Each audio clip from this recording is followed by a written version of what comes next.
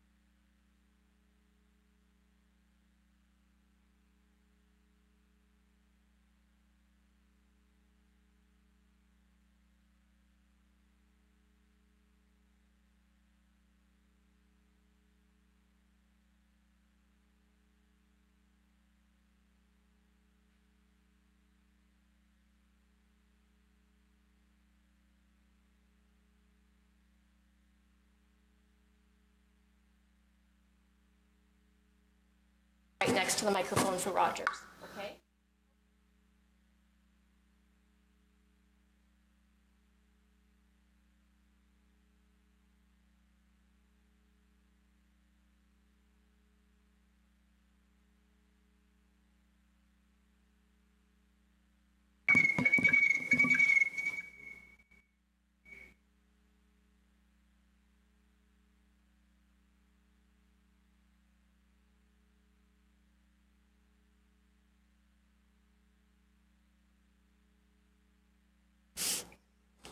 Can everyone hear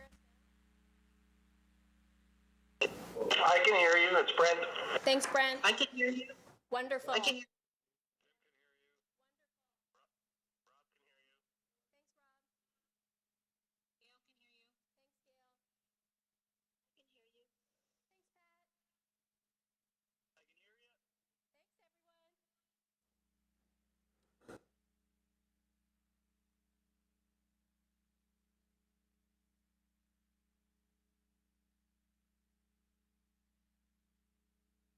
We are coming through the system now. That's correct. Everybody here should have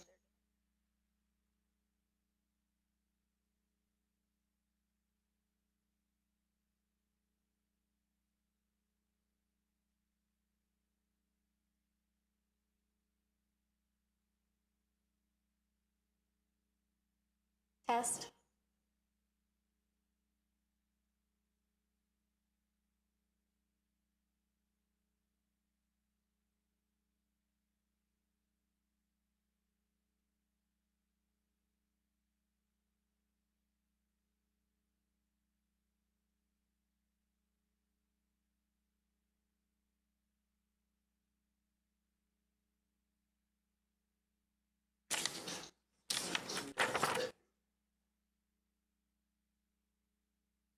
I like your counterpart.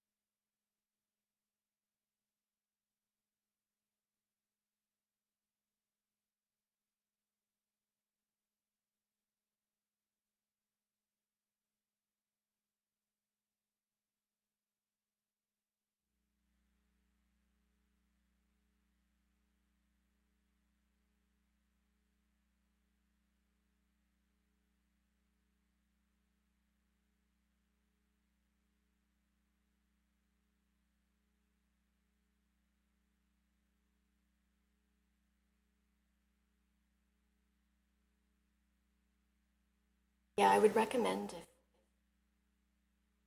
you don't have to. If you could just, Mr. Mayor, do a roll call when you start. I want to make sure we.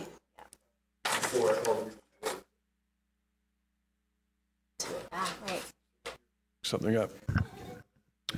Okay, so I'm not so sure.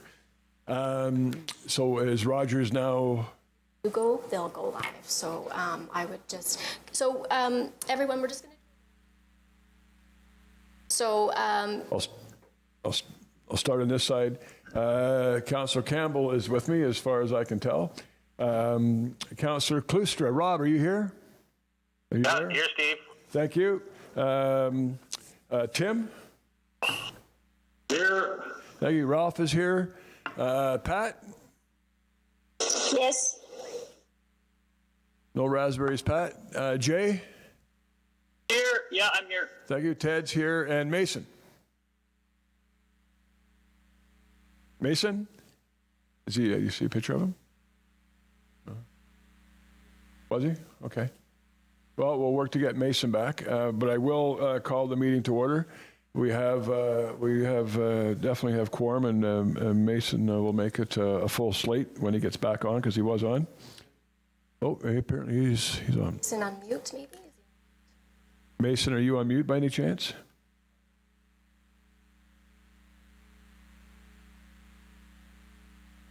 Okay, yeah, Mason, if you can hear me, Marcia is indicating that you are muted at your end.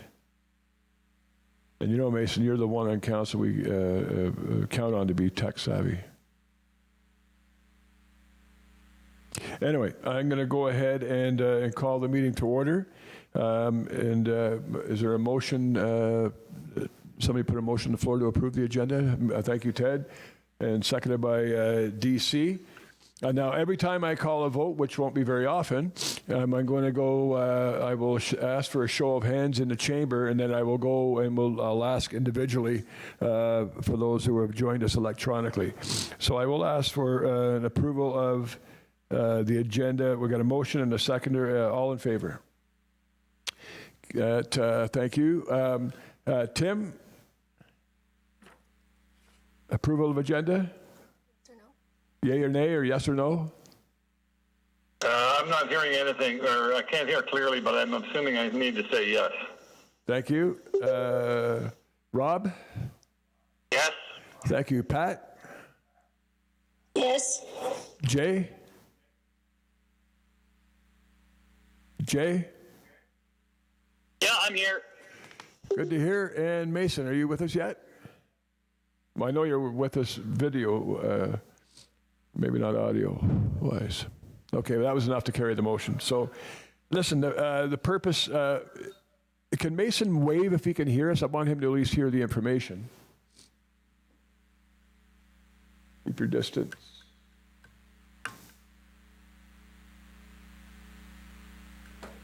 Can you give us a wave if you can hear us? Who's got that audio on?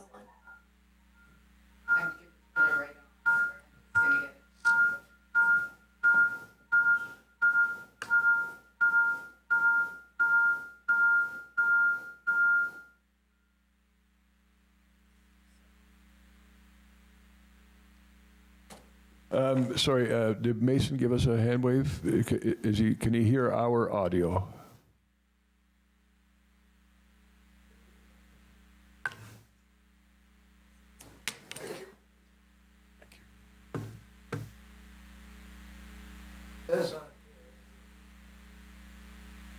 There he is. I see his picture now. I shouldn't need to touch this, so I could probably just...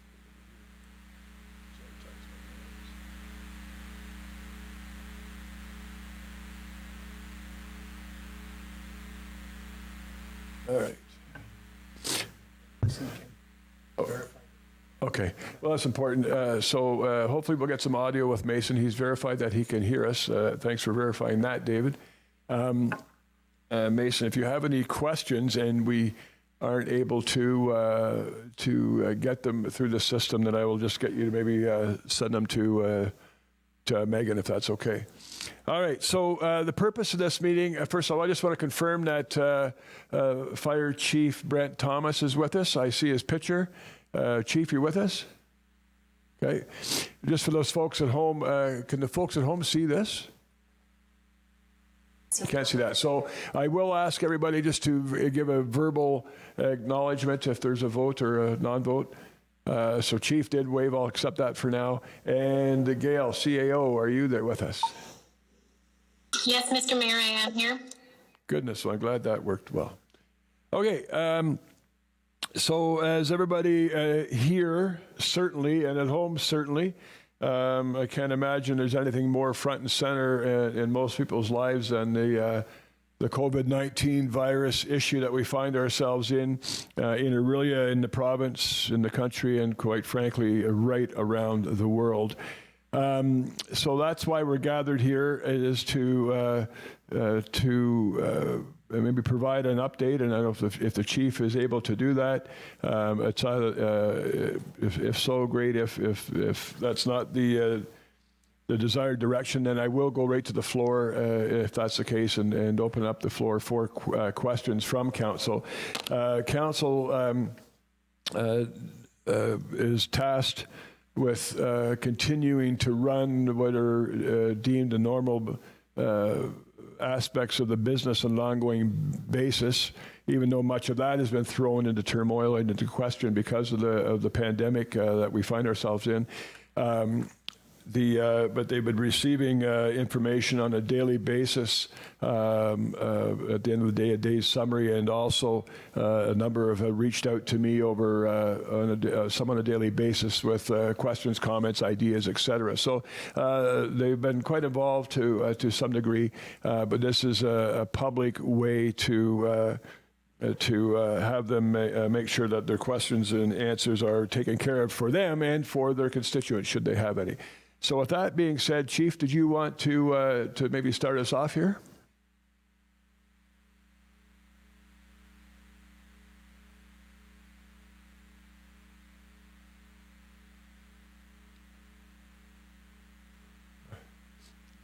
From reading your lips, it's brilliant. But yeah, we can't hear you, Chief. You may be experiencing network connection difficulties.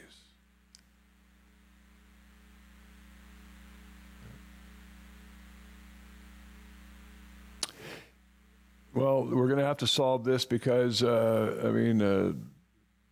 presumably Gail and I will be able to answer some of the questions, but some of them will definitely be in the Chief's wheelhouse. So if we can't hear him now, we won't be able to hear him then. So we'll need to solve this particular issue. Mayor Clark, I have asked, or I've advised Brent that we can't hear him, so he is just going to try another method. Great, thank you. We can certainly hear you, Madam CAO.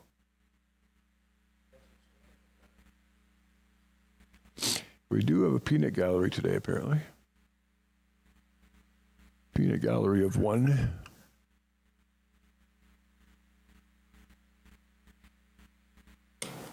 Got a good audio, or video rather, of the chief. Mayor Clark, there is a chat line. If there's a little box up on the top right where members who are signed on can type in messages and we can send out messages. So, sure. Yeah, so Ted, that's a good point. So members of council, if questions occur to you, and you can either give them to us through the audio link, or you can type them up in the chat box in the top right-hand corner. I'm back. Can you hear me now? We can. So Chief, thanks for being there and being here at the same time. I will ask maybe you just to introduce, give your perspective from of where we are during this pandemic crisis, and then I will open up the floor for questions. Yes, certainly, Mayor Clark. Through you to the members of council, both there and online, we've been obviously considering and busy meeting a lot since the last week we were able to speak with you, since the declaration of the emergency on Friday evening. So we have our Emergency Management Committee, which you are getting briefed on what notes and decisions that we've been making. So we're meeting daily. We have our Emergency Control Group primaries, which is primarily our senior leadership team, that are meeting daily, and we're pulling them in as we make decisions and need to get advice from people. This, like the mayor said, has been something that has happened, and things are changing rapidly as we go. I guess the biggest point and the most important point I want to make is the clarification, so that there's no misunderstanding, that our Emergency Management Committee and Emergency Control Group are making decisions for just the emergency, that there are still the decisions and the regular business of the city that will have to and will go through the normal process. And we've made sure that we've had confirmation of that through the Fire Marshal's office and the Emergency Management office. So we are attempting and taking all of your advice and your questions and suggestions as we go through the decision-making process and moving forward, and coming up with the decisions made and also the communication plan because of it. And I think, I could obviously say a lot more, but maybe I'll wait to see what the questions are, just so I'm not spending a lot of time on something you may or may not want to hear. Okay, Chief, thank you very much for that quick overview. And at this point, I will indeed open the floor for questions. I will look for a raised hand. Either, I'm afraid if you're at home, you're going to have to type your question.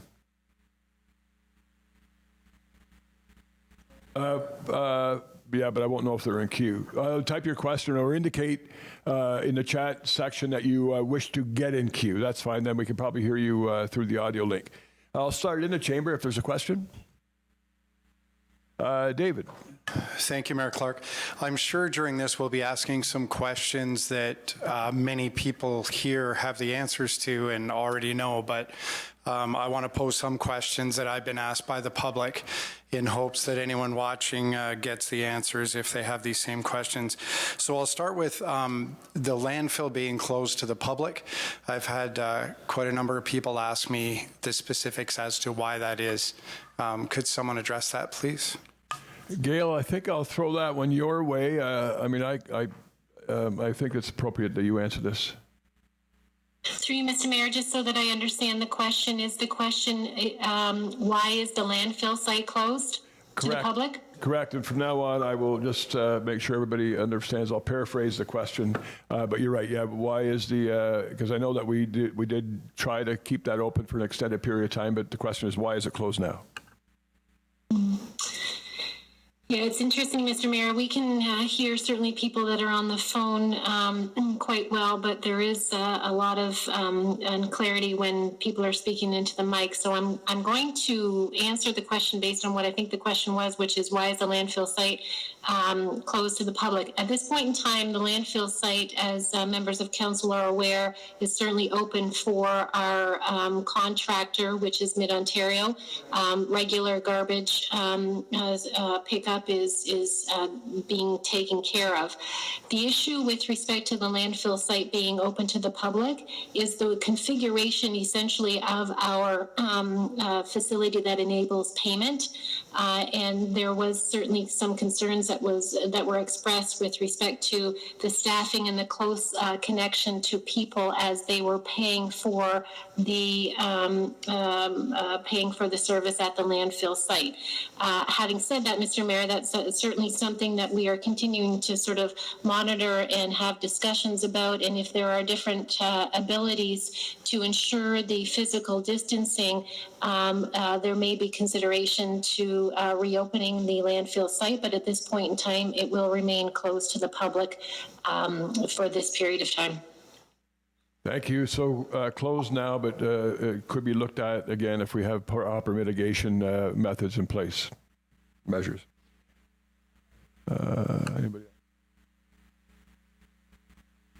Ralph.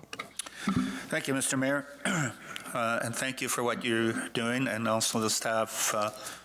And I know it's been hard times for all of us, and this is one of the hardest times in my life, and one of the hardest events in our lives as a councillor and as a citizen and as a human being. This will be remembered, Mr. Mayor, for the rest of our lives. So one of the things that I've been asked by the public is it possible to defer the tax payment till July 15th, 2020? I know we don't have penalties or anything else for people not paying them, but if we can just defer the taxes till at least July 15th for the first payment for 2020, or second payment. I think the first one was due in March, if I'm not mistaken. So is it possible to do that? Well, so July 15th is a slightly different question, but as you recall, members of council, last Friday, council unanimously passed a number of measures to help our citizens, both residents and businesses in town. And one of the measures they passed was waiving of late penalty and interest for taxes, and the same for water and wastewater, water and sewage bills. The effect of that essentially was to allow customers to pay when they could afford it any time between now and June 30th. So that actually is a measure that's in place.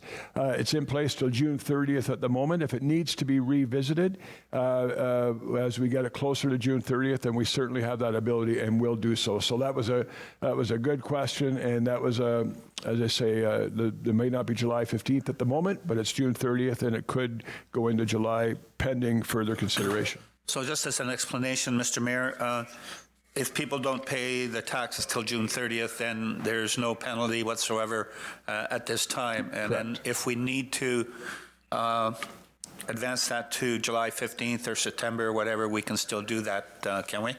It will. All the measures we put in place will be revisited the longer that we're in this particular Thank you, Mr. Mayor. situation. Thank you. Ted. Thank you, Mayor Clark. I don't have a question at the moment, but Rob has put two on the chat line. First, well, he has a comment. He can barely hear you, but one, have all city facilities been cleaned? And his second question was related to has the Perch Festival been canceled? On the second question first, Rob, can you hear me okay? I can barely hear you, Steve. It's very muffled. Is there something that I can do to alter that? Is there a volume? And same with Ted and Ralph, the same thing. It's the microphone seems to be clearer once you're talking through the web on a regular phone instead of through the chamber. So. Okay, we're going to attempt to do something here, which I think is going to require more hand sanitizer. And no offense to my gifter. The mics are right there. It's turned on. Speaking through the system.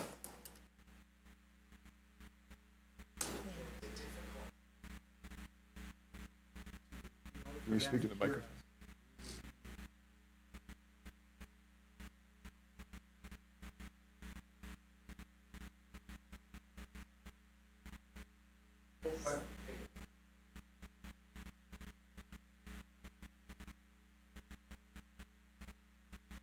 Do I have the ability to speak through your computer? Okay. Right. That's okay. Rob, is that any better? No, that's audio. a little bit.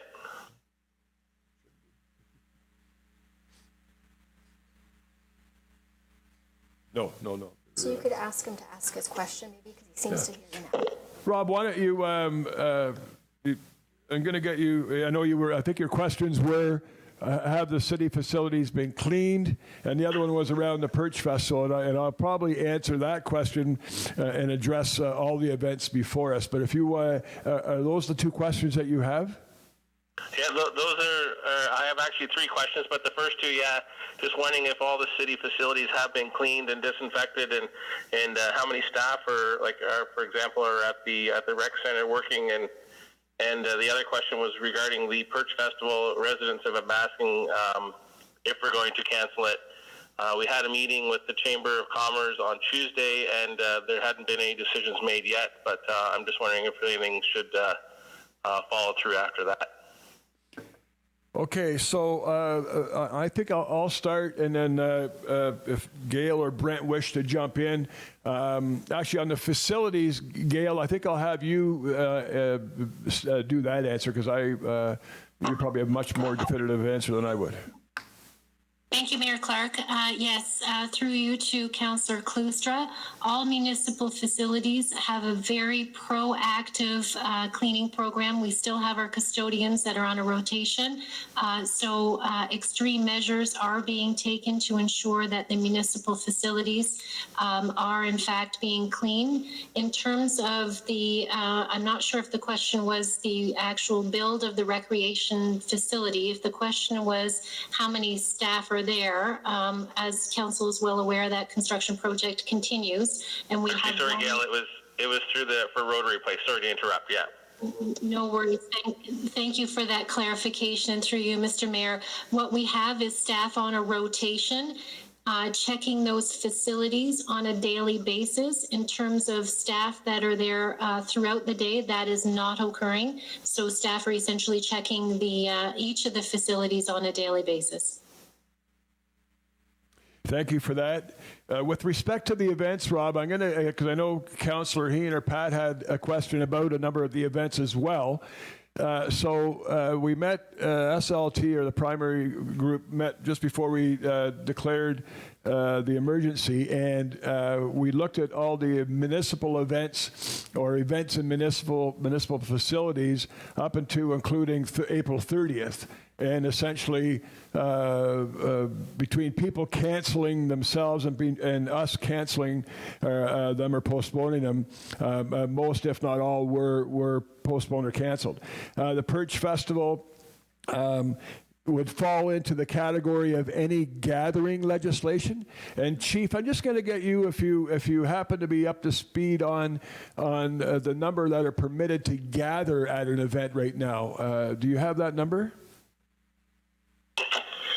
The number, through you, Mr. Mayor, to the members of council, the number for gathering, I believe, is still at the under 50, as long as you can isolate or distance, physically distance appropriately. I've seen through the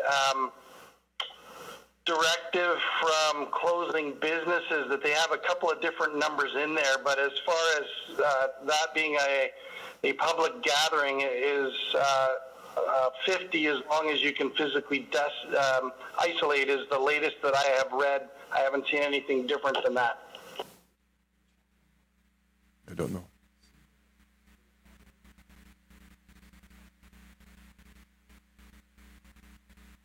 Do I have to use this? Oh, goodness. Okay.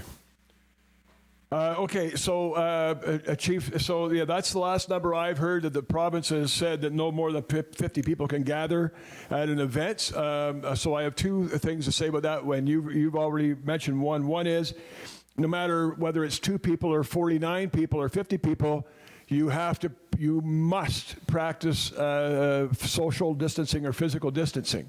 My strong suspicion is, and I'll get you to weigh in on that number 50 is going to change a lot over the next number of days. And I mean, in Germany right now, that number is 2. So if we get into that situation, I don't know how any event would go forward. But I happen to be speaking with our Member of Parliament and our Member of Provincial Parliament tomorrow morning with the Chamber. And so I'm glad to bring that question up for anybody interested in the Perch Festival.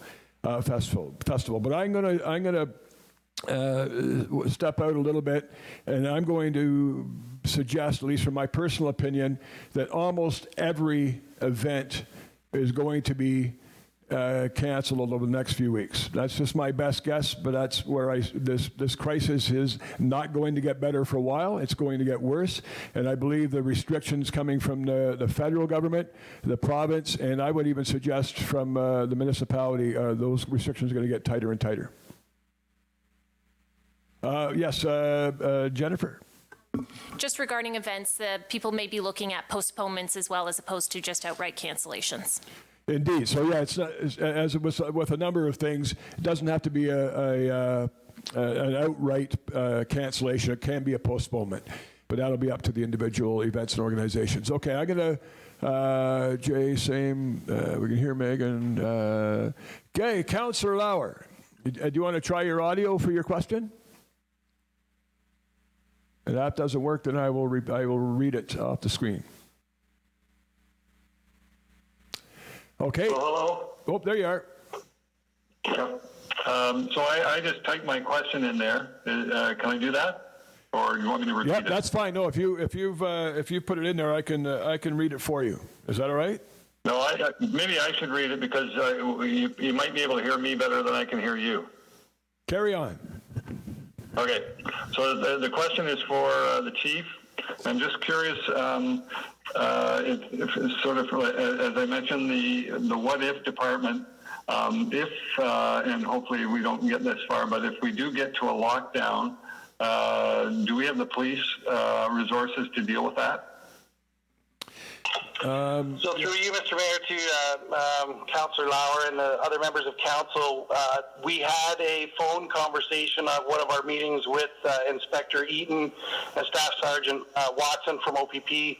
They would have to redeploy some resources if we got to that point. That's certainly something that they're considering, but currently they don't have the resources to do that. So if we got to that point, enforcement, it looks like at this point would strictly be through OPP. We are actually trying to get some clarification. We've got some initial clarification, but I don't know if we have a definitive answer yet on if our MLEOs would be able to be used in some capacity or not. Currently, no, it would all be an OPP matter, but that is certainly something that we're asking questions about, and OPP are looking at on their end. They said if there is some sort of declaration like that, they have the ability to pull provincial resources the way that they need to go, but that is something that they were working on with their emergency planning and continuity of operations. Yeah, good. You make some good points, Chief. Yeah, there certainly are. We've been in constant communication with the OPP. They understand that could be an eventuality, and they will be prepared for it. They've pulled personnel from different aspects of their operation to bolster their local contingencies. The other point the chief hit on, and I'll just repeat it, is that our municipal law enforcement officers, or the MELOs, managed by Mr. Crawford, are also a great resource. At the moment, they are enabled to do some enforcement within the community. This particular type of enforcement at the moment does not fall into their purview, but my understanding from speaking with Ms. Dunlop, our MPP, and others, is that they are likely to be deputized through some sort of legislation in the very, very near future, would help supplement some of the enforcement should we get into that lockdown situation. Thank you. Jay, fire away.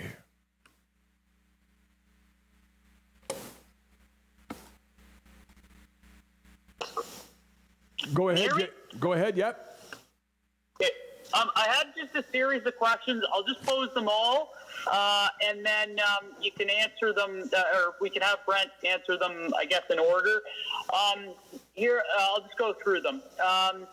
First, what is the best way for individuals in the community to report businesses that aren't following the directives of the provincial government? Question 2, does our city have the capacity to ticket groups in parks or in streets?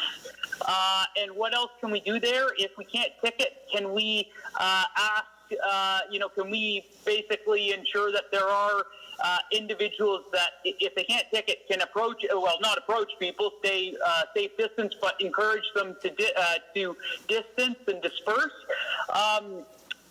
The third question, I think it's going to be the most important. How else can our city help out our hospital? I know we're doing some things right now. Can we do anything more to ensure that we best provide the service, or best provide the equipment that's needed. I really want to emphasize, I think that should be a primary focus of the city, is assisting the hospital in any way. The last question, I know we've all brought it up before, but is it possible to move these meetings to a complete online platform? I think, at a certain point, it's heading that way. In terms of the audio quality, it's better online, and it really just reduces the risk of the council members and the staff that are in the chamber for each of these meetings. So I think it's something we should explore and really push hard to change.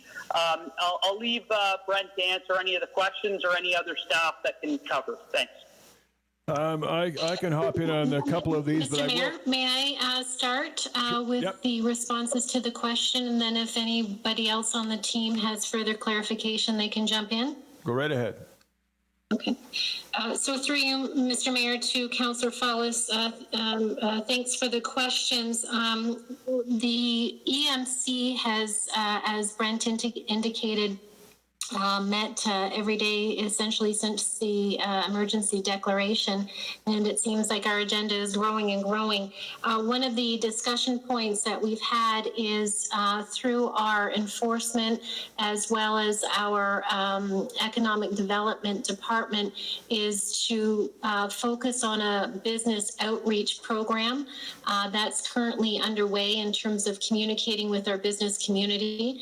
We are moving forward. We've assigned folks, and you'll see that from your note yesterday, that we have assigned folks to a sign task force, which we will be moving forward, a proactive approach to installing signs throughout the community to help with the education piece. If we are also looking at a proactive approach to assist with the compliance of the provincial legislation, as it was either Mayor Clark or Brent alluded to. At this point in time, it is unclear of the municipal bylaw enforcement officer's powers in terms of actual enforcement, but that does not preclude us from being able to go out and communicate. So if in fact we have businesses that are not complying with the provincial legislation, we are going to take a first step to help educate, to encourage the compliance. And if they continue to contravene the provisions of the legislation, then we will forward that on to the OPP. So that's the sort of proactive approach that we are taking with respect to the businesses. In terms of the ticketing ability for people that are congregating in groups, at this point in time, again, our role is more the education and encouraging compliance. If we are heading towards legal enforcement, and what I mean by that is ticketing, then we would need to rely on our OPP to assist in that process. We've been in constant communication with our detachment commander, and that is the approach that the OPP are taking as well. Let's educate, let's help people understand the importance of complying, and then if you continue to contravene, then it's strict enforcement. The other piece that you had asked, we actually, just before we headed into the council meeting, the Emergency Management Committee had a lengthy conversation with the CEO of the hospital, and I think it was a very educational discussion, and there was absolutely sort of next steps in terms of preparing for what potentially the future may look like in terms of maybe using municipal facilities. So we're in constant contact with the hospital to make sure that if there's anything further that we can do as a city to assist, that we fully understand that. So that communication is wide open. And perhaps, Mr. Mayor, I'll let you speak to the issue of the online platform for the council meetings, or if in fact I've missed anything, certainly if the remaining EMC members could make sure that you fill in any blanks. Yeah. So the only thing I would add to the enforcement piece, should we get to that point, many will now know in the community that the provincial government, when they made their declaration of an emergency, brought in some legislation that allows enforcement agencies at the moment, our policing agency, and probably soon our municipal enforcement agency, to ticket for non-compliance. So if we do see somebody, first of all, I'm hoping that a warning, first of all, we shouldn't have to warn at this point. Everybody should be well aware of it. I guess maybe some people find old habits hard to break, but I'm hoping that a warning, if they are not complying, does the trick. If it doesn't, we've tried to take a staged approach. Right now, we're asking, recommending, requesting, and if we get to the point where we are mandating, that will be followed up with an enforcement tool, and the ticket for non-compliance in a situation such as Jay has brought up would be $750, and if there's any obstruction of that, it's actually another ticket of $1,000, and then there's a corporate or a business fine as well that could be levied. We hope that we don't get to that point. We generally have a very cooperative community, but I will say, as I've said in the media and in a couple of videos we put out, that 80% or 90% compliance in this situation doesn't work. It needs to be 100%. So, Jay, you raise a good question.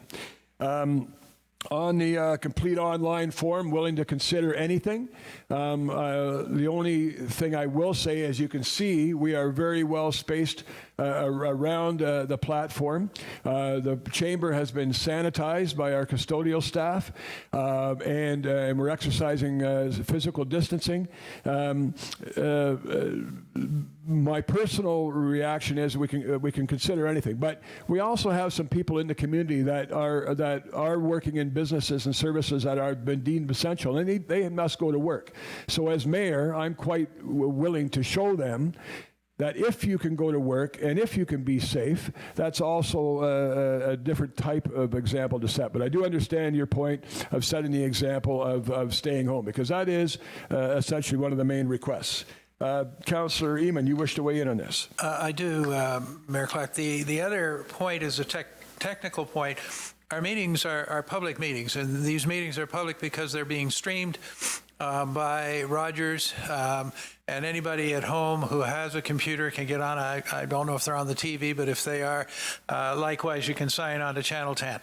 Our technology at the moment doesn't allow us to have a small conference like we are attempted to do today with the video and thing, and broadcast that. So as before we have our next meeting, I'm sure our IT staff will be looking at that and trying to determine how could we marry up the two so that we can meet that obligation of not only keeping us in the loop and allowing us to ask questions, which is fine, but I think it's even more important that these meetings and these discussions be viewed and heard by the population of Orillia generally.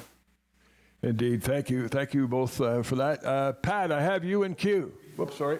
Oh, sorry, JR. Ms. Ruff?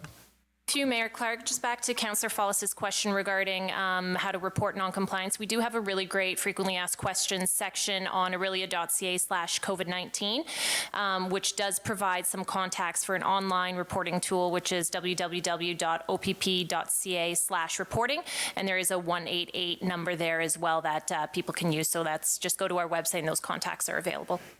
Yeah, that's a very, very good point. So, Jay, because your first question was, what's the best way to report a non-compliance of a business that isn't practicing things that it should be, or people not socially distancing, whatever it happens to be, and we've been in communication with the OPP, and they have asked people to use the citizen self-reporting mechanism, which is indeed on www.opp/reporting, OPP, www.opp/reporting.ca. JR, one more time. Through you, Mayor Clark, www.opp.ca/reporting. Thank you. And there's also the 888 number. I know it's 888-310. Do we have that number handy, JR? Yes, through you, Mayor Clark, it's 1-888-310-1122. Yeah, that is something you would not call 911 for, but you can certainly call the 888 number or use the citizen self-reporting tool, which is a tool that's there all the time, by the way, which is very effective and it's very beneficial to the police when you use that particular option. All right, Pat. Thank you, Mayor Clark. The only way it seems to work for me is if I do it over the webcam. First of all, I wanted to say thank you. The videos that have been produced over the last few days have been awesome. And I know that that's been a team effort. It hasn't just been you. That's been a whole group of people that have worked really hard to put them together. But you've had a calm, reassuring voice that's been really beneficial to our community. And that's what they needed to hear. So thank you to the whole team for putting them together. They've been well received, and I think it's been very good for our community. I also had a couple of questions. Jay asked one of them. One of them is, what are we going to do about the port opening? I know it's just barely over the month, but it's something that we need to be putting our minds to, because people are making plans, and I suspect that it won't be open, but it's a question I did have. If we do open it, are we going to space out the slits so that they're every other one, or what are we going to do about that? That's my first question. I'll ask that one, and then I'll go to my second one. So with respect to the port, I'm going to suggest, again, I'll be having actually, we've had a number of communications with the Chamber as late as yesterday, and will happen again tomorrow. I will broach that question. Again, the port opening is generally a function that attracts many people, and certainly at this stage, that's not going to be allowed to happen. So my suspicion is, anyway, that's going to be visited, as I say, with every event we have coming up. And as the restrictions continue to come in, which I believe they will, from the senior levels of government and maybe even from the municipality, those events are going to be harder and harder to hold.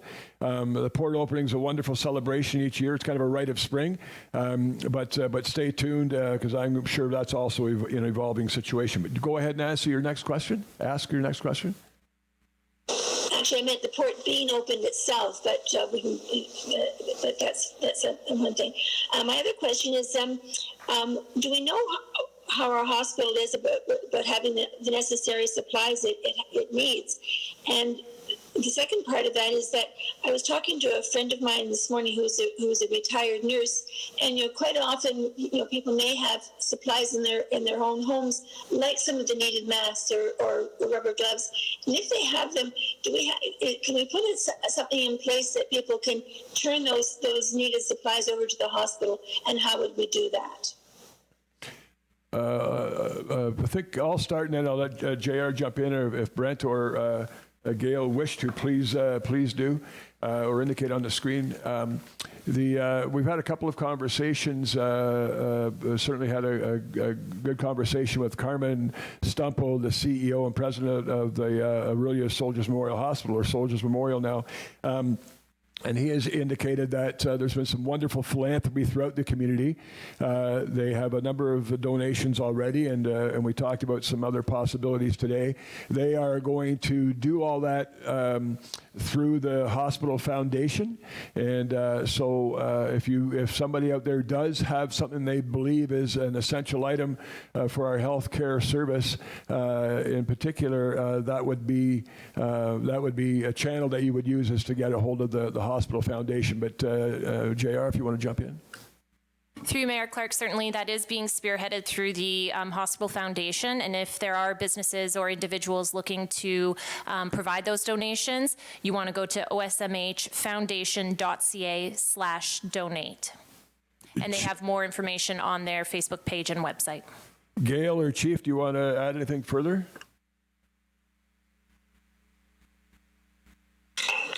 Through you, Mr. Mayor, I don't have anything further. Thank you. Through you, Mr. Mayor, it's Brent Thomas. I don't either. Thank you. Pat, any further questions at this moment? No, that's fine for now. Thank you very much. Thank you. Rob, you have a question. I can either read it for you or you can verbally give it. Okay, Rob has a question.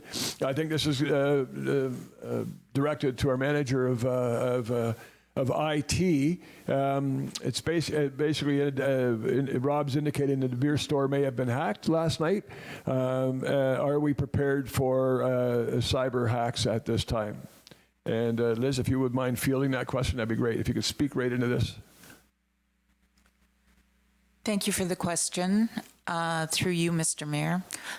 We are always on heightened alert for any type of cybersecurity issues. We are constantly monitoring whether in an emergency situation or not. So we certainly have heightened security right now. I am not aware of the particular incident you are talking about regarding the beer store, but we will certainly look into that. Great, thank you, Liz. I know it has been a topic of conversation before this particular event, and certainly when the event was imminent, and certainly since. So thank you for that. Further questions, comments, Ralph? Thank you, Mr. Mayor.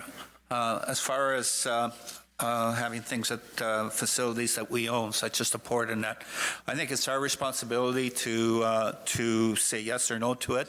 And I think at this time, I would be willing to put a motion on the floor that until probably the middle of May, because we have a liability here, Mr. Mayor, that if something happens during that event or whatever it is, we've been warned. We've been warned by the province. We've been warned by the Board of Health. And we've been warned by the federal health people that it's not going to last 2 weeks. It's going to last a month or even more. So I think we have that responsibility to say no at this time until we further notice, which will probably be sometime in May. I mean, I hate the idea of foregoing the Perch Festival. It's something that it's very close to my heart, but I think we owe it to our citizens, because there was a lot of citizens in Orillia that participate in this as well. And I have some more questions, but please answer that. I think and I'd be willing to move a motion that no events be held till at least May 15th. I want to be clear that decision will be charged to the emergency committee, but I do want to say that first of all, you're right. First of all, I hope that the municipality has demonstrated that we've been proactive on decisions and restrictions. We're taking a staged approach. Part of that staged approach is to look at events as they come up. I'm going to suggest a decision on that event is very imminent.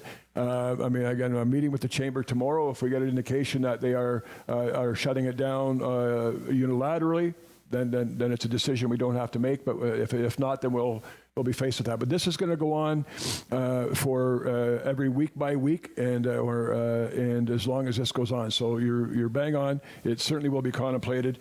And at the moment, I'm hard pressed to imagine many events going on in the next couple of months. I have further questions? Yeah, I do, Mr. Mayor, and I'm going to apologize ahead of time for asking this question. God forbid that we ever have to use it. If I remember correctly, back when I was on council during the regular rec center proposal, it was supposed to be an emergency morgue for events that were happening or catastrophes that happened in Simcoe County and that. And through you to our chief, has there been any talk of, God forbid, that we need to use a facility for a morgue that more than what's happened now? And I think you know what I'm getting at, Mr. Mayor. Yep, I've been part of those discussions, but I'll let the chief weigh in on that. Chief, the possibility of the contemplation of the possibility of a temporary morgue.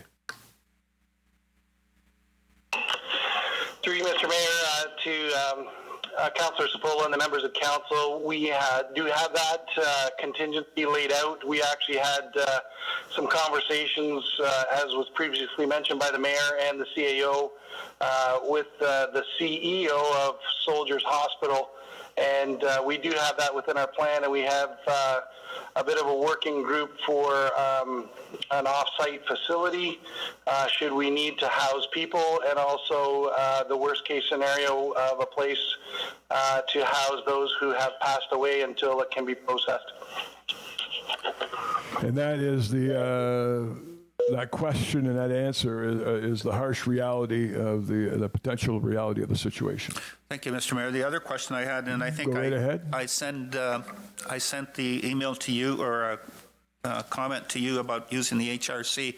Have we touched base with the province for the homeless in our community, or people that need to utilize once the hotels get filled up? Because I know the RTO7 is putting out a memo as of this morning that we would like people to stay out of our area from a tourist, from hotels and everything else, because it's not conducive to what's happening in the area. So that's the one question. The other one, Mr. Mayor, that I'd like to ask is I've been driving around, and I drove basically to quite a few of the bus stops, and people are still congregating to get on the bus, and also down here in front of the Opera House, they're congregating more than, and they're not 2 meters away from each other. So I'm wondering if we can get if the emergency unit can get a report from our bus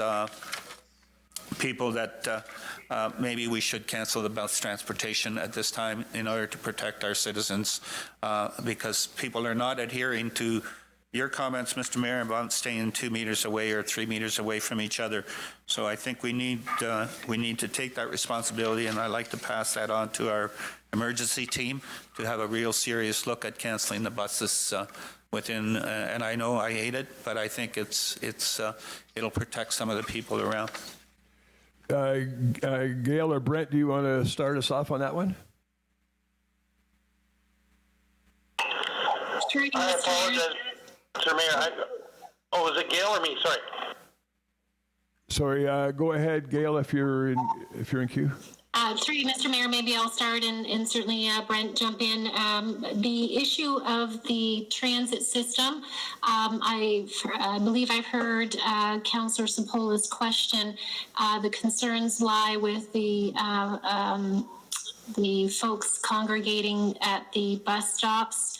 And the request to reach out to talk to see whether they're faced with any challenges. I think from my perspective, Mr. Mayor, what we certainly can do, we do have staff that are essentially driving around the city to see if, in fact, number one, to check facilities, number two, to check the playground equipment and so on, to ensure that that there's compliance. I will ask them to focus on some of the bus stop areas to see and report back to the EMC in terms of whether there is a problem. I understand Councillor Sapola has personally observed that. So we will ask our staff to have a look at that. We will reach out to talk to have that discussion. I'm not certain as to what the last part of his question was. I think he said something along the lines about discontinuing the service. Is that what I heard? That's correct. So through you, Mr. Mayor, that is not something that the EMC has discussed in terms of discontinuing the transit service, because we're not aware of it being a problem, but we will certainly commit to reaching out to talk, to ask them to provide us with an update. So I will ensure that we do that, and that'll be part of our agenda for tomorrow. Chief, anything you'd like to add? No, not me. That's great. Thank you. JR? Through Mayor Clark, certainly Gail alluded to a sign task force that has been established, and we are getting some proactive signage developed, and we'll certainly keep bus shelters and buses in mind in terms of promoting the measures that are in place. Two comments I would add. One is, for some people in our community, for a number of that, it in their minds an essential service. So if we can continue to provide that in a safe manner, we will. If we can't provide it in a safe manner, it will be looked at. We put some measures in place for the drivers. We by getting rid of the need for a fare for a defined period of time, so transit is free. That means we do not have to, in most cases, open the front door, and therefore people can enter through the back door, and the driver is kept, not good physical distance away. And we also requested that TAC put some sort of barrier or strap or something between the driver and the passengers, again, to further give them some protection. Mr. Mayor, what's happening is go right ahead. What's happening is that people are sitting side by side, and people getting on the bus, and then they're not relatives or anything else, but they're getting on the bus and sitting beside the other people without somebody telling them not to. And I think that's the problem I see. I would suggest if they're not from the same family or a significant other of each other, then if that's happening, that's problematic. And we can certainly reach out to TAC and have that conversation. I mean, I see people walking in the park, and sometimes obvious it's a couple that I see. So my understanding, if they're doing all the things they're supposed to be doing during their day, and they're screening themselves when they come in the house, that's acceptable. I assume that would also be acceptable on a transit bus. I would also hope that they would have hand sanitizer in their pocket, so if they're touching any surfaces, they're sanitizing themselves. I think that's probably good on that question. Dave, you? Thank you, Mayor Clark. I know this question was brought up at a previous meeting, and I just wondered if we had a definitive answer. The time of use rates for the province have gone by the wayside. It's the low price all the time now. And I wondered if we had confirmation from Orillia Power that is the case in Orillia. I believe I know the answer to that, but Gail, if you want to weigh in on that. Time of use electricity rates in Orillia? Through you, Mr. Mayor, it was my understanding that the OEB has provided direction with respect to time of use, and I'll just maybe ask Jennifer if you have that in front of you. That was part of a news release that went out the other day. My understanding is, I'll let JR hunt that down, but the OPC, Orillia Power, was contemplating that, actually had a plan in place, and then the OEB took the provincial step to essentially do the same thing with a slightly different timeline, which I think has been now matched in Orillia. Jen? Sorry, through you, Mayor Clark, to clarify the question, is it just whether or not that's effective in Orillia? Yeah, so we do have that on our website, and that, yes, it is immediate electricity rate relief for families, small businesses, and farms paying time of use rates.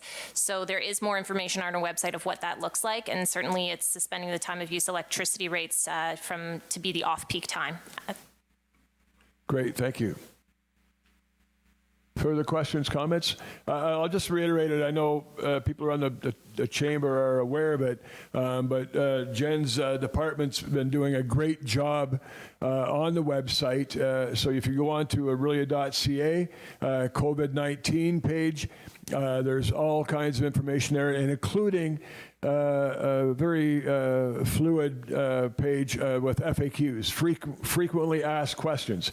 So when we're getting a question repeated a number of times, we are doing the research and getting reliable answers on the website. So I encourage you to go to cityoforillia.ca, COVID-19, and open up the FAQ page. And if there's a question on there that council is getting on a regular basis that we don't see the answer to there or the question there, please let Jennifer's department know.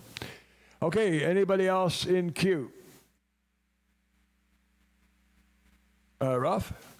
This is my last comment. I needed something for our house today in order to make it viable, and I handed it to Home Hardware. And I want to compliment some of the retailers, Mr. Mayor. We're outside taking the order and not staying 3 meters away, and they have a tent outside, and also a few of the food stores that I went to. They're very, very efficient, and they're following the rules that we've established, our emergency task force has established in this province. So those people ought to be complimented and thanked. And also, for my last comment, I want to thank the people that in the health unit, Dr. Gardner, if we listen to his videos and everything else, very efficient, very knowledgeable in what's happening within our community, and condolences go out to the two families that have lost their loved ones here in Orillia. I think there's 3 now. There was one yesterday, a lady yesterday, and then one more. So our condolences. Okay. Jen? Through Mayor Clark, if I just may take this opportunity, those are excellent stories to share in regards to businesses taking part and healthcare workers and sharing some of those positive stories that are happening. So I just want to remind people of the campaign that we launched called Orillia Cares. So if certainly you are seeing those positive stories out in the community and want to give a shout out to someone who's gone above and beyond, please feel free to do so by tagging the City of Orillia and hashtag Orillia Cares so we can share those stories. Just on that, Ted? Mr. Mayor, if I may, a gentleman called me. Go ahead, Ralph. Thank you. Gentleman called me needed something that was necessary for his house, and I picked it up at Home Hardware and I delivered it to him this afternoon. But I think there's a lot of people out there doing the same thing, and thanks to what you've put out, people are knowledgeable enough to call other people that can do that. So thank you, Jen, for doing that. Thank you. Ted? Yeah, Pat was in the queue, but I'll just make my comment very quickly. As many of you know, I live in a condominium complex comprised mostly of seniors. All of us are at risk. And every morning at 11:30, many of our neighbors go out on their front porch, wave to one another, just to make sure that everybody's fine. So again, another good story. Well, Councillor Freeman, I'll be looking for that Twitter post this evening, tagging the City of Orillia, and with the hashtag Orillia Cares. And I will commend Jen's department for coming up with that campaign. This is a sad time that we're in, and without being alarmist, it's going to be more sad before we're through it. But there are some wonderful stories out there. Orillia was awarded as a couple of years ago as the most giving, caring, philanthropic community in all of Ontario, and I'm seeing many demonstrations of that. I see responsible business owners. I see individuals identifying people who are vulnerable and are isolated and doing favors for them. And indeed, Councillor Spull, I drove up to Home Building Center today and just commended them. They take the lead in so many different ways in the community, and certainly they were out in front of the restrictions that came in on this particular issue. So but I would encourage anybody, if you're aware of a good story, there was a great little impromptu concert that broke out on Nawash Street a couple of days ago. Everybody spaced well apart. It was a kind of a neighborhood thing, and my granddaughter, my 1.5-year-old granddaughter, was probably the most excited. It was just a great little concert that broke out on Nawash, and so there are some heartwarming and nice stories, and we need to get those out and encourage others. So tag Orillia, City of Orillia, and hashtag Orillia Cares. And now we have the ever-patient Pat Heen in queue. Go ahead, Pat. It's quite all right, Mayor Clark. I was just going to comment on Ralph's idea of shutting down the buses, and I think the buses are essential for so many essential workers. They're the ones that are keeping us going during this difficult time. The grocery store cashiers, the hospital workers, all the stores that really need to be open. So I really think that we need to keep those buses going. So if people can space themselves apart, I think this is essential. So it was just going back to that previous comment. So that was the only comment that I wanted to make back to a previous conversation that we've had. Thanks. Thank you. As long as it's done safely, we'll continue to do it. Go ahead, Jay.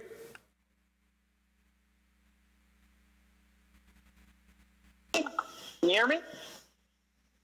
Indeed. Thanks. Just the last, comment on Pat's Yeah, of course, transit is an essential service, and so it does need to, I would agree, it needs to stay open, but we have to be very careful about people that are on the bus. The other thing I did want to just ask, and I assume it is taking place, but I just wanted to confirm, are we, for those staff at City Hall, that we are keeping on for the basics, are we ensuring that they're adequately partitioned, separated throughout the City Hall building? Thanks. Gail, did you catch that question well enough? Through you, Mr. Mayor, yes, I did catch that question, and yes, through you to the councillor, there's an absolutely proactive approach to all of this, and the physical distancing is absolutely being maintained at City Hall. Essentially, there's a couple of people in each department. We're still trying to maintain that level of service to be able to have a person at the end of a line if in fact somebody's phoning through.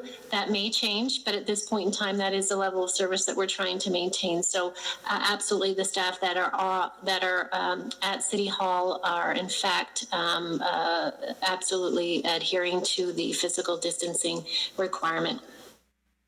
I would just add that every at least 5 days a week, the primary group or the senior staff are meeting, and that is a constant topic of conversation. So I would add that to Gail's answer. All right. Further questions, comments? Okay.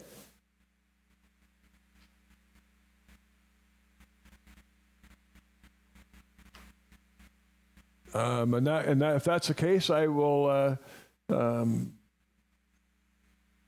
Yeah. So I will ask. Well, yeah, the screens aren't on. Well, maybe it is on. I didn't turn it on. Oh goodness. Anyway, so yes, we do have so this was an opportunity for council members to ask questions on behalf of themselves, which they can do anytime. They can get a hold of me any time of any day, and or on behalf of their constituents, and hopefully that was helpful for the public. But I'll go to Councillor Iman before I begin to sign off. Mayor Clark, thank you. I would be willing to move the confirming bylaw, which is required before we adjourn this meeting.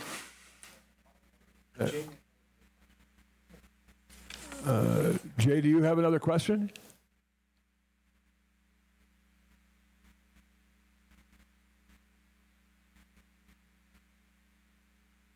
Oh, he's typing it. Okay. Sorry. Hi. Yeah. Sorry. Just a follow-up. Thanks for putting me back there. Just on my last comment there, not just our staff following protocol, are they given opportunities, for example, if there's a couple people in one department, are they given opportunities to take different desks at different sides of the room? That's all. Thanks. Oh, Jay, I can well assure you that in every single department that those things are being analyzed and put in place. So it's a good question, and the answer quite simply is yes. Okay, so I have a motion moved by Councillor Iman, seconded by Councillor Sapola. That it's a bylaw to confirm the proceedings of council at its special meeting held on this very day, Thursday, March 26th, 2020. Bylaw number 2020-22. Any further discussion? I will now call the question. All in favor? And I need at least 2 yeas from the electronic participants. Pat, thank you. Yes. Thank you, Rob. In that case, I'll let the rest of you off the hook. Unless you want me to ask everybody? Yay. Thank you. Tim?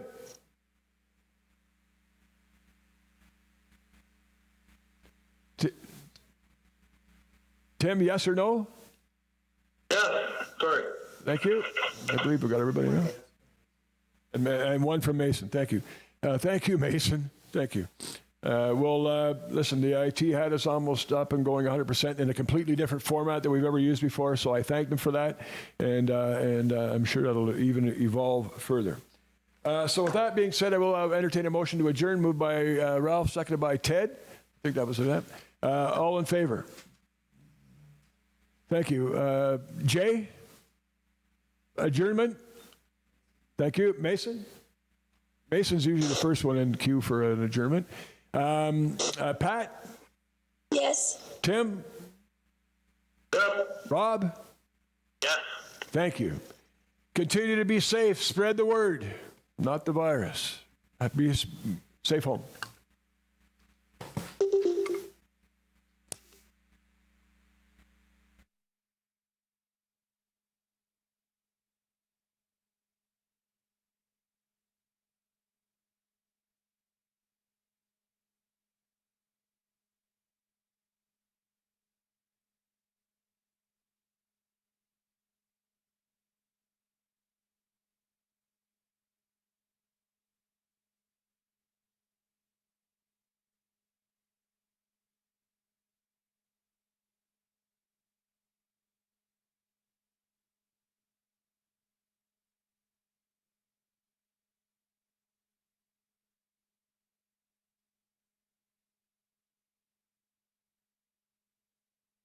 Because through the employment under Stephen Leacock, both my grandfather and grandmother met. So, you know, it's a personal history. The reason why I exist is because of Stephen Leacock. Leacock over there, he died in 1944, but my brother used to cut grass for him on there, and he was 14. There was no such a thing as a power mower. Everything was a push mower over there, and the brother could talk me into operating the push mower here on a regular basis here now, and he could take a rest. Also, Leacock was at our house on not too regular a basis, but my mother worked for him. She was a quasi-secretary and typist here now over the years, and he wasn't known as a famous person or anything like that at that time, not to people our age.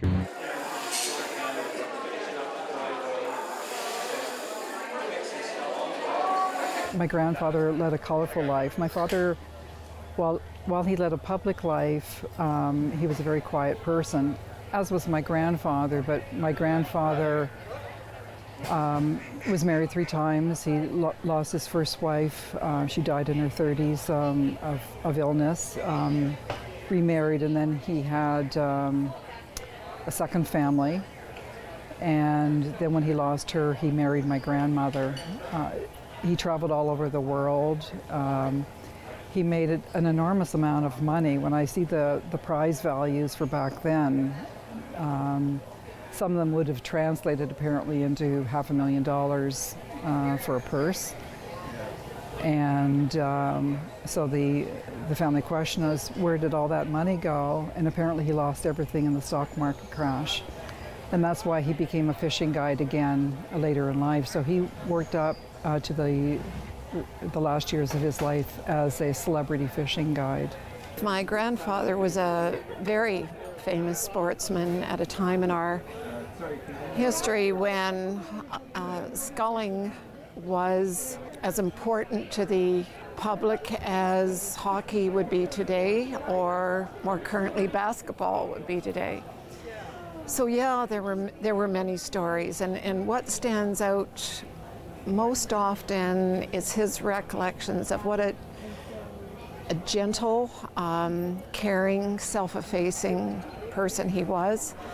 I recall Dad showing us old newspaper clippings where frustrated reporters had so much difficulty getting my grandfather to talk about himself, unlike most superior athletes of the day.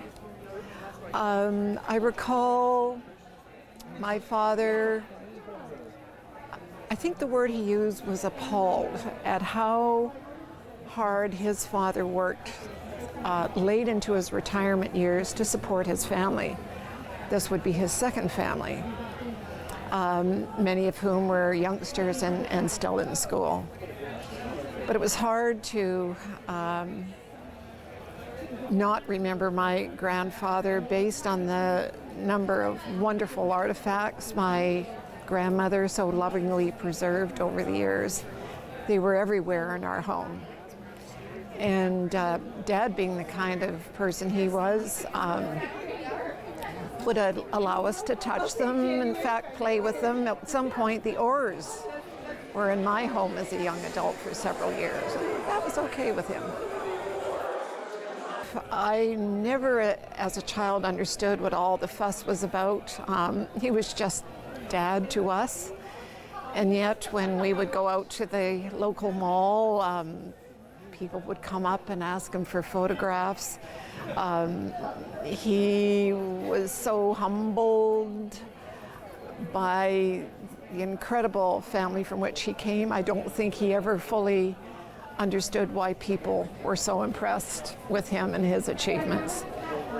But certainly as a little girl, I adored my dad, and like his grandfather, and like his father, he was a true gentleman. We are awakening in the vibrating matrix. We are awakening in the vibrating matrix. Holy, holy, holy, holy, holy, holy, holy. We are awakening in the vibrating. This program is brought to you by Ignite TV. Now you're in command. Visit Rogers.com for more details.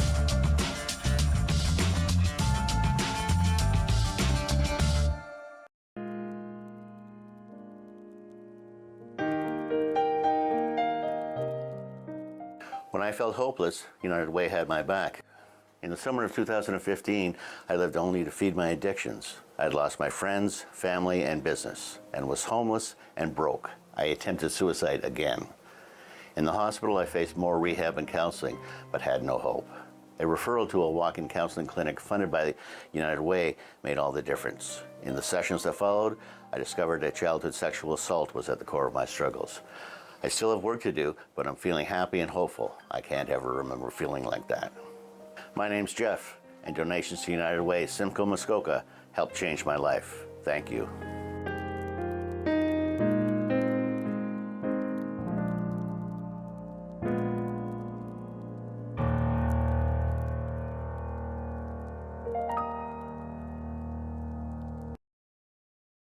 It's so inspiring to know that there's people out there that are willing to help people who've gone the situation that I've gone through. Because of United Way, I'm able to stand in front of you today with a good job that I can actually make something of myself.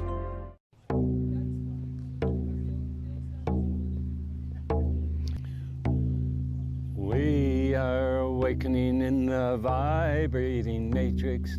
We are awakening in the vibrating matrix. Holy, holy, holy, holy, holy, holy, holy.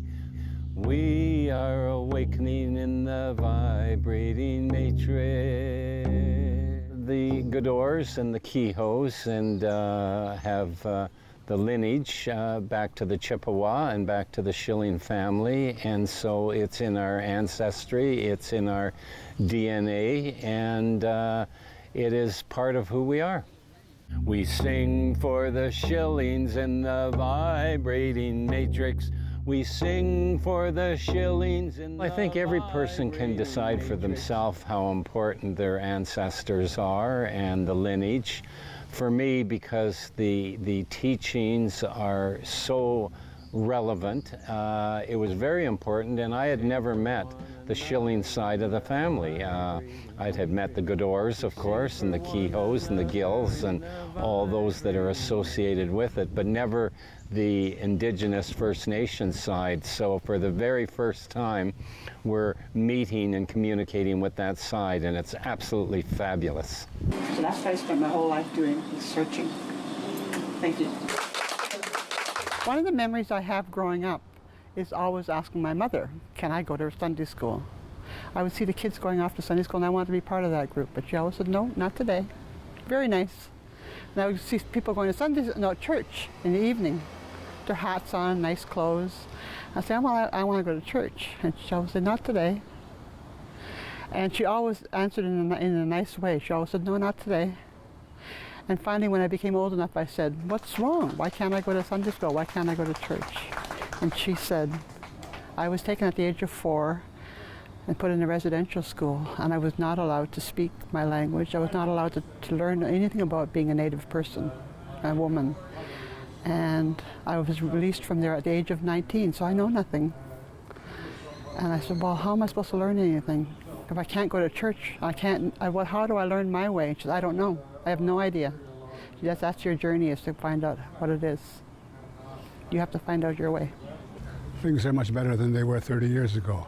However, it's not the First Nations people that have to heal, it's the other people as well. We all got to heal. We all have to begin to know who we are as a people. It's matters very little what culture you come from, whether you're black, white, red, or yellow. I think the most important thing is that we learn how to be human beings. And we can only do that by uncovering the child and allowing the child to be free, which is your spirit. That's your sacredness. I believe that Mary and Antoine, there wasn't racism back then the way you might think. I think the Chippewas saw that Antoine brought an advantage to them in terms of access to the fur trade channels. I think there's a certain amount of respect for the power that each different group had. Economic power with the French, Chippewas had also economic power as part of the fur trade, and the British militarily.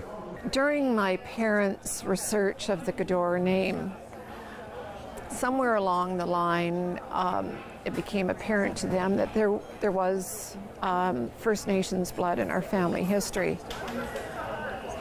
I think it surprised them that it had never been discussed with older members of my father's family. And my parents were very disquieted with that knowledge, and it just fueled their efforts to find out as much as they could about Mary Schilling, who is my 3G grandmother, I believe. And as they acquired more and more information, I can honestly say my father was filled with pride with that connection. And worked very hard to ensure that her marker, which they discovered cast aside, I think accidentally in the cemetery, and which resided in our garage for 10 years, actually found an appropriate and respectful place for all those of us to come and honor her. My father had his Métis card for a long time. It's actually put away in a box at home. So he applied for Métis status decades ago, and he was very proud of that. And I wasn't aware of the heritage when I was younger, but certainly by the time I was a teenager, I did. And apparently it was something that was not discussed. And I think that made him sad, and but he was not like that. He was just proud of who he was, and he embraced it fully.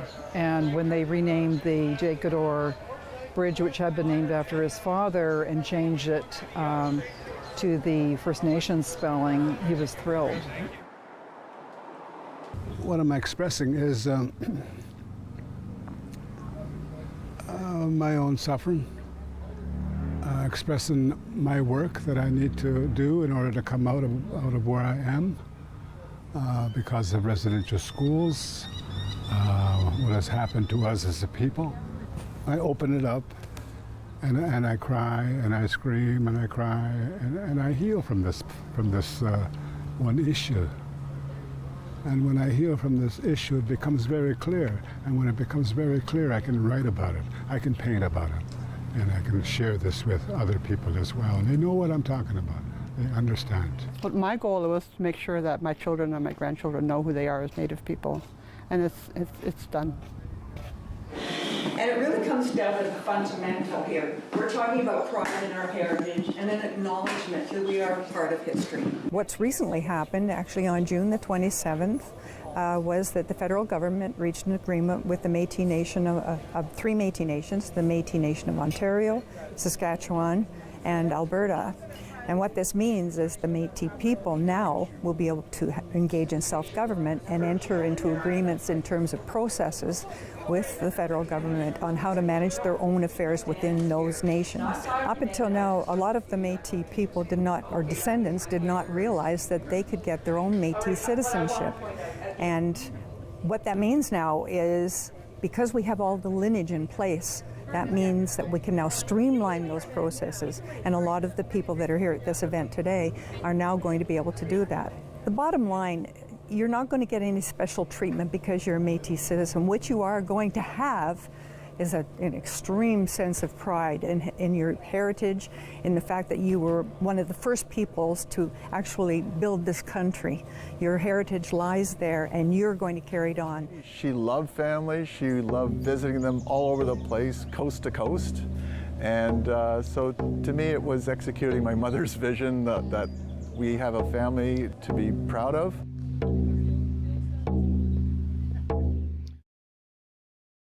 Growing up, I just felt this hatred for myself, and I stopped planning for the future because I didn't think I had one. Without United Way and the generosity of the whole organization, I don't even really know where I'd be. For my kind, there was one place we were never allowed to go. Your world.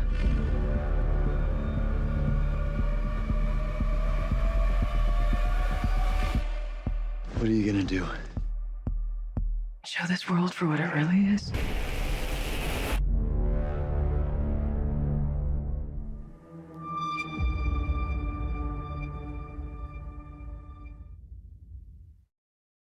Was that 4 or 5? He's lost count and still thinks he can drive.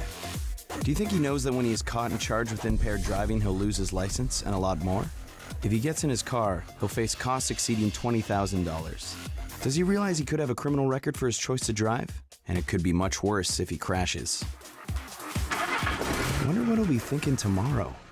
Have a Holden 1 at 15. Visit ArriveAlive.org to find out more. Arrive Alive. Drive sober.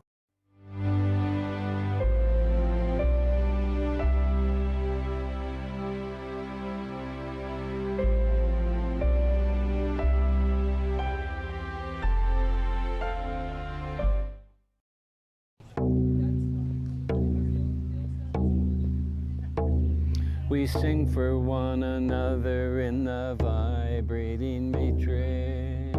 My wife and I came all the way from Vancouver, so obviously it was very important to us, and we're taking back a feeling of belonging and a feeling of being part of everything that happened here in Orillia, because my father was born here and the generations that go back here. So it's given us a real connection to the land and the people. It's an amazing experience. And I found out I have an Indian bloodline, a native bloodline. And my ancestry goes back to like the 1500s. And it all started here in Orillia. Well, yesterday, of course, I was wearing my Ticats jersey. I'm very proud of the Goodor name. And I get a lot of attention when I go to a football game with that name across my shoulders. I get a lot of questions, and mostly older men wondering how I know the Goodor name. So this has been really nice to see all the other people I'm connected to, because I just had no idea that we were so huge. And how to pronounce the name correctly is the big joke. This has been tremendously important. I said today in the group that the information that we've gotten, especially from Wayne, is something we have to pass down generation to generation, because we're not going to live forever.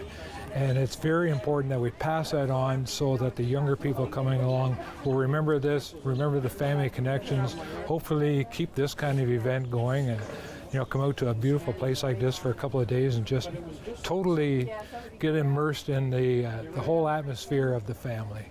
I thought it was just a great opportunity to get together with our cousins. We're all cousins by the nature of the name of Goodore. So yes, I think it was just a great opportunity, to meet faces that people that we haven't seen before and to refresh good memories with those that we have. Genealogy has given me a sense of self that I would not have had otherwise, because I feel like I've gone on a journey with these people over hundreds of years in different places, and I've seen their struggles. I've seen what child they lost and when, and thought about how difficult that might be, and so I think it is important for people to reconnect and respect their roots and get that same sense of self by identifying with the family, whether it be good or bad. They are who they are, and I just think it has helped define who I am in a way that I can't even explain unless someone else has done research. It's just difficult to say why, but it does. Because I feel like I've been on a journey with them. My parents' original intent in doing their research was simply to assemble information on my famous grandfather, who in fact was a metaphor for sport. But what they discovered is Jake Goodore and his family members became a metaphor for Canada, because there are so many different cultures who joined together to create family members that we see here today. Funny how we organized this. The Leacock Museum made their grounds available to us. They said it was because we're a special family to the Leacock legacy, and the other thing was we had this antique boat show going on in the background, which brought us back in time to Leacock era and our own family's connection to Leacock. This weekend was about my mom's dream that we were a big family. She loved family. She loved visiting them all over the place, coast to coast. And so to me it was executing my mother's vision that we have a family to be proud of, and that we have a history to be proud of on both sides, going right back to Chief Big Shilling. And I wanted this to be something special for both the Shillings and the Goodores, to have that connection, to understand the history, and to feel the pride of being who we are as a family. We're part of Canada, and our ancestors are part of Canada, part of building it, part of creating it, not just with their hands, but with their ideas, with their spirit, with their energy, and that we are part of something great and proud to be Canadian. We are awakening in the vibrating matrix. We are awakening in the vibrating matrix. Holy, holy, holy, holy, holy, holy, holy. We are awakening in the vibrating matrix. Ancestors with us in the vibrating matrix. Ancestors with us in the vibrating matrix. Holy, holy, holy, holy, holy, holy, holy. Ancestors with us in the vibrating matrix.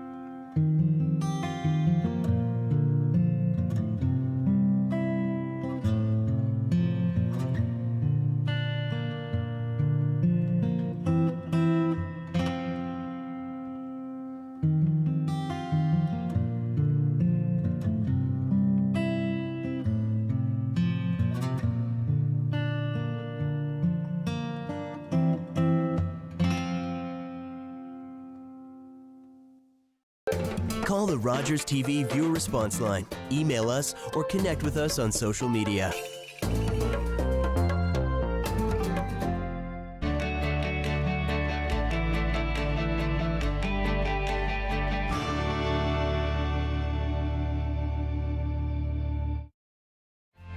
Family, it's just extremely important. People move around. Connected for Success has just made it so much easier. For the longest time, I was on cloud nine. It connects you to family, it connects you to the outside world, and it makes you feel connected to the community. It was a whole new experience. You realize then how much you missed out. In fact, connect is my favorite word now. I love that word. It keeps me out of trouble.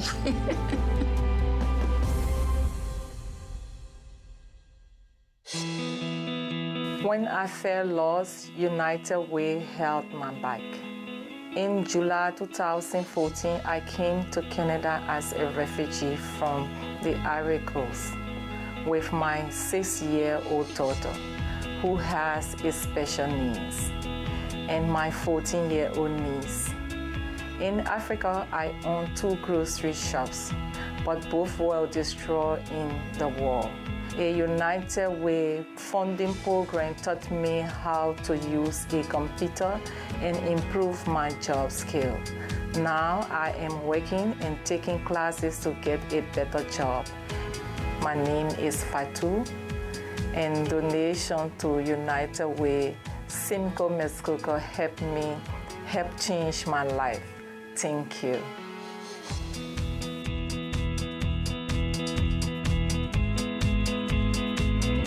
He fell. Whoa, I'm not driving. I'm way too stoned. How are you feeling, Beer? Oh, since we had that talk, I'm not driving tonight at all. What about you, Dave? You only had a couple of drinks. And only a couple of puffs. I don't drink and drive. No way I'm getting behind the wheel when I smoked weed, too. How are we getting home, then? You can drive, Dave. Come on, Dave. Take one for the team, buddy. Don't let weed and alcohol influence your decision to drive. Yeah, I need a ride.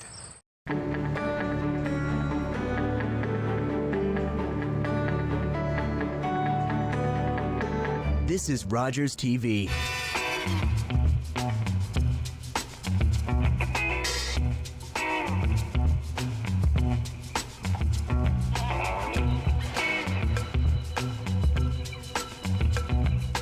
Welcome at the cottage with me, Chef D, where we're going to take you through a whole bunch of simple and easy recipes that you can take back to your cottage and make entertaining a breeze. Won't you join me?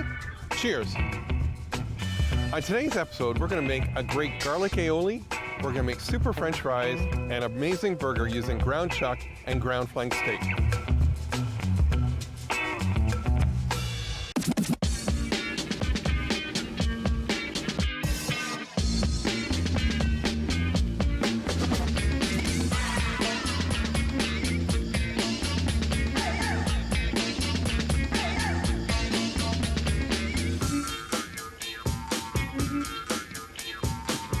So I brought a good friend of mine, Chef Steve from Waterloo, to come and help me because there's nothing that says cottage than bringing friends to the cottage. Hey, welcome. Thank you, Chef. So, Chef, tell me a little bit about what you're doing now at the schools, because you're teaching in the high school level. So, yes, I was in the hospitality industry before, and then had an opportunity to get into culinary arts in the high school. So I've been doing that now for 13 years. So I teach grades 9 to 10. In Waterloo at St. David Catholic Secondary School, and yeah, it's great. So when they come into your class, do they know how to use a knife or anything, or is it more teaching them the basics and kind of going from there? Some do, you know, some do. Those ones that have the opportunity to, you know, work with their parents in the kitchen or grandparents, yeah, they do have some good kitchen skills. And then there's others that, you know, right to the freezer and right to the microwave. So, yeah. So that's kind of cool, and it's really great what you're doing. And I've had the honor of actually cooking with some of the kids, and we did a banquet together, and that was a lot of fun. But you know what? We're at the cottage, right? Yes. What says cottage more than a cold beer? Do you think we should start with a cold beer? Yes. I think we should too.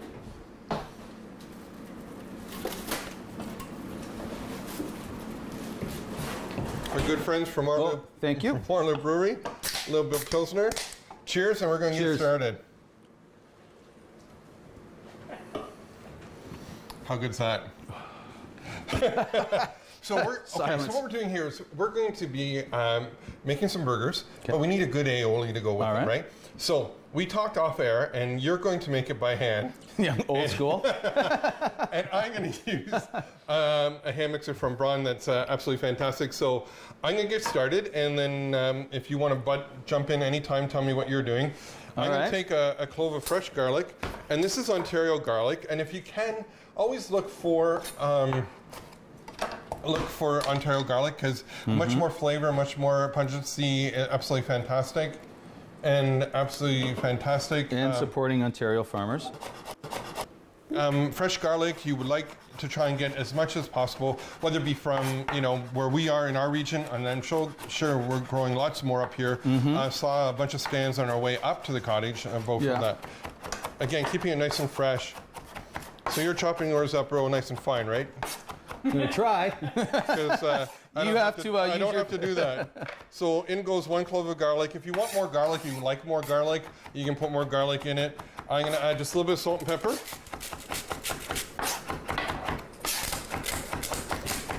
It would probably, if you're kind of measuring at home, it'd be probably a 1/4 teaspoon of each. And then I'm going to take a little bit of chipotle pepper. And yes, I've already done the black pepper, but when you add chipotle, you're adding layers of flavor. Oh, that garlic smells so good. So about a 1/4 of a teaspoon of chipotle, a little bit of Dijon, and I have a honey Dijon here. Is that okay? Are you okay with the honey Dijon? I'm fine with that, yeah. So about a tablespoon of, put that over on his side. Then I'm going to take 2 eggs. In they go. Steve is using some fresh lemon juice. I'm going to use some red wine vinegar, because not every time at the cottage you have something, or you're like me and you forget a lot. So whatever you want to go. So I'm going to add a teaspoon of vinegar. So that's just going to blend up. Yep. And the thing is, we're going to use canola oil for both our aiolis, because when you ever use olive oil, which is great, and we love using olive oil, but it's too bitter, and also it kind of takes over everything, doesn't it? Yes, it does. So I'm just kind of whisking my eggs. And then now is what I'm going to do is slowly, very slowly. If you think you're going too slow, go slower. Okay. And you just have to drizzle to make the emulsification, to get that oil suspended. Yep. And this is the only science I know, because it's a molecule of the protein of the egg attaches to the molecule of the oil, which then becomes aioli, which is really a fancy name for mayonnaise. Yeah, Right? Yes. That's all, that's basically, it's the original type mayonnaise, right? What we're making here is just homemade mayonnaise. So whenever you're done, I'm going to be a lot noisier than you. Can I start using mine, or do you want to start? Probably could. Okay. Is that okay? Yep, go for it.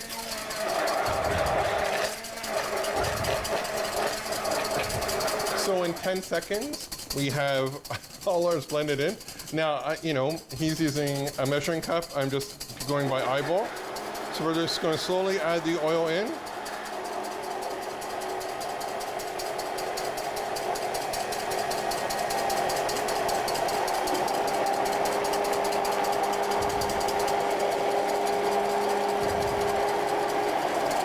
And I'm making a real mess here.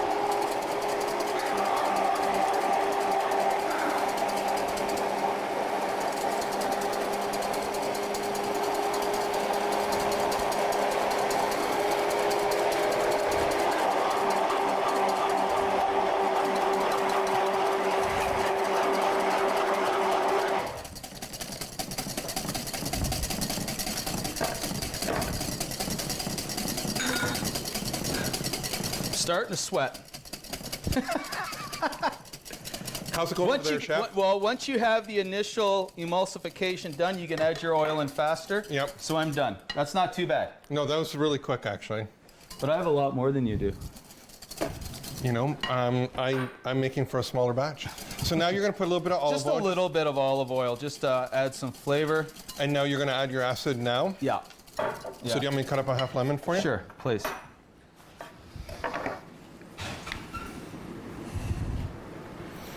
And then did you put any of the mustard in at all? Or Not just yet, no. Okay. I put all my stuff in at the end, actually. Okay. And why is that? You know what? No real reason. It's just what I've kind of done. This is actually kind of how I teach the students. I teach them this way because this is kind of the way I was taught. And it's funny how you throughout your career and wherever you go with this is that the way you do it is kind of the way you've always done it, and that's just so great. And I always love that at times where recipes everybody says, oh, they taste different. Well, because they're always made differently. Done differently, yeah. Hi. Who's that? That's Dave, the cameraman. Nothing like cottage lifestyle. That's Okay, so you're aioli son, I'm gonna grab a spoon. Okay. I'm gonna grab a paper towel. Okay.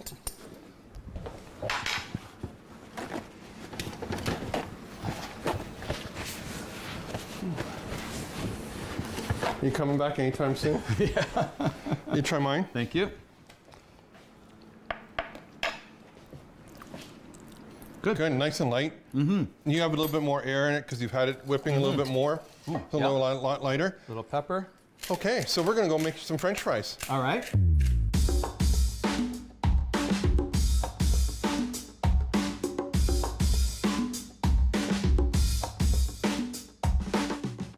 So we're going to French fries, and again, when you're looking to make French fries, you want to use a russet potato. Again, lower in starch. This potato is so versatile. Very versatile, yes it is. Great for French fries, allowing you to get that crispy exterior and that fluffy interior, and then again, great for, of course, the classic baked potato. Yes. So what we're going to do now is I'm going to use my mandolin, and not everybody has a mandolin, so you're going to show how you can actually cut it by hand, right? Right. I'm getting the better end of the whole deal of this, aren't I? This is how I do everything at home. Actually, I do have one of these, but I don't use it. And you can buy, this is, a much more expensive mandolin, but you can buy the inexpensive ones and go from there. So we're going to get going. Now, I always suggest that when you're working with something round, you cut yourself a flat spot. And then again, working with that flat spot, cut yourself your slices, and then you can come back, and then you cut your French fries. Now, I don't usually use the guard on my mandolin at home, but the producer made me use it today. Well, she said, we're not going to the hospital.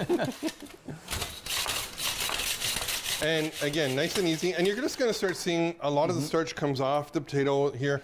The other great thing is you actually don't have to wash your potatoes before you actually cut them here, because we're going to rinse them in cold water, take a little bit more of the starch off, and go from there. So, in a couple of seconds, I have all these great potatoes making into fries here. Now, there's two schools of thought, and there's a really great magazine, and I got to mention it. Cooks Illustrated takes every recipe to the nth degree. They might do it like 10 different times to make sure that it works, right? Yeah. And if you read their one recipe on French fries, what they actually do is they put the French fries on the potato in cold oil, bring the oil up to 350 degrees, and cook it. All right. And that actually saves a third of the oil in your French fries. So if you're kind of looking at your calories and wanting to stay away from a little bit of the oil, you can use it that way. Or we have a really great way of blanching these off. Yes, we're going to do ours in water. All right, just to and the process of blanching the potato is to cook the potato kind of inside without browning the outside. If you just take the raw potato, you put it into the oil, is what's going to happen. Your outside's going to cook too fast, and your inside's not going to have that fluffiness that you like in a good French fry. So I'm going to run these under cold water, and then we're going to put them into blanch them off for a couple minutes, and then when we come back, we will be making some burgers. Excellent. So what we're doing, again, we have our cold water on our potatoes. We're just going to take a little, as you can just start seeing, the water's a lot whiter, and you're going to get the last little bit of the starch off, and then we're just going to take our fulls, and we're going to drain a little bit more of the starch off. And as Steve was mentioning earlier, again, we're going to blanch it in some hot water, and then that way it's going to cook on the inside, so then you're going to get that nice fluffy French fry that we've been looking for. So we're going to just give it a quick shake. And the great thing, like I mentioned earlier, is that you actually don't need to clean your potatoes before you actually do this, because once you rinse them off, it's rinsing all the dirt off as well. And away we go. So now we're going to take it over. We have some boiling water. No, I did not put any salt in it. It's just plain boiling water. We're going to take it over, put it in.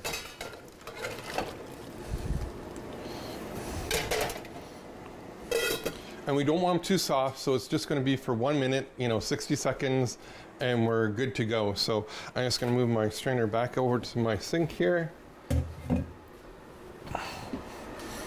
Give the potatoes just a quick stir. And again, you want the water to be boiling before you put the potatoes in,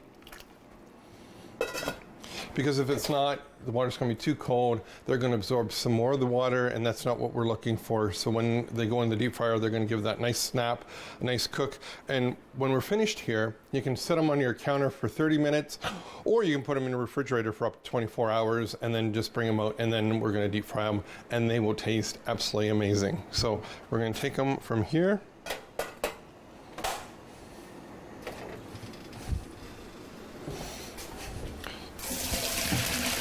And what I usually do for the next, 30 minutes is just kind of let them drain in the drain and sink here, and you're good to go. And then we're going to deep fry them and have some amazing French fries, and we can even dip them in the great garlic aioli we made.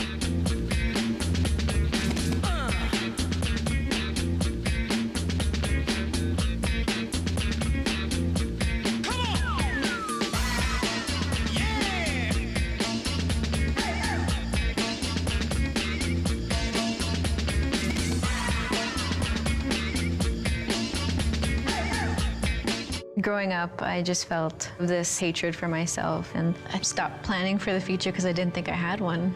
Without United Way and the generosity of the whole organization, I don't even really know where I'd be.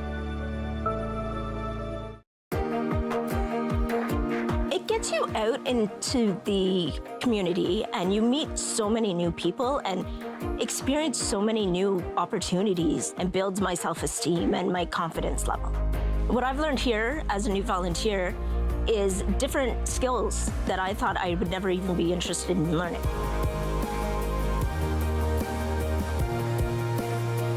I'm Chantal McCush, and I am a Rogers TV volunteer.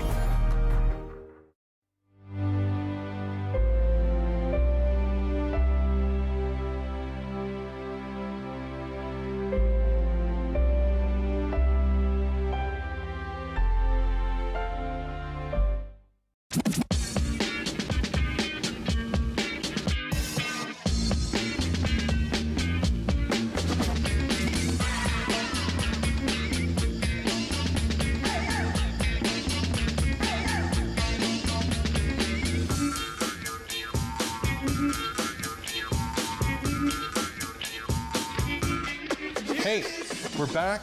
We're making burgers. This is actually truly one of my favorite meals. Burgers and French fries. It really doesn't get much better than that. You can't get much better than that, especially in the cottage. Agreed, right? Yeah, so, I brought some beef from NutriFarms. Okay. And do you want to know what I brought? Sure. Okay, so I have some ground chuck here. All right. Which is really a blade roast. If you're looking at the butcher shop and you want to kind of grind your own, you get a blade roast, and that's what you're looking for, right? Right. And then the other one is, as you can see, this is a little bit more marbled. Redder, a little marbled, marbled. This is a lot lighter, more beef. It's actually ground flank steak. Okay. So you get the lean and the fat going on, so you get lots of the nice flavor, and then again, just kind of brings it all together, having both together. Chuck and flank steak. Right. Okay. And so we're just going to put both in here. All right. And this would be 4 pounds if you're keeping track at home. They're 1 pound each. We're just going to mix this together, just like so. Now, when we're done making our patties, we're going to put them back in the refrigerator, and we're going to actually keep them in the refrigerator for about an hour, because you want your patties to be ice cold when you put them on the barbecue. And do you want to explain the science behind that, or am I going to do that, or am I going to lie? The idea behind it is to get, which we just had a discussion with one of our friends here, is the congealing of the blood in the beef, which holds the burger together when you put it onto the barbecue. So you need to make your patties, get them in the refrigerator, get them nice and cool, and as you can see, there's no filler in here. There's no egg, there's no breadcrumbs. We haven't even put in salt and pepper, really, have we? We're going to have some garlic aioli with it. I'm a firm believer sometimes we eat too much salt in our diet, so if I can take a little bit back and I know how good this is and how good it's going to taste, then I will not put salt and pepper in this, you know. But if you would like to, great. If you want to put Montreal steak seasoning, you can. I asked my mom, like, why did she always put oatmeal into our burger mix, right? And she goes, it's just because back then they didn't have a lot of money, so she wanted to make it expand, so she put some oatmeal in because it kind of had that texture of ground beef, right? You know, and then some people put breadcrumbs in just because then it won't rebloom on you as you take it from the barbecue to the table, and you it kind of as it kind of comes back and hits the oxygen, it gets a little bit redder, and some people just don't like that, and away you go. Now, there's some people that love having the burger medium rare. All power to it, you know. I like my burger more well done because I know as a bacteria has kind of gone ground into it, and you're shaking your head. Why are you medium shaking? Rare? Medium rare. If it's good quality meat like this, right, from a local butcher, you know, and maybe even rare. You know what I mean? Hear that cow moo when you bite into it. And if you're keeping track at home and you really want to keep an idea of keeping, you know, your family safe and temperature-wise, 160 is perfect for the burger. Get a meat thermometer. You can buy them at any local restaurant supply store, or even at some of the major grocery stores now have them. And it kind of gives you an idea of what you're doing. If you go to 180, it's really well done, and you sometimes dry it out. And you always, too, like what I tell my students, you always want to make sure, and if you do watch a lot of cooking shows, you'll see that once they finish cooking meat, they'll always let it rest, and that allows those muscles to relax. It allows the juices to flow back into the meat and provide you with a much juicier product. And another thing along with the meat thermometer, make sure that if you are using a meat thermometer, you come in from the side of the meat on the burger, not through the top, because you might get a false reading. So always make sure you come through the side and into the middle. And if you really enjoy the big, juicy, thick burgers, just grab a paring knife and put a little notch in the middle of the beef. That way the heat goes through the beef and kind of cooks in the middle as well. So, you know, if you're looking to cook it right through, that's an easy way of doing it, and away we go. So I think we're ready to go to the barbecue. We are ready. Yes. Okay. So these are going to go in the refrigerator for about an hour? For sure. And then we're going to have another beer? And yes. And then we're going to the barbecue. And then we're going to the barbecue. Okay, perfect.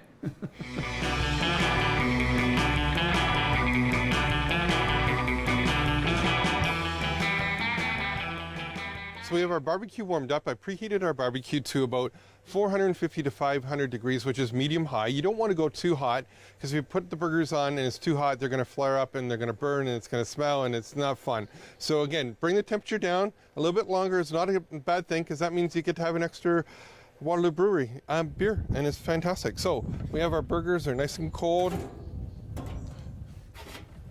Pop them onto the grill.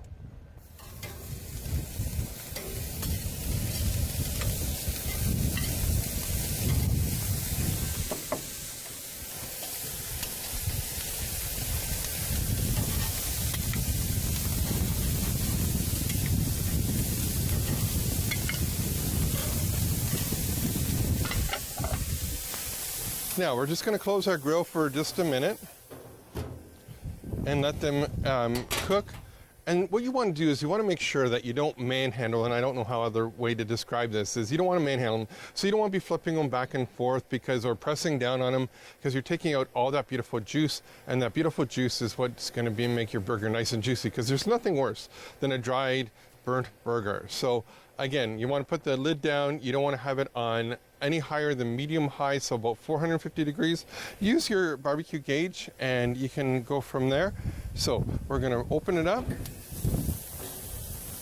and just start seeing they're cooking really nicely. And then what we're just going to do, take our spatula, we're just going to turn them to the side, and that's quarter turning them.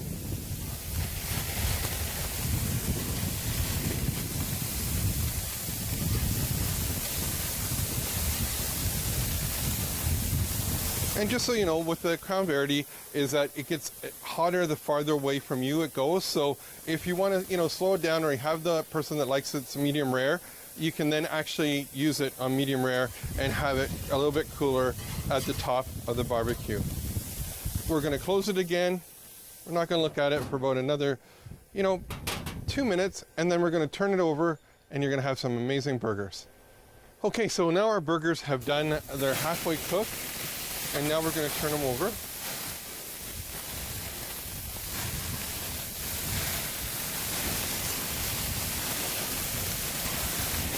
We have some nice lines on it, you know, my fire's down, so it's not too hot. Yes, you are going to still get some flame. That's, you know, normal, and because you do have the ground chuck or blade roast, it does have a little bit of more fat in it, so you're going to have a little bit of that, but it doesn't hurt it. So we're going to turn this down. Now, I want to introduce you to something, because I see a lot of people, and they have tongs that are like out to here. You want to have a tong that feels good in your hand. It's just an extension of your hand that's maybe no more than 12 inches. This is a perfect tong. You can buy it at any local restaurant supply store. It's nice and thick, and it's heavy duty. So again, you can turn anything with it. We'll finish turning the burgers with it. And also too, we're going to introduce the french fries, and we'll be able to get the french fries out with our tongs. So tongs are just another great extension of your hands. They're great to use. I highly recommend them. I have probably about 20 of them, and it works great. So our fries, again, we blanched them off with some water. Now we're just going to slowly put them in. You don't want to go too fast with this because you don't want the oil to splatter.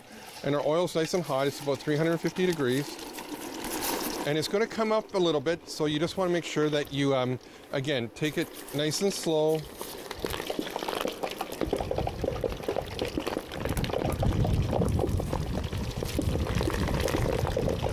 A little bit slower.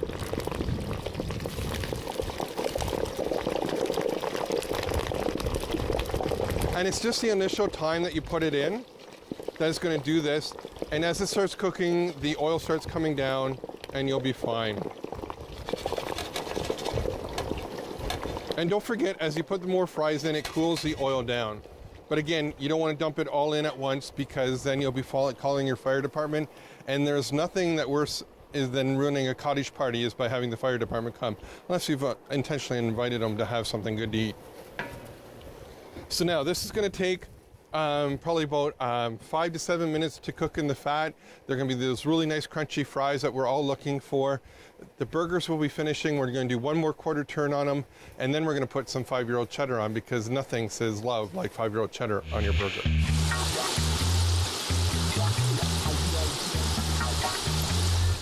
So our fries are just finishing up. We're probably about 30 seconds to a minute away. I like mine really crispy, so we'll probably go the whole minute.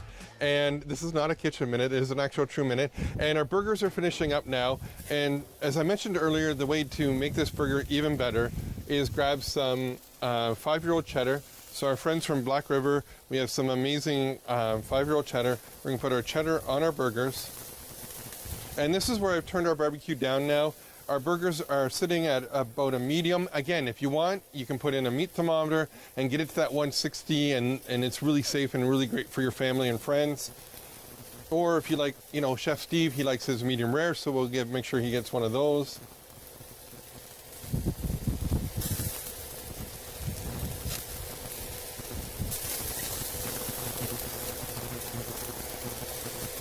Last of the cheese going on. And now, the buns. This is where it gets really important, and you know, there's a lot of times that you see so many different buns, and you can buy so many different at many different grocery stores. I love the brioche buns, so the butter flavor enhanced, really nice and light. We're going to toast that. And also too, these are potato scallion. They're nice and light. You don't want a heavy bun. You don't want to weigh your burger down with a lot of bread. So we're just going to quickly toast those off. I have some fried onions here that we'll put on in just a second, but I'm going to take our fries out.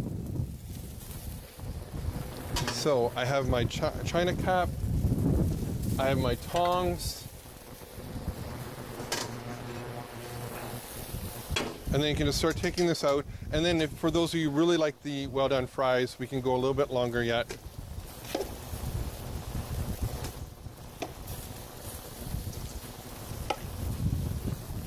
Out the last of it.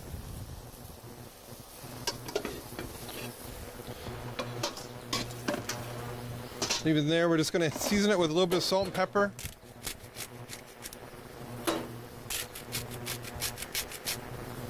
And as much or as little as you like. We'll give it a quick flip. bring it over. That way it's going to keep warm. Put some more buns on. And I know I have some hungry friends behind me, so I'm going to grab my tongs. Grab our first toasted bun, our brioche. Grab our burger for Chef Steven. A little bit of fries. A little bit of fried onions. And there you have it, your burger, sir. Oh, thank you very much. Thanks for joining me at the cottage today with some amazing burger and fries. Thank you. Eat and enjoy.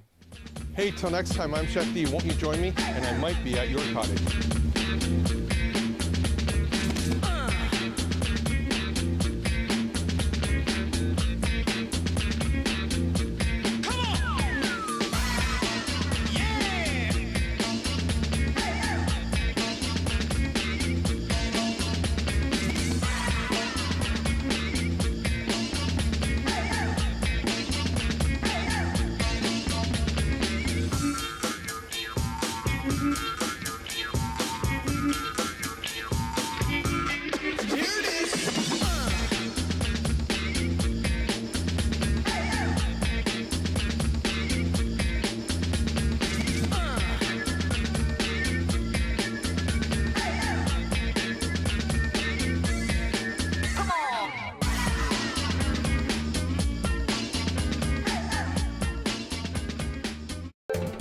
Call the Rogers TV viewer response line, email us, or connect with us on social media.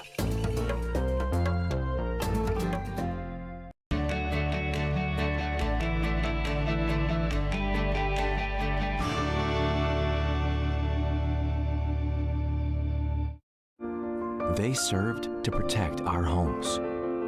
Now many are homeless. They fought for our way of life. Now many are fighting personal battles of their own. They answered the call for our country. Now we honor them by serving our communities. Help us help Canada's veterans. Become a Legion member today.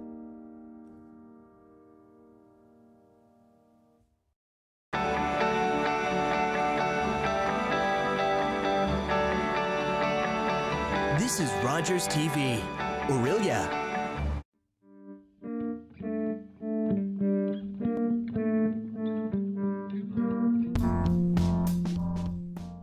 For years and years, we've been living in Orillia, and there's these rumors about these underground spaces and places all over town. And I've seen little pieces of them. I've been in different buildings in Orillia, and you see funny doors and you hear funny stories. And we had some time in 2016, and we decided, you know what, let's get a camera and go take a look. And the rest just sort of unfolded from there. We thought we were going to shoot a 2-minute thing for YouTube, and then the tips just started pouring in. So I think it started off, Erin and I know each other through the Life Saving Society and aquatics, and I was doing a certification for my standard first aid, which he was teaching. And we were catching up because we hadn't really seen each other in a few years, and it came out that I had a degree in film. Wasn't really using it, but I'd been thinking about some projects, and he'd been thinking about some projects, and he and I were kind of spitballing things one day, and at the end of the course, and I don't know who came up with it, but for some reason we were just like, hey, I've always heard there's tunnels under Orillia. Maybe we should look into that, and so we did. Erin and I have actually been friends since high school.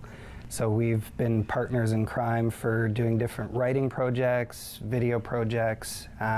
So Erin actually approached me and said, I've got this great idea Olivia and I came up with. Would you be interested in helping us out? And I said, for sure, I'm in. I know Erin and Shane since high school, and we actually shot a little film back then. Yeah. And then, years later, we still kept in touch here and there, and they approached me with this idea of shooting another film in Orillia, and I thought, sure, why not? Like, I'm a local artist here in town, and I knew a number of people that maybe could help out with ideas and tips. It started with just people we knew. Like we were in contact with people in town who actually owned some of these buildings that we were in. And some of the buildings, like the Opera House, are public buildings. So between where Olivia and I were working was one location. The basement of Peter Street Fine Arts was another location that we keyed into right away. The Opera House, which is a public building, we keyed into right away. And I knew from time spent with training in the martial arts in the past, there was a building downtown that had interesting spaces as well. So we just started with these pieces and just started to go research them, and then social media happened. So we were excited every time we got a tip, because we didn't know if it was going to be a wild goose chase or something was actually there. When the social media happened, we put together a little, like a 5-minute teaser of some of the small things that we found, and that took off on YouTube and Facebook, and it just, hundreds of tips came in. Some of them were outlandish, some of them didn't make any sense at all, like multiple kilometers worth of tunnel coming from the far side of town to downtown. And others we didn't believe either, like oh, there's a 1950s bomb shelter downtown Orillia, which actually was true. So that surprised us. So we were excited every time we got a tip, because we didn't know if it was going to be a wild goose chase or something was actually there. I think a lot of people have been quite happy to see fellow Orillians produce something like this and bring up some of these old memories that some of them have. Like a lot of the older people would say, oh yes, I heard about that, and my aunt said there was a tunnel here or there, and so they quite enjoyed a part of their history coming back, and they get to experience some of that through seeing some of these places. In the downtown area, there is an underground location where there used to be stores. We were able to access it, but we were unable to film or take pictures or anything like that. So we saw the physical space, we saw where the stores were, and you know, it was like an underground mall type thing, but we're not allowed to disclose where it was. Because it was a sensitive location, a very sensitive location. Yeah. That's, I think, probably where we should leave it. Pretty much all we can say. Yeah. The mystery continues. There were some interesting features under there, though, that I really wish we could have filmed, because it had the, like under the old brewery, which I can turn and almost see from here, like under the old brewery, it had a big coal furnace, like big massive coal furnace that'd be way too large to move. Like it's just sitting there decaying even today. Yeah. And then that was behind a big metal door with a pulley system. Like these interesting features are still around. It's too bad we couldn't get that one. Yeah. The other one that I really missed was all the rumors about ODCVI. I didn't go to OD. Did you go to OD? I did. I'm the only one of us that did. Right. And there's rumors about ODCVI, and we tried to get in, and we couldn't get in, and now it's gone. So like that's sort of, for me, the opportunity missed. I think we probably could have got in, but they swore up and down. The people I spoke to, they're like, there's nothing down there. There's nothing down there. Like, we heard everything from there's a pool to like there's like the rumor was that there are tunnels that lead all the way from ODCVI down to downtown, and I think I even heard somebody say to the HRC, which if it doesn't make any sense that would be true, but now we'll never know, because they've demolished the building, and we've been proved wrong before. Unless, you know what, I just had an idea. We should talk to the demolition company and find out if they found anything in the basement. That's not too late, but anyways, now I'm just, it's all good. It's never ending. But we were able to capture stuff, for instance, at the Opera House, the tunnel that was there, and that whole area where the tunnel was. And then shortly after we caught that on video and pictures, they actually renovated, and now you can no longer access that area. So we were the last ones to actually get footage of that, that area doesn't exist anymore. Yeah. The scariest one that I myself encountered was actually in the basement of Dave's Pets, which is downtown Orillia. And my daughter works there, and we got a tip that there was something in there. And we went in, there's a huge metal door, which we were eventually able to, it was just my son and I. It was getting close to dark, and it was dark down there. So we pulled open the metal door, and it was just pitch black behind the metal door. We both kind of stepped back because it had that ominous feeling. Then we shone our lights in there, and there was the first tunnel we had seen with the arched brick and everything else. It was but it was pretty creepy. It gave you goosebumps for sure. So Probably because it hadn't been opened in like 50 years. It's the like owners sterile, didn't even know it was there. Yeah. sterile charged air coming out at you, full of history. I think the creepiest part for me was the spiders. Spiders. Just crawling in and then having them moving around you. And yeah, it was just, I don't like spiders, so. Yeah. Well, there's the maintenance pit at the old YMCA, which is now Polymbert Aquatics. The pool in there was installed in 1914, so it's now like 105 years old. And the maintenance pit is 10 feet underground. You have to go down this like vertical staircase through the ground to get there. And then you turn around, you're 10 feet underground, and there's a doorway. And you just know you're missing pieces of the story. Like, how did this happen in 100 years that the ground's changed so much or whatever that there's a tunnel or a doorway against the foundation 10 feet underground? Like, what would be the purpose of that? And there's so many of those questions we didn't really get answered. Mm-hmm. So this would be a good time, because I don't know if we touched on it in the documentary as much as maybe we would have liked to, but didn't we discover that right next door to where that pit was, where that door that's being bricked up, used to be a bowling alley, I think, once upon a time. So I think we thought that might be one possibility. Could be related. The mechanics of the bowling alley maybe were down there. Yeah, but there's no proof, and there's certainly no historical record. So. And there's strange things too, like that one particular door faces the bomb shelter tunnel, but they miss each other by 50 years. Like the buildings were built 50 years apart, so like I can't be related, but it's a strange coincidence that in a tunnel search you're pretty much lined up perfectly with another buried tunnel. Like Even with the fallout shelter, just having that one section, 2 feet of concrete everywhere except for one spot that was hollow brick. I think it was supposed to be like a load-in. I mean, the person who gave us the tour had said that it was designed so that in the event of war, you could get larger, like things like tanks and equipment in. But again, no record, who knows? Yeah.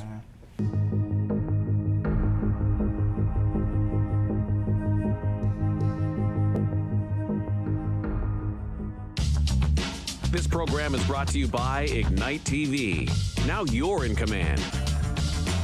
Visit Rogers.com for more details.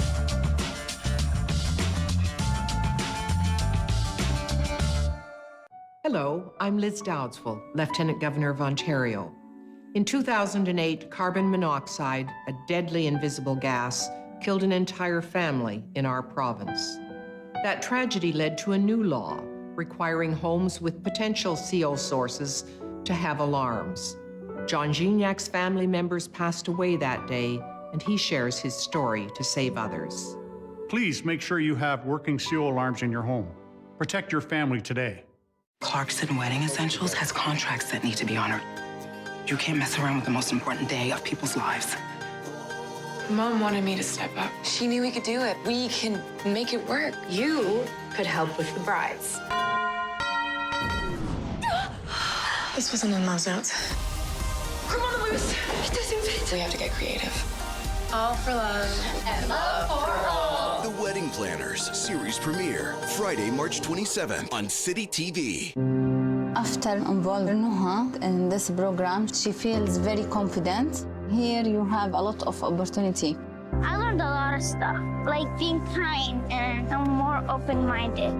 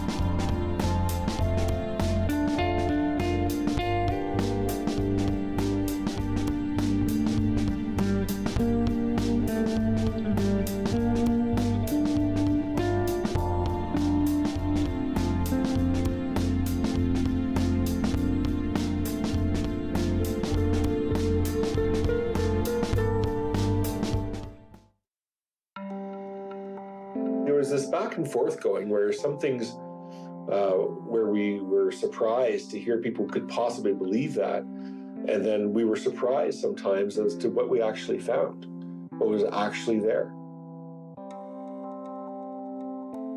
So Orillia definitely has its secrets, many of which I don't think we'll ever fully know. Yeah.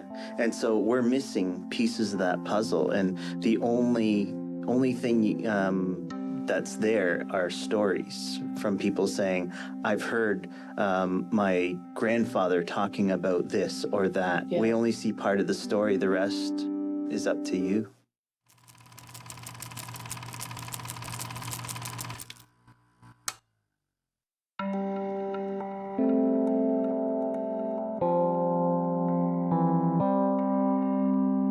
When that first came up on social media, they're like, well, there's a bomb shelter under 25 Peter Street, across the road from St. James Church. And I'm like, there's no way. I've lived in this town my whole life. There's no way that there's a fallout shelter in this town. And, you know, in high school, we would have probably, if we knew that, it would have been our God-given mission to get in there. Like, we wouldn't have rested until we got in there. So I thought for sure that we wouldn't, that there's no way that it was there, but sure enough. Right, so the whole process has been like that. It's been we hear a rumor, we chase it down. Sometimes it's true, sometimes it's not. And what was remarkable is some of the rumors were outlandish, and they turned out to be true.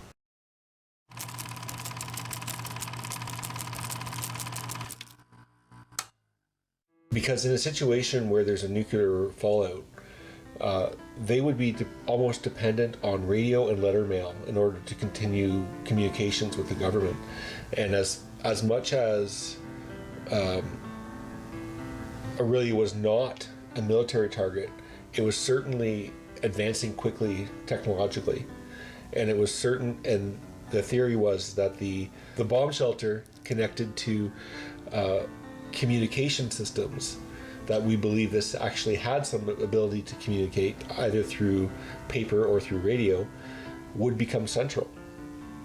And places like Orillia at that point would become communication hubs for the government. And that was why bomb shelters, and we're pretty sure that there's sister bomb shelters to ours in other places in Canada, were set up as a alternative communication network.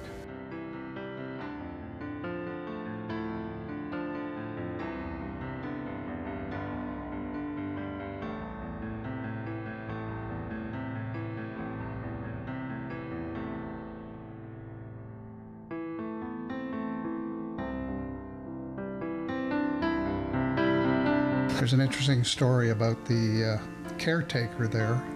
He always liked to have a flask on his hip. Okay. And he'd walk down to the street to the liquor store almost daily, pick up a Mickey, and then he'd take a couple of swigs, and there was 100 beds in the basement, and he'd hide it under a mattress. Well, when he'd long passed away, and they cleaned the beds out, they found about 40 Mickeys, because he wouldn't remember which mattress it was that he hid his bottle under. So he'd go buy another Mickey and put it under. That's fantastic.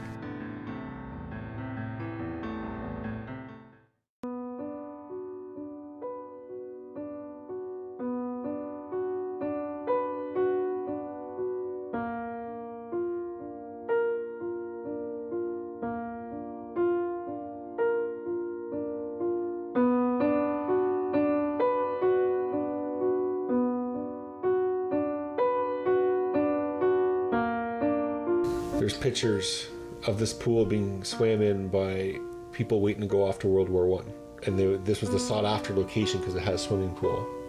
So they'd come here, swim in this pool, stay in Orillia, and then ship out.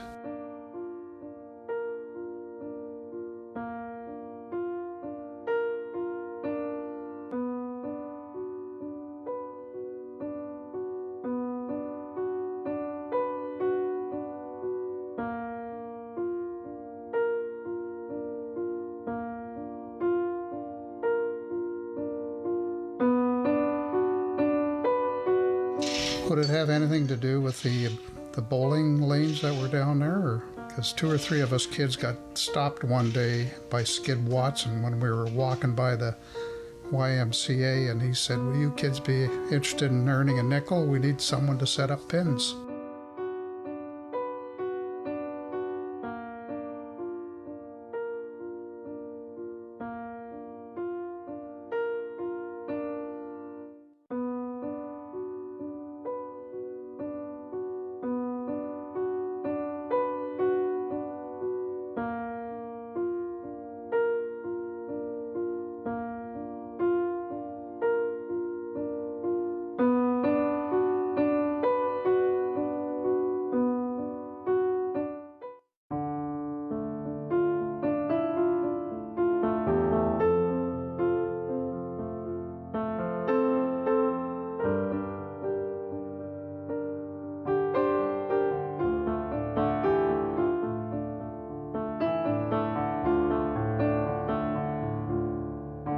Growing up, being a member of the St. James congregation and attending Sunday school there, and as well as becoming an acolyte and then a server, one of the neatest things about being at that church, you kind of go down this stairway. You can go one way into this auditorium, but if you keep going into the basement, there are these insane like passageways that go all the way around the church.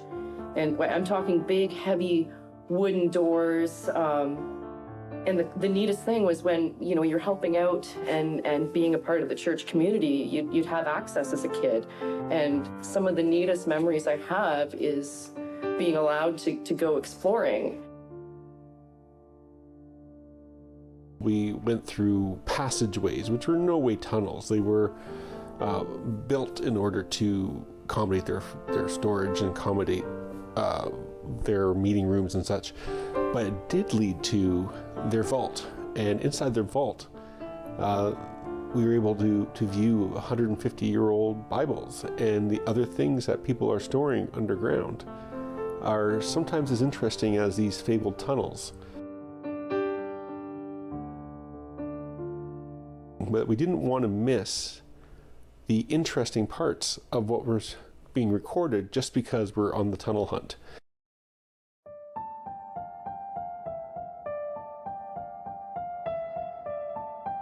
And sure enough, it's a tunnel. Like, there's no question about it. It's a tunnel that goes from one building to another. But again, the purpose of it is very clear. It's to access the coach house from the house. Exactly, yeah. And it shows up on the fire maps. Does it, eh? That tunnel. There are actually 3 tunnels that searching the maps, there's 3 tunnels that are actually drawn into the early maps.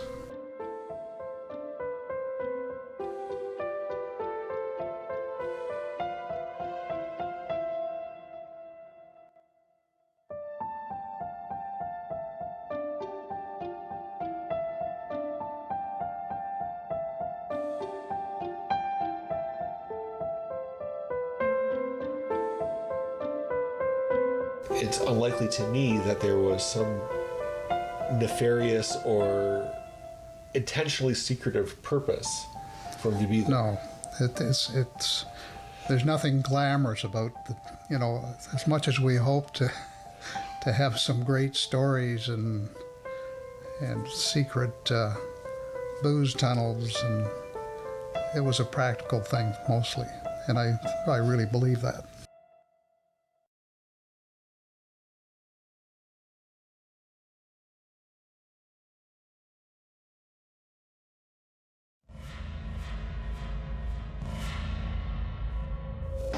Okay, so we're going to see what we've got here.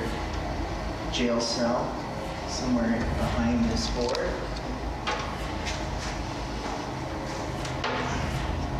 Hopefully nothing pops out, but we'll find it.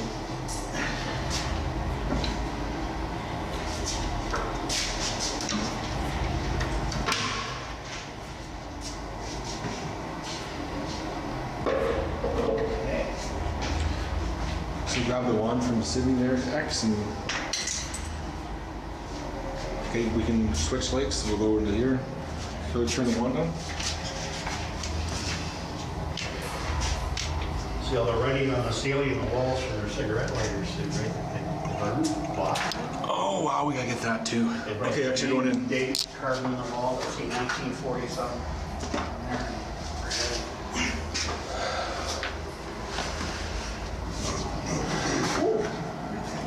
What do you see? A ghost. Oh. Probably jumping the Halloween. A ghost.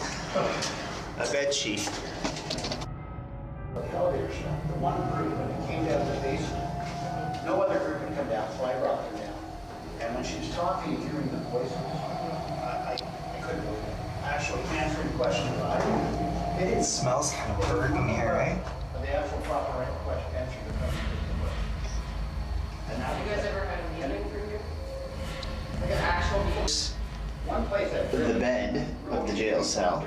Yep. It's all cement. Just coming through the double doors. All of a sudden, it got cold and I just got, oh yeah, it was just really bad. The one only that time. Another time our manager said, Do you want to take a shot?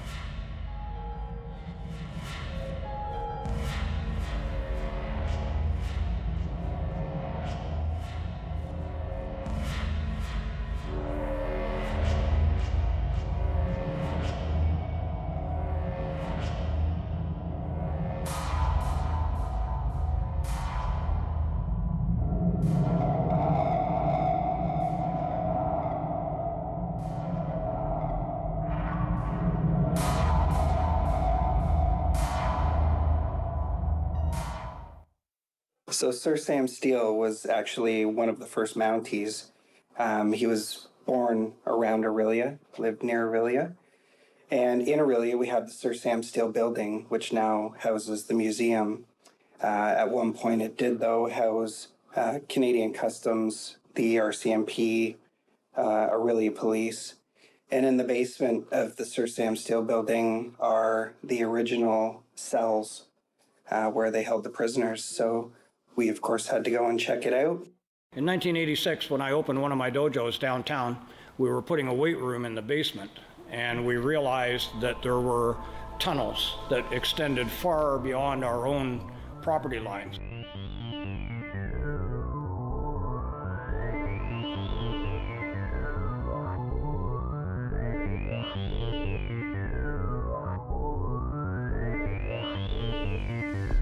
We decided to take a walk back through, and we could go all the way up to the drugstore on one side, and I'm not sure what the other businesses were on the other side. We also found schematic drawings and a lot of old electrical fixtures that indicated that at that point they had shopping malls in the underground of downtown Orillia. It was bricked in on both ends at a certain point, so we had perhaps 80 to 100 yards that we could walk one way or another under the main street of Orillia.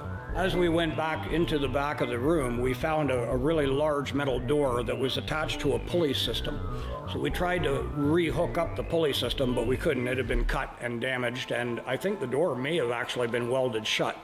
But it was a pretty big steel door that we knew there must have been something behind it.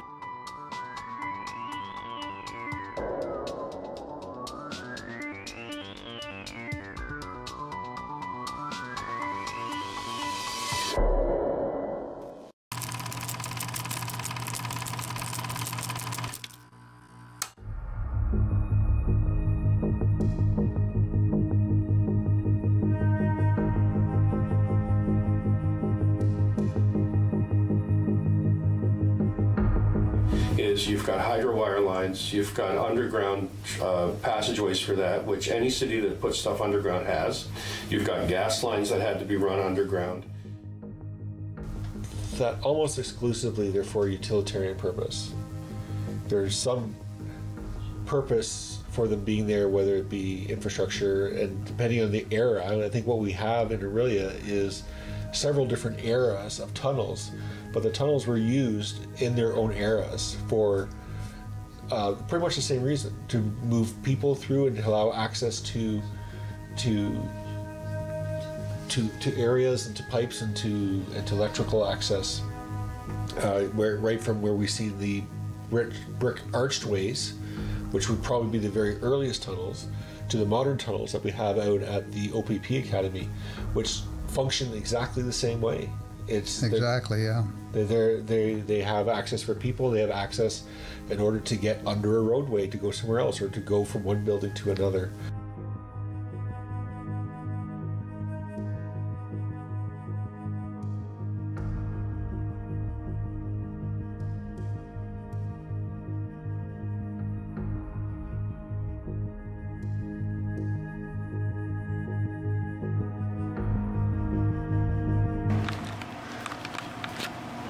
We're recording.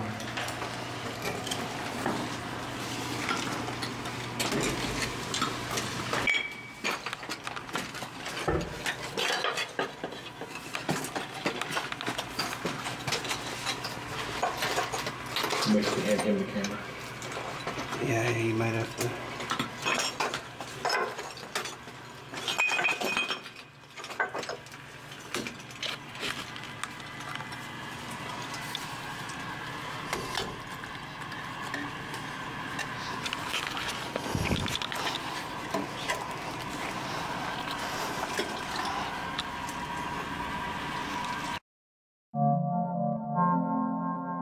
But there's no question that it was a grease pit. Well, there's a lot of question about it, actually. There's a lot. there? Yeah. Well, But I don't think those questions are well informed. I think, a lot of people, like there's a whole newspaper article about how it could have connected to a whole network of things, and then you sent me a message after that. You say, well, there was an oil change place there before. Yeah. It's not. Of course, it's a grease pit. I understand it was about 4 feet deep, so that would. Yeah. What we're trying to do is put new infrastructure into the main street, and then basically new water main, new drainage, storm pipes, and water and sewer coming up Mississauga Street. They were all revamped because they were really old back in the 20s and 30s. 1981, 82, they did this. When we were digging up, they found the tunnels and everything else, and then we had no use for them, obviously, so they filled them all in. And they broke them down. There was some areas where there were bricks across, or brick, and there was pillars holding up the, and boards holding up the thing, holding up the road, basically. And then they filled them in because obviously it was unsafe.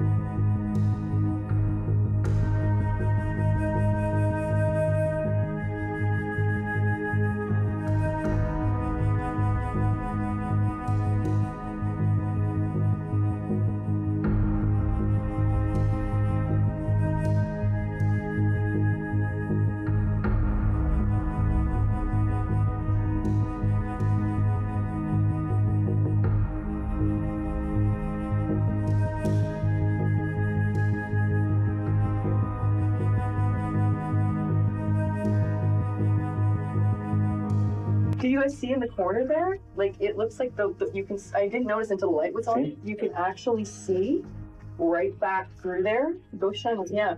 It's there. It looks like it might be the door to a room.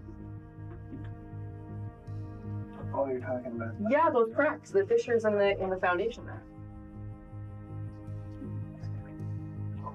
How far back does it go into an empty space? Yeah, it's more rock back there, but you can see spaces sort of around them as well. Okay. So it could go back pretty far. Can't really see too much though, because there's more rocks in there. I'm just wondering if they had something going across the top, and that this is just more filler to hold it back.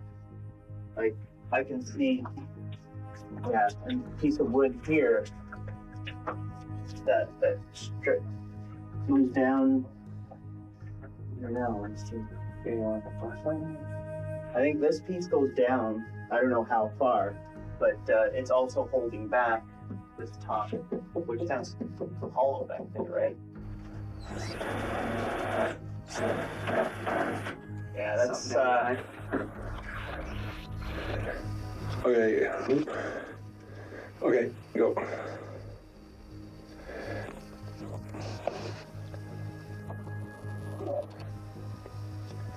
that's definitely flowing. Back out just a little bit back. I'm not sure what the camera's capturing here, but... So it's stone, for sure? That's what it looks like to me.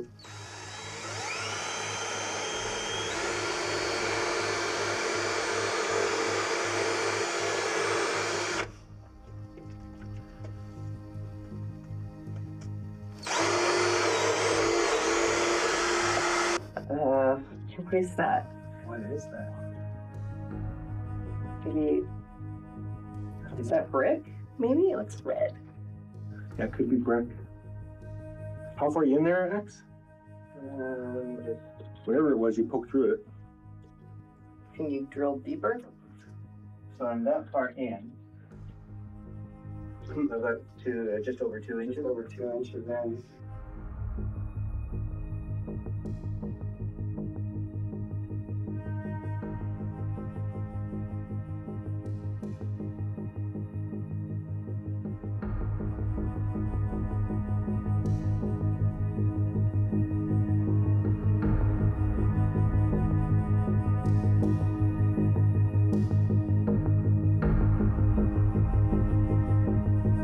We're 2 doors down from Peter Street Fine Arts.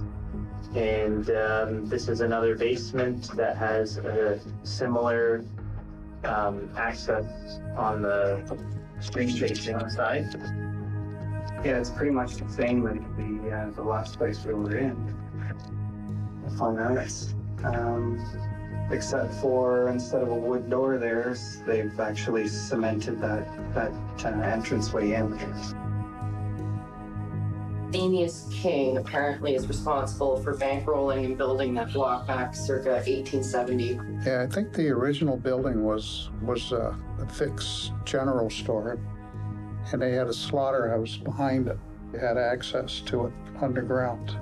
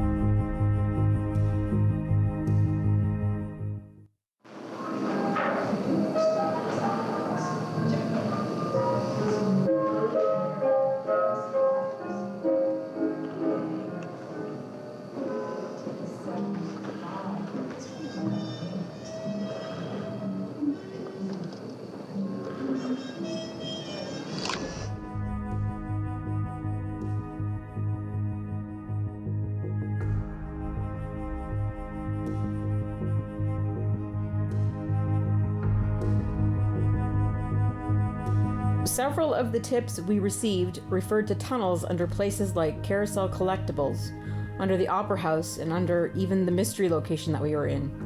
What they really turned out to be were coal rooms, where either they were storing coal or the partitions between the different coal areas had collapsed over time. When you opened up the wall, it appeared like a tunnel, but in fact it was an old storage area for coal.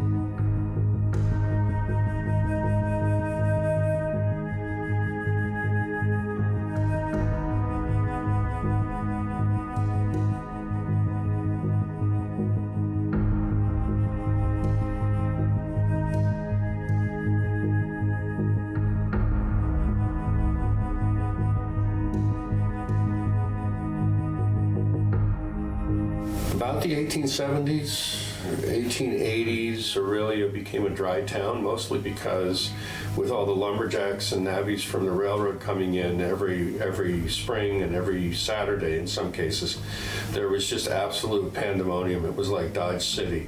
So the town council, I have to watch how I put this, but perhaps a number of them being teetotalers, or at least publicly teetotalers, put the ban on the selling of booze in town. So that carried throughout, overlapping any of the national prohibitions that took place at any given time. They didn't have to hide their beer because the business people in town, like it was a dry town, but that was for the poor people and the ordinary workers. But if you were a business person, you belonged to the Legion, you belonged to the curling club, the Masons, and they all had their bars. And there was no prohibition for those guys. As a romanticist, I am sure, to 5 foot before my grave, that they were used to run booze, and it was a bunch of crooks around here that in fact were beating up the town by sneaking down the tunnels.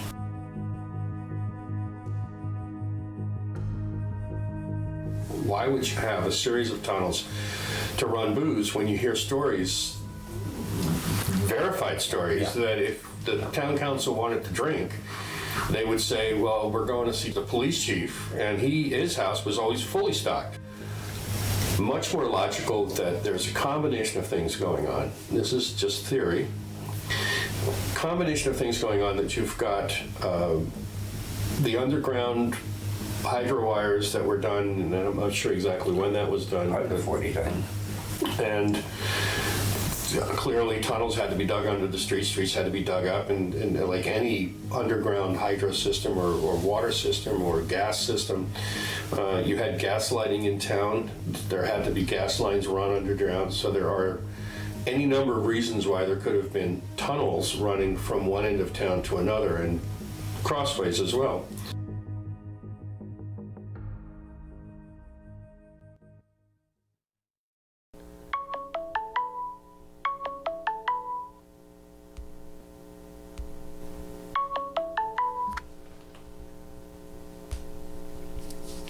Hey, what's up?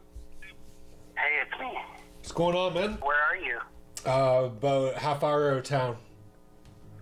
You gotta come back. Why? What'd you get?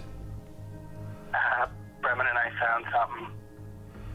Like, you guys were going to, like, that pet store, right? Yeah, Dave's Pets. We're actually in the basement right now. Okay, so what'd you find? Well, it's actually a tunnel. Like what we found in Geneva or Carousel? Like, just like a access tunnel? No, this is different. It's got like a brick archway, double brick, and I can't tell how far it goes back because there's a big pile of dirt in there, but it's definitely a tunnel. Like, it looks old? What's that? It looks old? It looks really old. Basically, Bremen and I were in the basement here. There's a huge metal door. Tried to open it, it wouldn't open, so we checked out the rest of the basement. I came back, and just before we left, I thought I'll give it one more try, so I yanked on it. The door screeched open, pitch black inside. So Bremen and I used our phone flashlights, and sure enough, there's a double brick arch, and it looks old. It looks like a really old tunnel.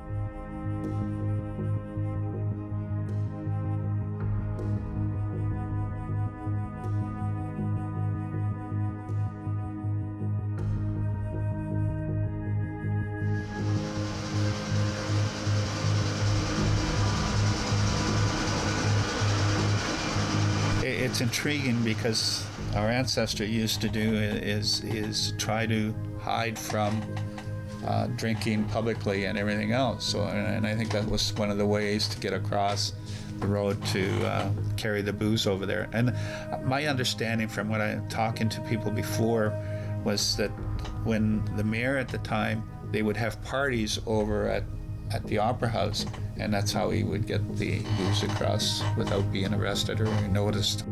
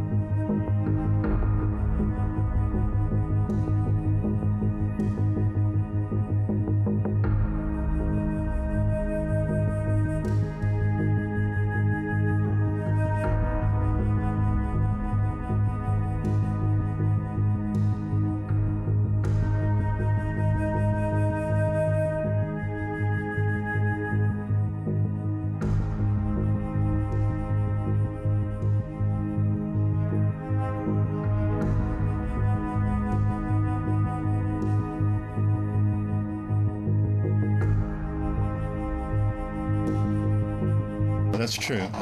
The tunnels went across from Fred's Meat Market over to the Opera House, and basically what they did was transported alcohol from the liquor store that was there, and there used to be a bowling alley above on the second floor there, and they partied over at City Hall, and the booze was transferred over because Orillia was dry till 1967. And that's one of the things that they try to do is, I guess underground drinking was probably the best way to describe it.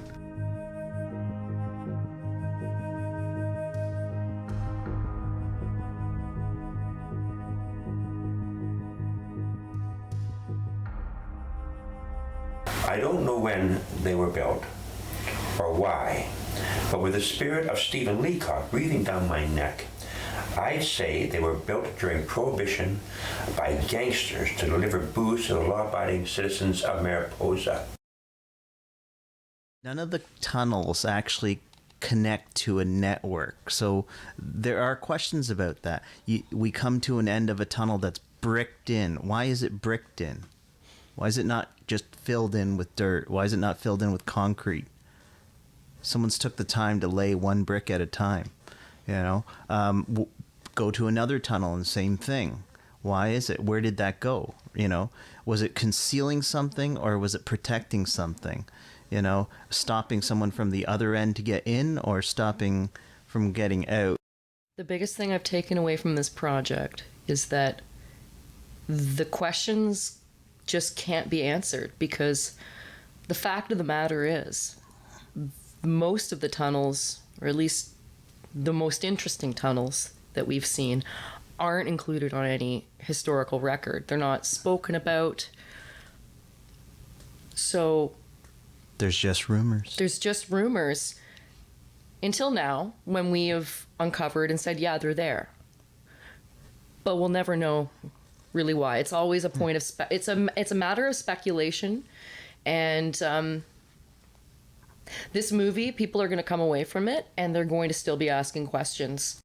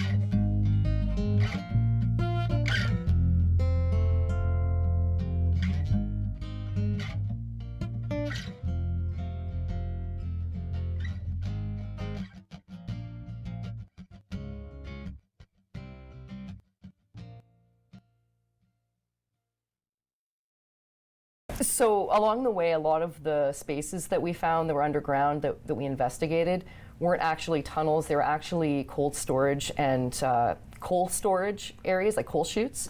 I didn't find that very disappointing because it's still a really important part of our history. And when you're investigating something like this, like rumors about there being, tunnels underground, you have to expect that you're going to uncover. I mean, you have to start from a skeptical place. I think we all did, some of us more so than others. But I think that it wasn't disappointing because it only served to make the discovery, like certainly Shane's discovery of that tunnel that no one had been in for God only knows how many years. Yeah. That was like absolutely next to just saying, oh, well, we figured out this is just a chute that comes down from this part of the street where they would have put coal. When you put that next to the discovery of an actual bona fide tunnel, it becomes actually extraordinary. So I wasn't disappointed, personally. And a lot of the stuff we found in those rooms, the coal rooms, like the old furnaces, and we even found 100-year-old coal in some places. So it was still really neat discoveries. Yeah, it just added more to the story. It created more background on things. So more interest too. I found that the spaces that we went into just amazed me, and I wanted to know more. Even if it wasn't a tunnel, any underground space that was used for whatever purpose just seemed to be more interesting than it was before. There is a lot of history to all these tunnels and spaces, and people enjoy hearing about that. And I think that's what was kind of fascinating is there's different generations that are all talking about the same thing. So every generation they're talking about, I heard about a tunnel. And you go back far enough and then it's like, yeah, I was in that tunnel. Exactly. Conversation changes. Yeah. I love how the stories fill in too. Like you have one physical reality. So we have one spot, say the tunnel that went under Mississauga Street between the Opera House, which was the original City Hall, and Fred Meats Market. That tunnel we know existed. We've seen both ends of it. But then the stories that fill in, everything from Chicago gangsters to there was a whole like brothel underground. Like why would you do that? It's very expensive to create that. But we still don't know why they were there. They're human-sized tunnels. Like I don't know. Can I ask a question? What's your vote? Why are the tunnels? Real quick. Why do you think the tunnels were there? Oh, jeez. Start with Shane. If you're gonna bet? I still like the idea that because it was a dry city, that those tunnels were built to bring alcohol back and forth, and Fred's Meat Market wasn't there it was a distillery brewery there, or brewery it was there? a brewery. So bringing stuff back and forth to City Hall, that the 30 feet across the street. 100 years ago, where it was like dark at 8 o'clock in the nights. But you're forgetting about the shantymen that would come in from, working in the lumber yards, and they would get really, really drunk. And do you really think that you'd want to be moving rum and beer and stuff like after dark when you have all those guys who, I don't know. That's my theory, is that it was if it was for moving booze, it was to keep themselves from being robbed. But then, sense too, I don't know. I really don't. I still don't know. I want to think something romantic, like it was for rum running or a brothel or illegal gambling. I have no proof, and it would be irresponsible for me to say that is what happened. So I'm going to go with the safe assumption that they built them because they could, because there were some gifted and talented and very smart people that founded Orillia, and they did it because they could. That's my vote. I found that it was a lot of fun doing this stuff, and we'd be sending messages out like, I heard about this. We're gonna meet this day to get together and do this, and trying to schedule that around a work schedule too. You almost want to say, okay, I'm not coming in to work for a week, and I'm just gonna go out there and check out all these tunnels, right? That's kind of what you want to do, But unfortunately, I missed the one shoot when we went down to see the stores that were underground. I had to work, so I missed that one. But that's one that I kind of wish I was a part of. Yeah. For me, one of the best parts about this experience has been the community support and just the back and forth that we've had with the community. All those tips came in. Like we would have been so much less of a movie if we didn't have the help of people sending in messages. And then the taxpayers gave us a nice grant to help us show it at the Opera House. And then the city asked us to show it at the Aqua Theatre for movies in the park. So to date, we've shown it for free to about 1,200 people live, which for an independent little movie is awesome. Like you don't see that anymore. Yeah. And our community really helped us do that. We're so happy to be able to share it, and we're so happy we're going to be able to share it with a larger audience too. Yeah.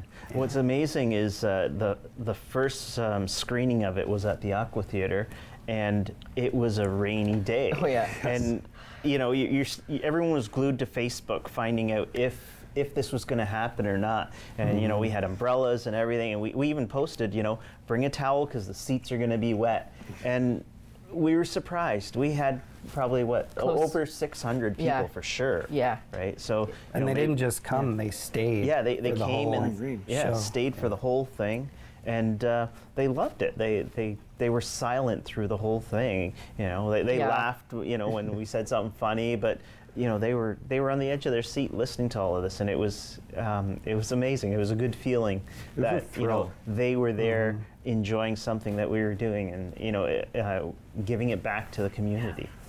Yeah. No, I think I think all of us probably feel really thankful towards our community for the incredible, you know, outpouring of help and tips, and you know, even in the wake of showing the film, I mean, I think we had like one troll. Like people were so kind and gracious and accepting, and I'm wondering if it's because like they feel like they're part of it. And I know Aaron here is really great with the social media and worked really hard at making sure that we're putting stuff out and you know, keeping up on getting back to people that were trying to help us. You know, even if they gave us a tip for a rumor that didn't pan out, I mean, it's still appreciated because it was still helping us chase down, you know, the myth. It's part of the narrative. Yeah. And that's, right? That's part of the narrative. And that's what we wanted, people to feel like they were actually a part of it instead of just watching. They actually helped and were a part of it. So Underground Orillia is the four of us, and we came together for this one project. We are all involved in the arts in different ways. We don't have anything official that all four of us are working on currently, but we're all certainly involved in different projects. Shane and I are working together on various writing projects, and we're spending a lot of time recently supporting those writing projects because they're being considered and optioned in other places. So we're working hard to support that. There's nothing on the table with regards to Orillia and documentaries right now, but we're always looking. Thank you, Orillia.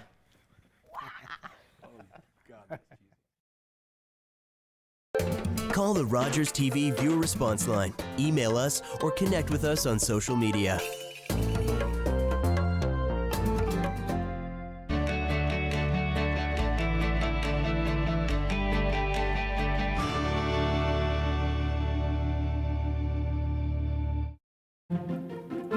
Do you have something to share?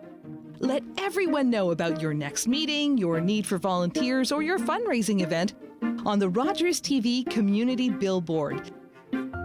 Send us your words and we'll bring them to life on Rogers TV and rogerstv.com. When it's time to spread the word, go to rogerstv.com to add your announcement to the Community Billboard.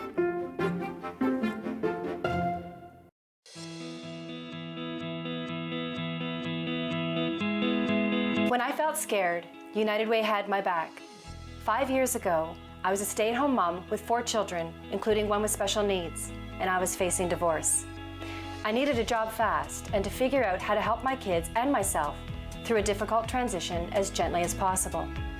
With United Way funding, my kids were matched with mentors who provided guidance, attention, and a listening ear, which helped as I dealt with legal details and took job preparation classes. Now I see myself as a successful single mom who taught my kids how to become better, not bitter. My name's Kim, and donations to United Way Simcoe Muskoka helped change my life. Thank you.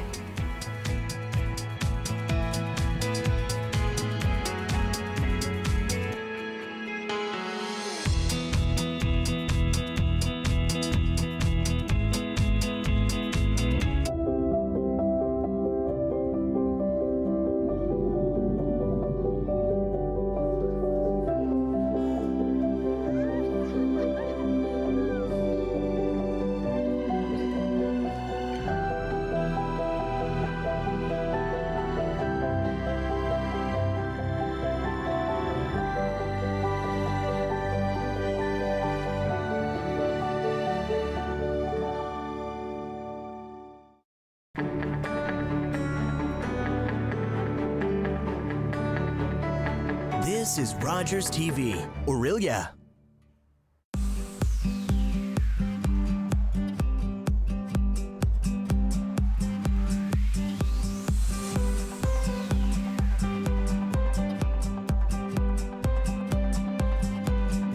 Our food bank works out of a municipality building in Elmville, and the municipality has closed down all their public locations.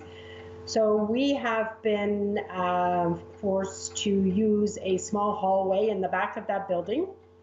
And the people who come to the food bank are not allowed in the building, so they remain in their cars.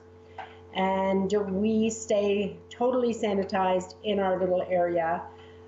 We take our clipboards out to them, get the information from them as what the requirements are. We pick up the clipboards, we fill the bags with food, and then deliver it to their car. So we're not getting into those social interactions that are too close. We stay within the realms of our 6 or 8 feet, and the clients themselves are protected by being in their cars. We're anticipating there is going to be a growth. Elmville in the district itself, Elmville right down to Midhurst, anywhere in Springwater Township has a lot of young families.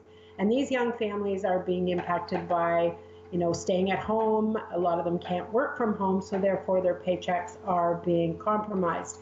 So we are welcoming numbers to our food bank.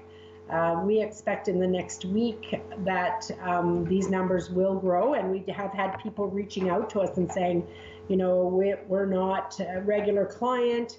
We're saying, no problem. Please come to the food bank, look after your kids. School being closed, there again, puts a little bit more pressure on snack foods, foods for parents for lunches.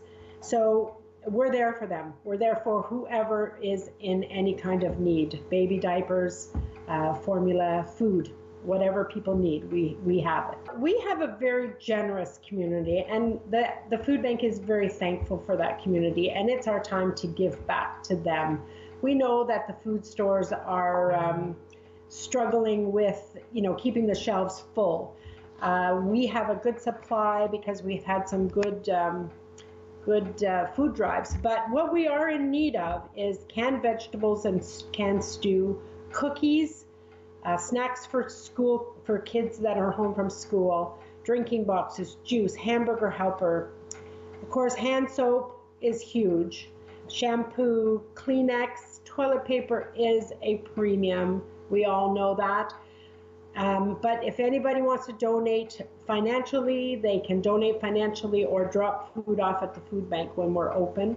Or we do have bins around town as well that people can stop in and drop food in. So you can pick up food and drop it at the Foodland, or the Whitfield's Pharmacy on the main street has a bin.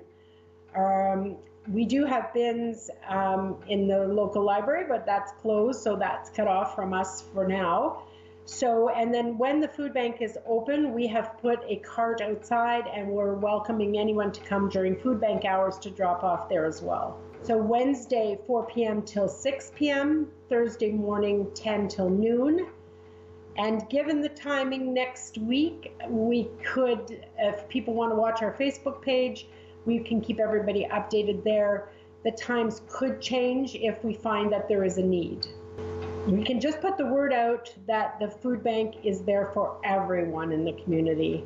We can put the word out that if there's anybody that has excess food, we can take it.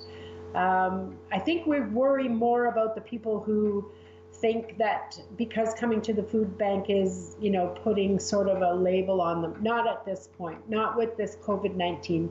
We really are there to help people feed their kids, feed their families. People are inside, people who are maybe quarantined because they've been out of the country. You know what? Just reach out on our Facebook page and we can help. We really appreciate the community, and we just know this is a tough time, and we will help people get through it. Hello, residents of Ashla, Toronto. I'm providing an update on how the township is coping with the COVID-19 pandemic. For the safety and health of our residents, I have declared an emergency in the township. All parks and playgrounds have been closed to the public until further notice to enforce the social distancing. To help residents financially impacted, Council has deferred taxes and dog tag payments from 30th March to 30th April. I ask all residents who can afford to pay, please go ahead and pay on time. The township continues to operate via email and phone, and all the phone lines are open. As residents are aware, we have a case of COVID-19 positive in our township. I'm strongly requesting all residents to please maintain social distancing. Deputy Mayor Bob Meadows and myself and 2 other staff are on self-isolation until 27th March 2020, as we had direct contact with this resident. However, Deputy Mayor Bob Meadows and myself are still available to speak with all residents by phone or contact us by email. I understand that these are hard and unusual times, and I'm asking all staff and residents not to panic. We will not get through this by panicking. We will get through this by being strong and following directions from public health. We all have families and loved ones, all afraid of contracting this virus. That I will always do what's in the best interest of our residents and our staff. I thank the provincial government for all that they are doing, and I will continue to work with all levels of government, public health, County of Simcoe, and our neighboring municipalities to get through this. I thank all the frontline workers and our firefighters who risk lives to save us.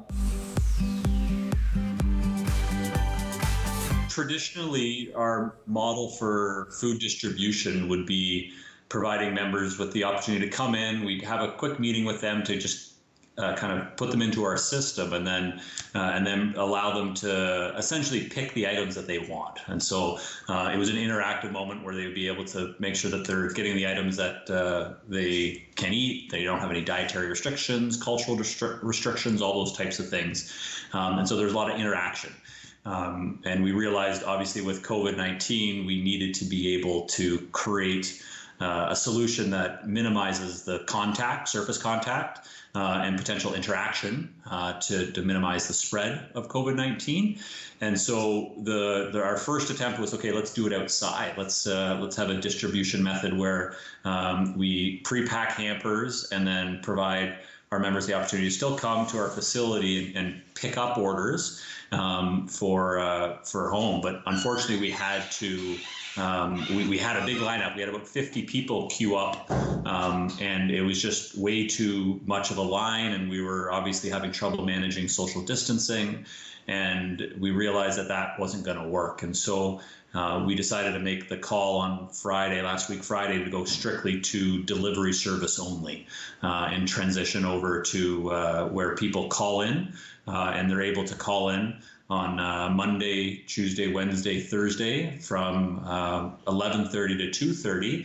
They can call into our facility and make orders, and then we will distribute those orders the next day via a team of volunteer drivers. And essentially, we've had to screen all our volunteers and make sure that they are healthy, have not been outside the country in 14 days, under the age of 70, do not have any pre-existing health conditions that might put them at risk for COVID-19, and also themselves are making sure that they're self-isolating at home, so they're at low risk. We have tight guidelines as far as sanitization inside our facility, hand washing every 30 minutes, social distancing at all time, and are really locking down the safety measures within our facility to ensure the food that we're distributing is also safe. And so we're keeping our members safe as far as making sure that we're able to continue to deliver food. We know the volume is going to be increasing over the next few weeks, months, due to the number of layoffs that our region and regions have received recently. So we want to build ourselves capacity to continue doing what we do 4 days a week and not slow down. And so we wanted to protect our members, our staff, our volunteers, and making sure that everyone feels safe, but we're continuing to support our member base. Like, it's pretty strong in Orillia. We've got over 12% of our community's food insecure. We have one of the higher low-income rates in our region, and so the demand is quite high. We see over 1,700 people per month through our facility, and we know that will grow in the coming weeks and months. We're asking the community to make financial donations. There's two core ways that can happen. One is if you visit our website at sharingplaceorillia.org, and you click on the Donate Now button. We have a secure site that you can make credit card or debit card donations online.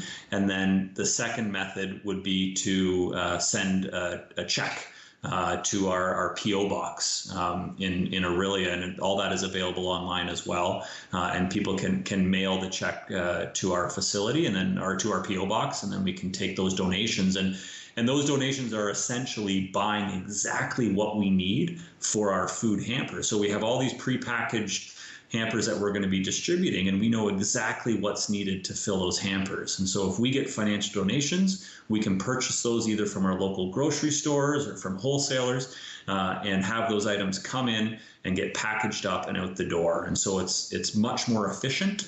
There are so many people in our community that are the working poor, and they're working really hard, but essentially the minimum wage is not high enough to sustain life's necessities. And there's no shame in accessing food support that's available throughout your community. It's almost a necessity of the time.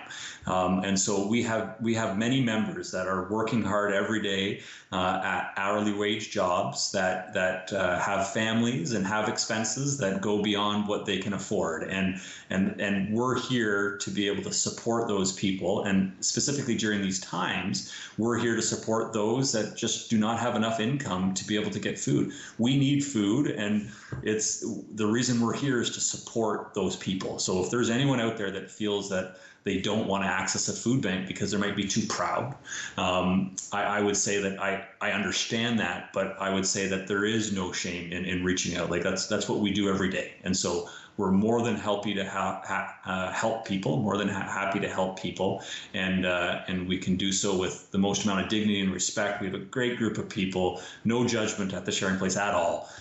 We welcome anyone that self-identifies as being food insecure or has trouble affording food throughout the month, and give us a call. Any new members do have to come to our facility to register. So that's the one thing that is required. They do need to come with a government-issued ID, so we can quickly register them outside our facility. And I guess weather permitting, just dress appropriately because it would be outside. But just definitely swing by our place at 95 Dufferin Street, register, and we'd be happy to help you out. We anticipated that there would be measures required in response to the virus that would change the way that we do business. And before the announcement from the province, we had already delegated authority to ensure that decisions could continue to be made in the event that council was unable to meet.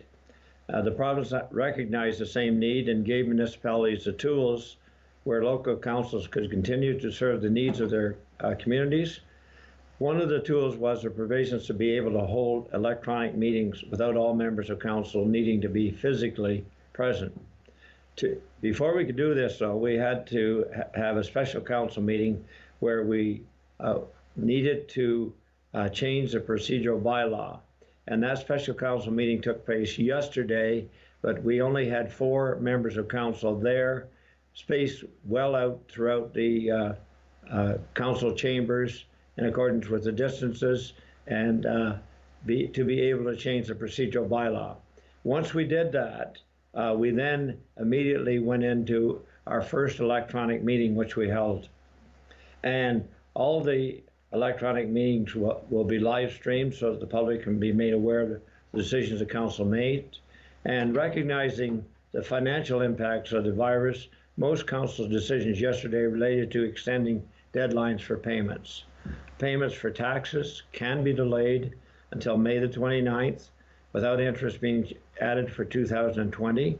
Similarly, payments for water and wastewater can be delayed until June the 30th without interest being added for 2020. Dog tags can be purchased with no additional costs until May the 1st. Additionally, Council determined that they would proceed with the 2 public meetings relating to the short-term rentals and the cannabis production and processing facilities. These are issues that are front and center in our community, and people did not want to see those delayed. Electronic provisions will be utilized for these meetings, with the specifics being made available prior to the meeting taking place. Township continues to operate its essential services with staff available to continue processing applications that could be either sent electronically or by using the drop-off box at the admin center. Depending on the nature of the inspections, some field inspections are continuing to take place.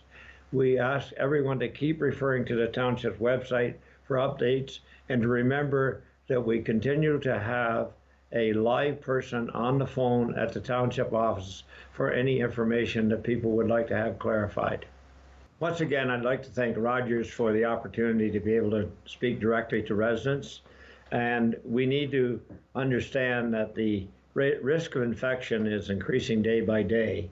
So we need to remain vigilant.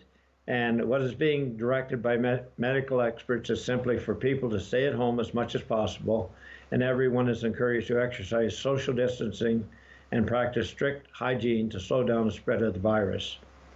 Recognizing that people can benefit from being outdoors, we've left our parks and trails open with a notification that park amenities and playground equipments are not sanitized and people need to take strict precautions. It's extremely important to adhere to all the directions and the advice provided by medical experts.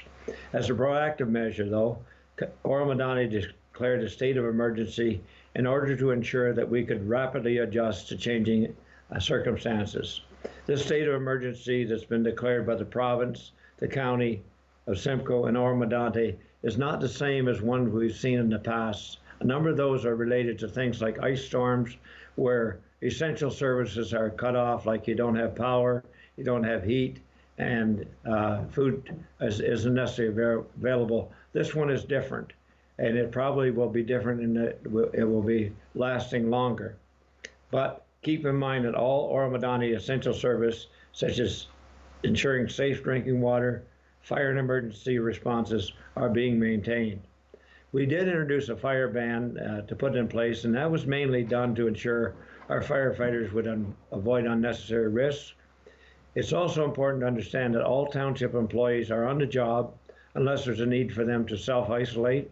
However, some of their responsibilities are being shifted to deal with the increased demands that are occurring in some areas. Residents need to ensure that their information is reliable by going to trusted sources such as the township website, Facebook, and Twitter channels in order to combat disinformation that continues to be prevalent in regards to the virus and other municipal issues. By following all the guidelines put in place by medical experts, we are all doing our part to not only protect ourselves, but to protect the safety of frontline workers, families, as they face increasing demands. Continue to take care of yourself, your families, and others, and by all means, be safe. The only way that this situation can be dealt with in the most safe way possible is for everybody to accept their personal responsibility and do what's needed to be done. Unfortunately, it's like any situation. It's almost like a hole emerging in a dam. When a portion of that dam isn't maintained, then the rest of it gets eroded. And that's a similar situation that would help with people who do not follow the guidelines that are set out by the medical officer of health. They need to think certainly that they are a member of a team that is working to combat a very serious situation. The township continues to monitor the status of COVID-19, and we're taking appropriate actions in this ever-changing situation. We have an emergency community control group, the CCG we call it, and that consists of myself, the deputy mayor, the CAO, and the department heads of the different departments, and we communicate daily and have made a number of changes to the services as the situation evolves. These decisions have been carefully thought out with consideration of safety of the staff and of the people, and we're doing our best to flatten the curve and limit the spread of COVID-19. Our municipal facilities have been closed, and playgrounds and fitness areas are off limits for the citizens' protection. Staff are working remotely to ensure the business of the township continues. They're available by phone, available by email. They've taken laptops home.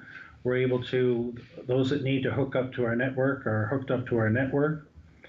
We are not in a state of emergency. We assessed, analyzed that very carefully and decided that we could provide the services that were necessary in the circumstance without having to declare an emergency municipally, given that the province has declared one provincially. So we can work with our staff and with the province without having to, at this point in time, declare an emergency in the municipality. Our Chief Administrative Officer, Jeff Smith, has been in constant contact with other CAOs in their organizations across the province, and he confers with me, and we confer with council on a regular basis. And this is the decision that we've made with respect to that. So we're encouraging everybody to follow the tips provided by the health unit to protect ourselves, the washing hands, the sneezing and coughing method, the avoiding touching what you shouldn't be touching, and contact, and clean and disinfect, and then of course the social distancing of at least 2 meters. So we continue to meet the challenges with this emergency community control group. And we're keeping the public informed through Facebook, Twitter, our website, which is updated daily with developments. We're staying in tune with what the provincial government says and the federal government says. And as I say, if people want to contact us, then they can contact us by email or by phone. We met as a council, had a virtual meeting today to allow social distancing, and we amended our procedure bylaws that were necessary to accomplish that.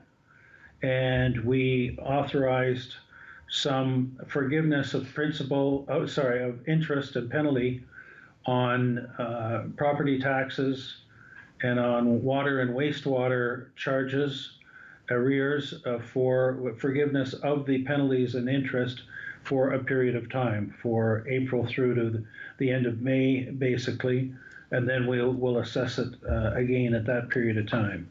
If people had, if there are NSF payments that have happened because of not being able to make payments up to this point since the outbreak, then we are forgiving any charges with respect to that.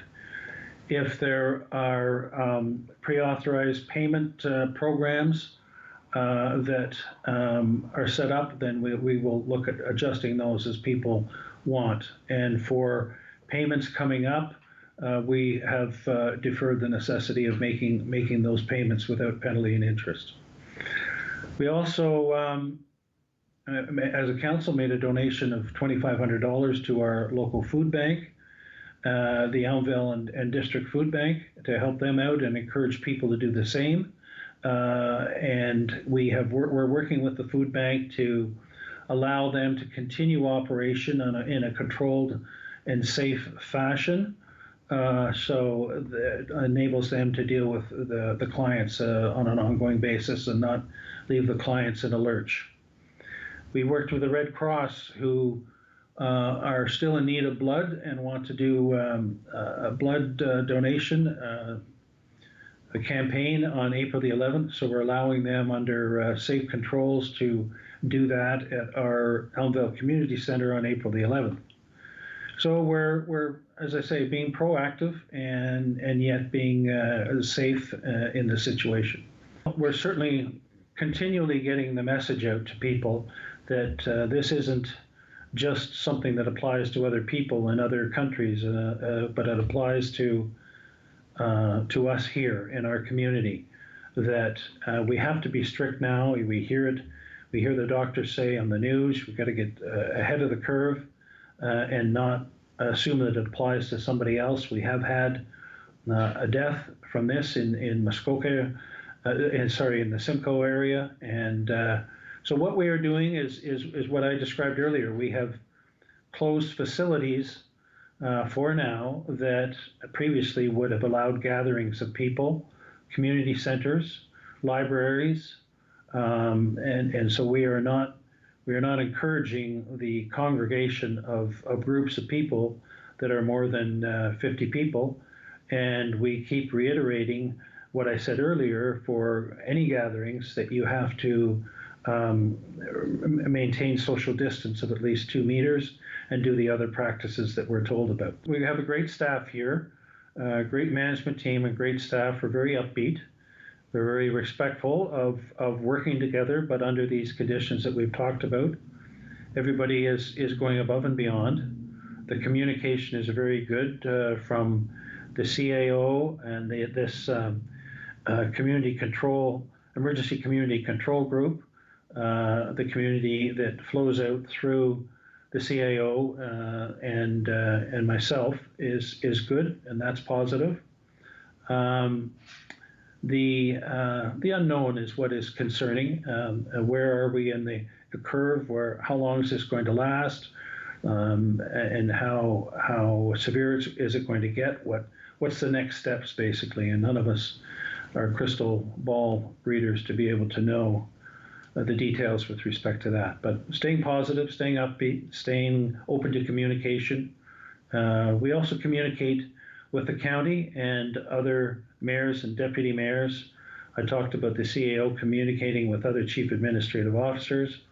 We as mayors are communicating amongst ourselves, and my deputy mayor and I are both on county council, so we're communicating with our counterparts in other municipalities as well. Be positive.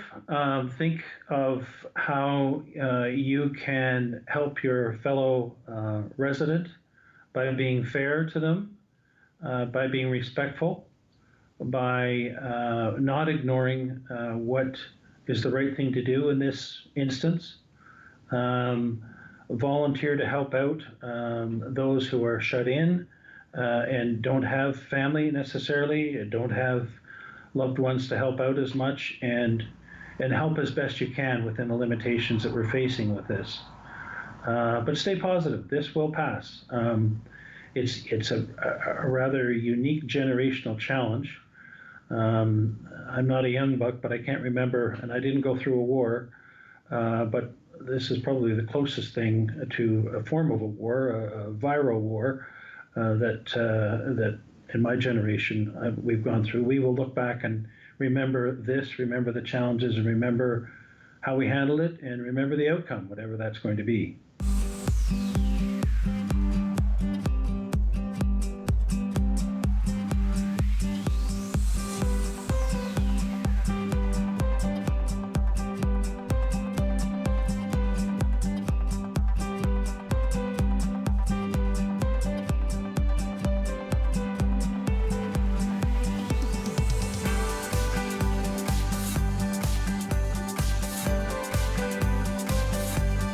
At Kawartha Dairy, it's been 80 years of fresh, delicious dairy products and 80 years of incredible memories. We've come a long way since 1937, and it's all thanks to our amazing customers. Thank you, Ontario. Here's to 80 more years. Call the Rogers TV viewer response line, email us, or connect with us on social media.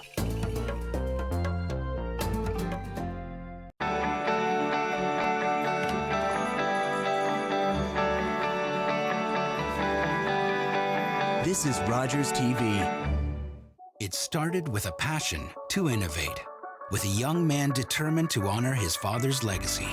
By purchasing Canada's first FM radio station, he would change our communications landscape forever. Now that exceeds my wildest dreams. 60 years ago, Ted Rogers started our company to connect Canadians to the people, places, and things that matter most, and to make more possible for all of us. You can make my When you don't have the people there to support you that you know you should, your world kind of like spirals. But United Way has been the biggest change coming into high school. Having the ability to help kids succeed is so important.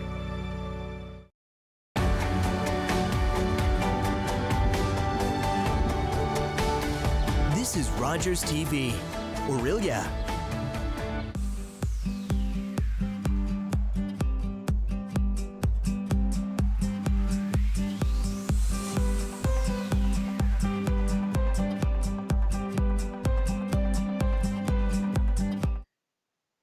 Good morning, it's Mayor Jeff Lehman. So yesterday, we declared a state of emergency in the city of Barrie in support of the efforts of the Ontario and federal governments to combat COVID-19. Locally, what this means is we really want everybody, we need everybody to be practicing social distancing. We need 100% of the population to be doing this. So part of the reason to declare a state of emergency is really for those out there who may not yet have got the message that this is serious and we need everybody to participate. This is reinforcing that message. It also gives us some tools at the city to help respond to the changing circumstances, rapidly changing circumstances around COVID-19. So, for example, it helps the city to be able to move very quickly with regards to procuring supplies and so forth, if the need be, as the days and weeks pass through the spread of COVID-19. But we're all hoping to stop that spread. We're all hoping to flatten the curve. And really, the message that I need to reinforce today again is for those few people out there in the city who aren't yet following those rules, we need everybody to practice social distancing or physical distancing. You can go out for a walk with the people you live with, but stay 6 feet away from others. Yesterday, for example, we closed playgrounds because you can't tell a 4-year-old to stay 6 feet away from other kids. And we know that playgrounds are just a bit too much of a magnet for people. So we are doing what we can to make sure that people are distancing and that we're doing everything we can locally to flatten the curve. My thoughts immediately turn to our medical workers. We've seen our doctors and nurses holding up signs that say, stay home. I'm going to work for you. Please stay home for me. Those sorts of things. And I think, for all those essential workers out there who are continuing to work, we all owe them a debt of thanks, whether they're driving a transit bus or working in a grocery store, or especially, of course, our medical professionals. But all of us who can stay home need to stay home. And I think for the essential service workers, every measure needs to be taken, regardless of the workplace, to try and support working safely and in accordance with public health guidelines. That's why the government, the federal government, the provincial government are taking the measures that they are. But for those who, thank you so much, are continuing to work to allow us to continue to get what we need as a society, and you don't have the option to stay home, we want to make sure that every workplace is following those guidelines and making sure that they work safely. So there are non-essential businesses that are being shut down by the Ontario government as of midnight tonight. And that includes a wide variety of business services, some retailers, and other sort of non-essential types of activities. The enforcement of that can be done by local police, Ministry of Labor, and others. We, of course, are hoping for voluntary compliance by all the businesses that, if they aren't on the list, should be shutting down. But yes, there is enforcement that can be done both provincially and locally. And if that's necessary, those steps will be taken. Well, I've seen so many people, the vast majority of the population, that are practicing social distancing, trying to create that sort of 6-foot personal space bubble, which is bigger than our traditional personal space bubbles. There's still a small portion of the population who aren't getting the message, and we're trying to reach absolutely everybody through every channel we've got to encourage everybody to do this. I mean, we can get through this if we work together. I think the landscape will look a little different tomorrow, and it will continue to change. But again, these are temporary measures that we believe can help flatten the curve. I mean, we have watched in other countries around the world, some have had some success. Are further measures going to be necessary? It's possible. We heard our Prime Minister say yesterday that further measures may be coming and may be necessary. But if we all, as members of our community, as Barrie residents, as Canadians, see ourselves as part of the solution, then we can help flatten the curve.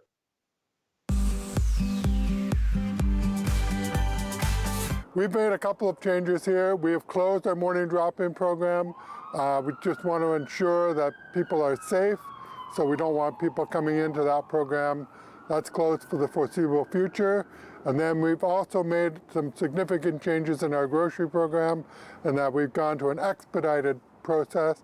Basically 3 minutes, 2 people come into the food bank at a time, they register in, we give them a little pickup slip, they go to our pickup door, they get a prepackaged grocery order, which should do them about 3 weeks. So it includes meat and vegetables, fresh produce, along with all of the various dry products and canned products and breads.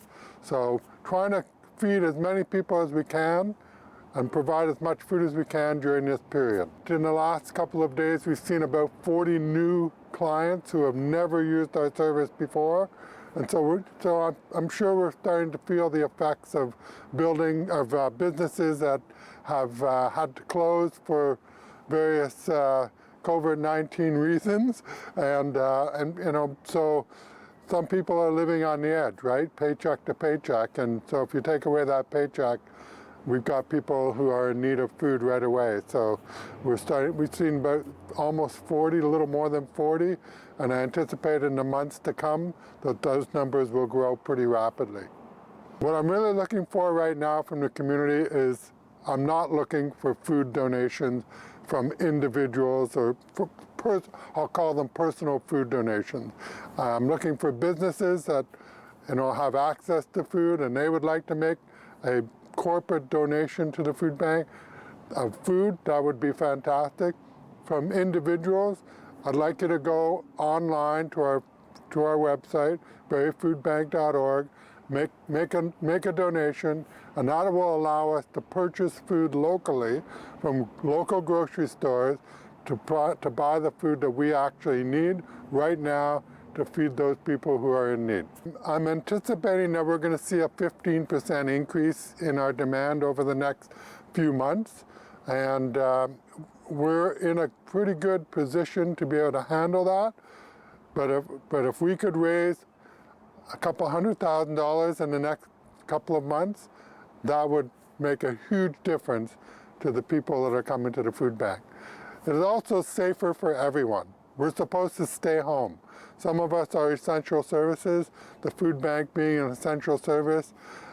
We need to be here to feed those people who are in need. And so we want to ensure that we have the food to be able to do that. Your donations make a huge difference for us to be able to call up Joe's No Frills, call up one of the other grocery stores, pick up the product right from their store, right here. It's on a pallet. There's not a lot of handling of the food. And so we know it's safe, and we can give that out to our clients right away. For all of our clients right now, we've really expedited the process. We're ensuring that people follow the social distancing protocols. We don't want people lining up ahead of time. Because the process is so quick, there's no need for anybody to line up. Literally, you are here for 3 minutes. And so you can come anytime between 1 and 3:30.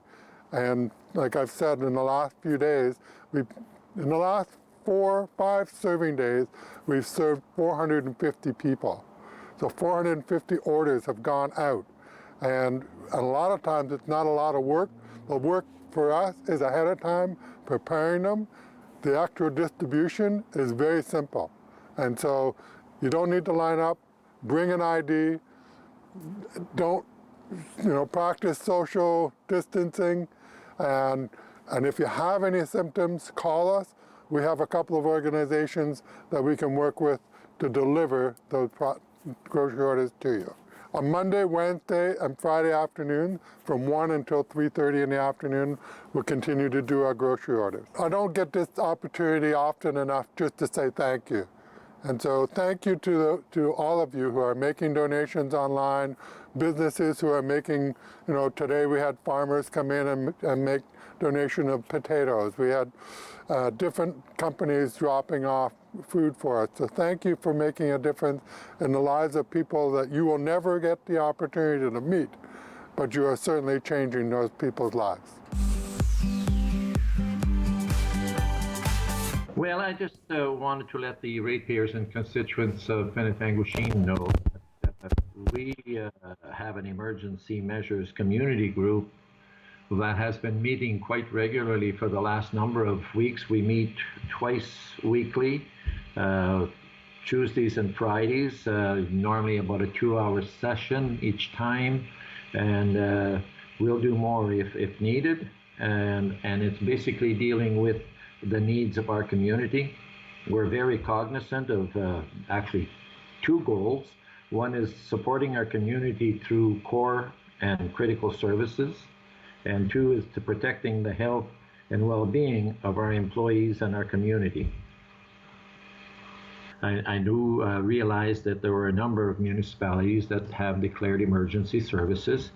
Through the Premier's report on operating under essential services as reported by him, at this point in time, our municipality, through my ECM and my CAO, we don't see a benefit at this point to declare an emergency.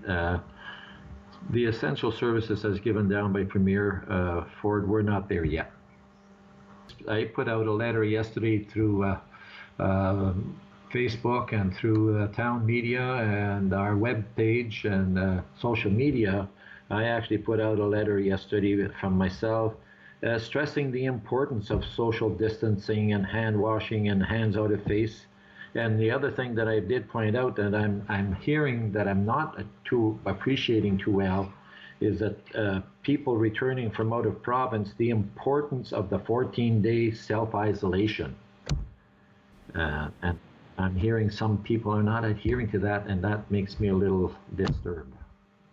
The province last week, through emergency measures, declared that under the Municipal Act, municipalities would be able to have council meetings via electronic council meetings. So I have called actually for a meeting early next week, Monday, hopefully Monday, the 30th, with our council to review and go through what steps have been taken by our emergency measures community group and how they're looking at it, how they're feeling about it, and any suggestions that they may have. I'm in constant contact by phone and by computer with all my members of council and on a daily basis with my CAO. The town of Penetanguishene is more or less basically in lockdown. Last week, midweek last week, we actually shut down our arena, our curling club, our library, our museum, and a few days later, we actually shut down our administration offices. We're working on skeleton staff, but not open to the public. The county has sent out communiques indicating the seriousness of this whole thing, and I would like everyone to take part and play their part, and that if we all play our part in doing what we're being asked to do by the Prime Minister, by the Premier, by our own mayors and municipalities, if we all fall into place, we'll beat this thing, but we have to work together.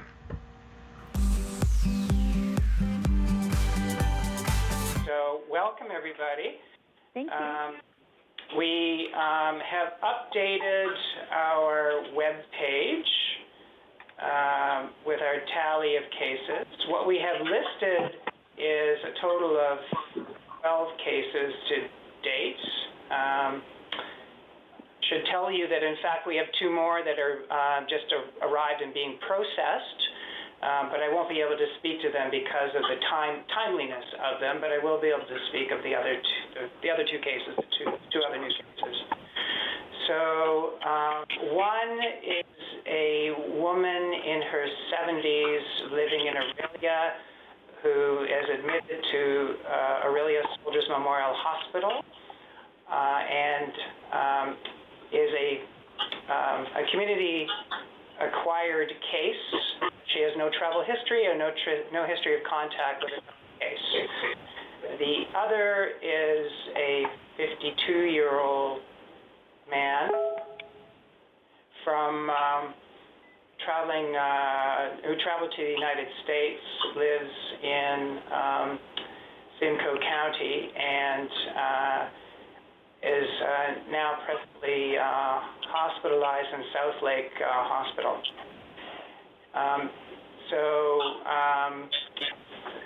Those are the updates for the new cases. If you look at our page now, we've got some overall statistical information about the 12 cases that we've listed on that page, noting there are two more to be coming, but it provides a breakdown of the age ranges of the cases and also their status. So if you look at the status of the cases, we've got of the 12, 6 that are recovering at home on self-isolation.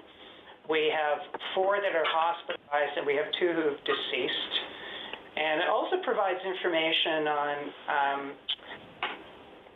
their means of acquisition, how they acquired their infection. So 7 are listed as travel-related, 2 are listed as close contacts of other cases, and 3 of them are listed as community-acquired. And then we've also got an epidemiological curve that plots the dates that the cases were confirmed over time. So I think all of this is meant to give you, I think, a bigger picture of the case we have in our community and how this is unfolding. I think it's really important. I always like to go to the takeaway messages in this. And so for me, a really important takeaway message is we are definitely seeing the onset of community-acquired cases, transmission in our communities. And we've had a significant number of cases that are severe cases requiring hospital admission. So all of this speaks to the importance of people being aware of the hazard of this virus and the need for them to distance themselves from others. We've called it social distancing to date. I think we're going to shift over to call it physical distancing because we're becoming aware of the negative impact on people's well-being if they can't maintain social contact in some way with other people. And so people need to be using other means of being connected with each other rather than being in physical proximity to each other, using the information technology that we have today at our disposal to be connected with people at this difficult time. But they do need to exercise the physical distancing of 2 meters from each other. They need to think carefully about whether or not they really do need to go out. One is safer at home, and they need to be exercising frequent hand washing and avoidance of crowds. And if people do develop symptoms of respiratory illness, they need to self-isolate in their homes. And if they develop severe symptoms, seek medical attention, calling ahead before they go. Now more than ever, this is very important. If we all abide by this, we can flatten the curve on this situation and help to avoid having a major surge in cases that will exceed our capacity to respond. First off, there's a question about how is the health unit preparing for the arrival of snowbirds coming back into Muskoka, the way it's framed, certainly coming back to anywhere in Simcoe, Muskoka. I would say that that's a critically important point. We've seen majority of our cases to date travel related. And although we're concerned about community transmission, we're still concerned about people bringing this back with them from travel anywhere out of the country, including the United States. 30% or so of travel-related cases in Ontario have been related to travel from the United States. So it's very important that people be aware that when they return to Canada, they are to go into home isolation for 14 days and to seek assessment if they develop symptoms. And we continue to promote that messaging. That came from the Chief Medical Officer of Health of Ontario. Also before him, it came from the Prime Minister of Canada. So we continue to promote that information. At the end of the day, it's up to people to abide by this. We don't have the capacity to enforce this with the numbers of people that come back. We don't know who they are. It's critically important that they receive the message and that they abide by it. There's questions about special screening processes in place for returning snowbirds or returning individuals from overseas travel. The question frames it in terms of hearing of reports of such people stopping at the grocery store to pick up supplies and ignoring the isolation orders. And I would certainly emphasize that that would be a dangerous thing for them to do. They are, in fact, to completely abide by this requirement and to directly go home into isolation and stay in their home for the 14-day period. There's a question about when and where will Muskoka see assessment centers. My understanding is that work is underway to have an assessment center in Huntsville and in Bracebridge, and that they hope to have them running next week. It's up to the province to approve having them open.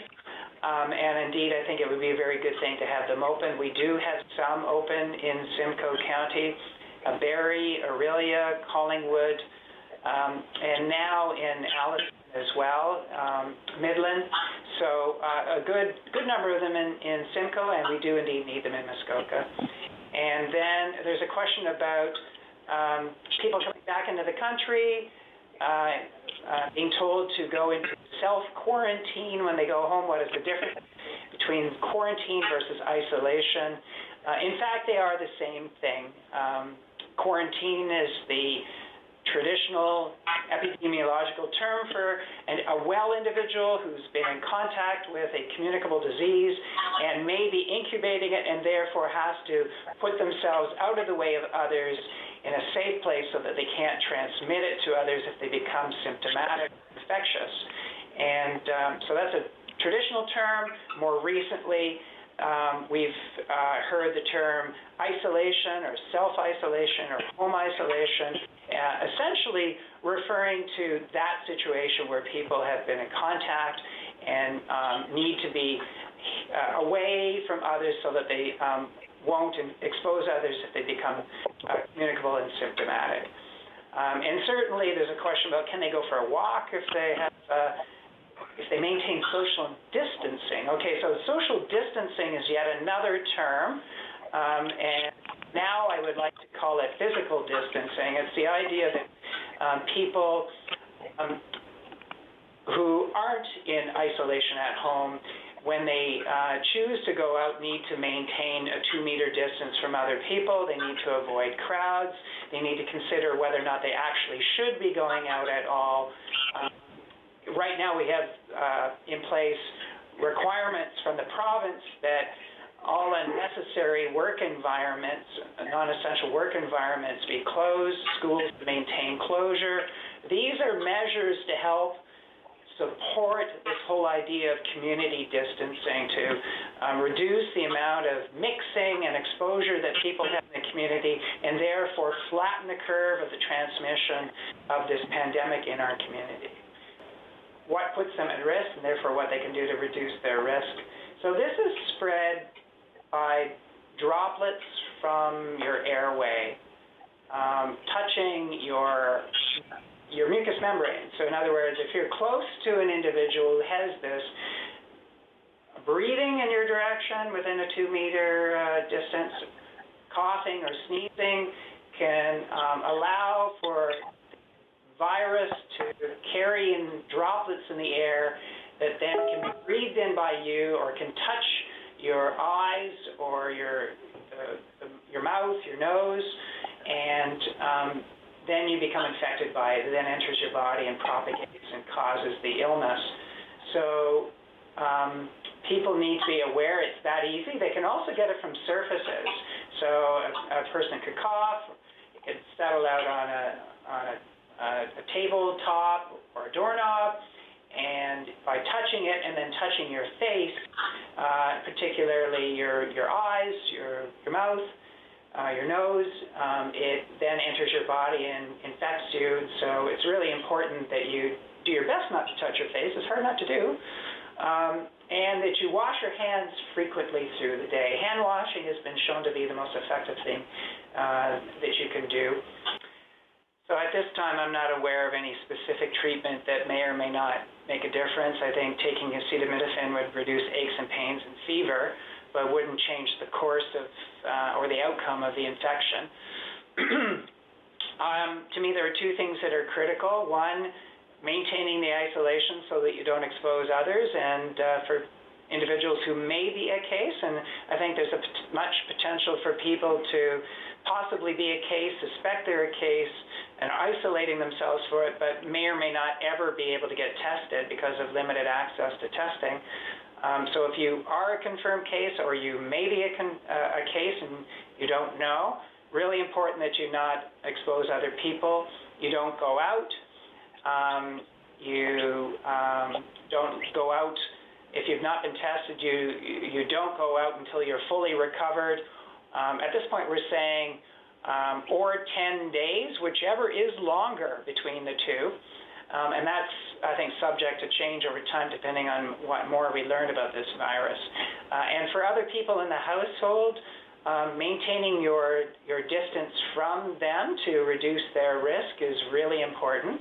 So setting aside a place that's yours in your abode, separate from the others, and a washroom that's yours if possible, and eating separately would be important. And for the others, that they, it depends. If they've been identified as contacts of a case by us, they're probably also in home isolation because of our requirements.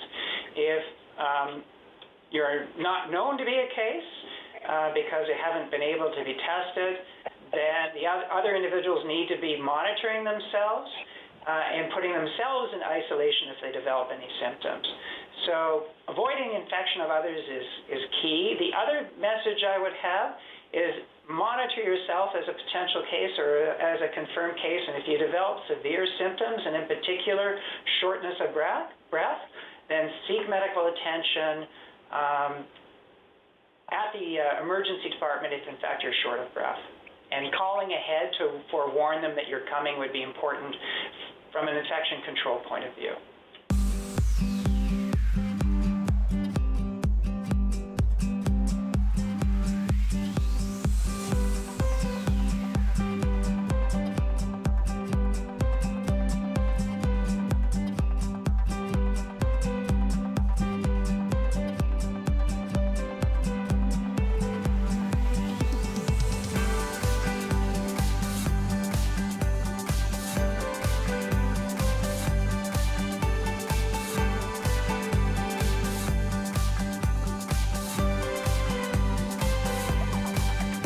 At Kawartha Dairy, it's been 80 years of fresh, delicious dairy products and 80 years of incredible memories. We've come a long way since 1937, and it's all thanks to our amazing customers. Thank you, Ontario. Here's to 80 more years. Call the Rogers TV viewer response line, email us, or connect with us on social media.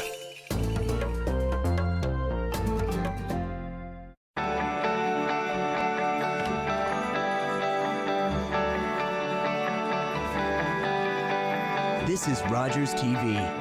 At a time when technology was transforming the world around us, Ted Rogers was creating a better television experience for Canadians. There was no cable. We created it the hard way. We built it. With the launch of Rogers Cable, he united us all to laugh, to cheer, and to witness the world around us. 60 years ago, Ted Rogers started our company to connect Canadians to the people, places, and things that matter most, and to make more possible for all of us. You can make more.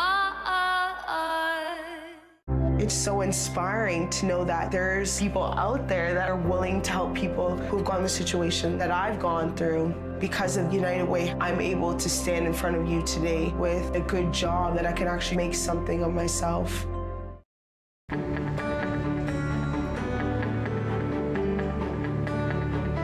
This is Rogers TV, Orillia.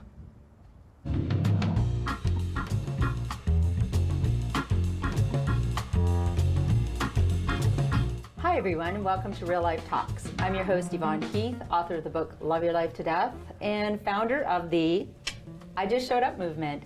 So joining me in the studio today for the second time Indeed. is my dear friend, mentor, and just a really great man, Peter Jennings. Thank you, Yvonne. I am delighted to be with you yet again on Real Life Talks. Thanks for inviting me on. Well, it's been interesting because this marks, for me, it's very significant. The time is 5 years since I took that leap of faith. Wow. Yeah, it's gone by in no time. But it really has, yeah. And decided to write a book, and we're going to talk about that, and also amazing. You've written so many books, which is incredible. We'll talk about one book in particular and how it has impacted your life and our journey together. And the last 2 years, as we say, life is a roller coaster, and you have to learn how to hang on through the dips and curves. You can certainly attest to that right now. Well, my friend Dr. Chantel Coward, who I know you're going to be interviewing at some point, she is a noted mental health specialist, and she says life is not linear. And how true is that? How true is that? My goodness. So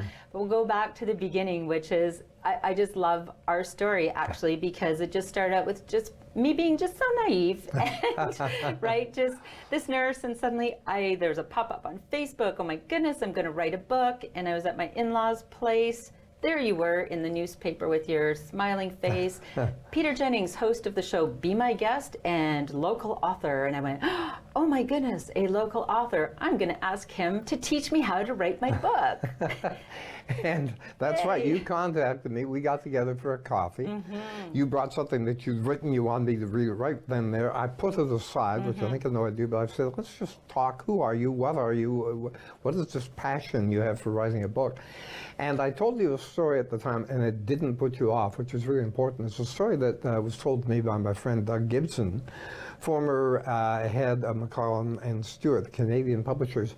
And he tells the story of the author Margaret Lawrence being at a cocktail party. This man rushes up to her. Ms. Lawrence, I'm so glad you're here. I'm a brain surgeon, and when I stop working, I'm going to write a book. And apparently, without missing a beat, she said, isn't that interesting? When I stop writing, I'm going to become a brain surgeon. And he slunk away. Yes. We all think we can write because, we're brought up, we're trained to write, but getting published is totally different. As what you and I have learned. 100%. But even the process of writing a book, I'm glad I actually didn't really realize how much work, and it's like your heart and your soul and the time. I may not have. So I'm glad that I went in very naively, because 18 months later, you mentored me along the way, and here we go. I've spoken about my book, Love Your Life to Death, and I interviewed people ages 11 to 101, and you read every story along the way, and you guided me, and I will be forever grateful for that. And it was, I don't think I could have done it without you, honestly. Well, thank you. Yes. Thank you, Yvonne. It was my pleasure. I do enjoy mentoring people, and I particularly enjoy mentoring you, and I enjoy seeing what's happened in that. I can't believe it's 5 years, but from that standing stop of being an RN, you're now a published author, you have a TV show, a radio show, you're a public speaker, you do TEDx talks. I mean, You've done it all, my dear, and I love to congrats talk. to you. Well, it's more than that. You love to think. Yes. People can talk, but thinking is a whole different venue. But like you, I love to share people's stories, and you were hosting the show Be My Guest at the time, and you had phenomenal guests on there, Paula Todd, Moses Znaimer, and of course the absolutely incredible Lloyd Robertson, who was so gracious to read my manuscript and write a testimonial, and that just meant so much to me. And it does make you realize, like, always reach out. It's always a no if you don't ask. That's right. That's right. For sure. Yes. Sure. Yeah, yeah. Yes. So you've gone on. I mean, you have done so much in your career, years and years in marketing. And tell us a little bit about it, Peter. You've just done so much. Yeah, my background, Yvonne, is corporate communications. My last job for many years, I ran a marketing communications agency, and we did everything from advertising to building websites, brochures, public relations, etc. For some very big clients like McDonald's and Procter & Gamble and Harlequin Books, Royal Bank, down to little niche startups for whom we built brands. And but throughout that, and I was creative director as well as owner of the agency, throughout that my favorite part was always writing. I've always loved writing. So when I retired, I decided it's time to start writing for me rather than for the clients. And my first book, Shark Assault, An Amazing Story of Survival, was a real pleasure to write because it got my writing chops going. I had to take the reader to the scene of the crime where this lady was attacked twice by a bull shark. Yes, Nicole Moore. Nicole Moore, and be able to describe that. But I also learned what an amazing, inspirational person she is. Yes. And that was the other challenge, to try and capture that into a book, as well as deal with all the medical things and whatnot. Yes. So it was a challenging process, but one I'm happy to have done. And then next came along, and I see you've got a copy of it here. Why Being Happy Matters. Why Being Happy Matters. I interviewed 37 people from around the world on the subject of happiness. And that was a real revelation. And yes, and it's funny because it just occurred to me that it was one of my great moments. You wrote the foreword for my book, Love Your Life to Death, and a wonderful moment for me. I wrote the foreword. I asked you if you would write the foreword for my book. Yeah, and you did a wonderful job. So we've each done forewords for each other. Yeah, so that's now incredible. I've upped the ante a bit. My newest book, which is called Pushing the Boundaries. I think I have a little. And which I've interviewed 30 people from around the world who kind of think outside the box. I was able to entice Jack Canfield, the co-author of the Chicken Soup for the Soul series, to write the foreword for that. So I've kind of upped the ante a bit. Incredible. Oh, what do you mean you've upped the ante? Me, Jack, we all hang out, we have lunch. Yes. Sure. But that's so incredible. And again, it's that whole ask and reach out and ask again, and I think that's extraordinary. It really is. Yeah. So going back to Nicole, she is someone who thinks she hasn't done, she's not incredible, she's not extraordinary. I'm sorry, Nicole, you're very wrong. You're inspirational. I love you, and her story is amazing. But you had started Why Being Happy Matters before, and then you took a break to write her story. Is that correct? I was introduced to her by somebody who had heard her speak, who convinced her that she needed to meet with me to talk about writing a book.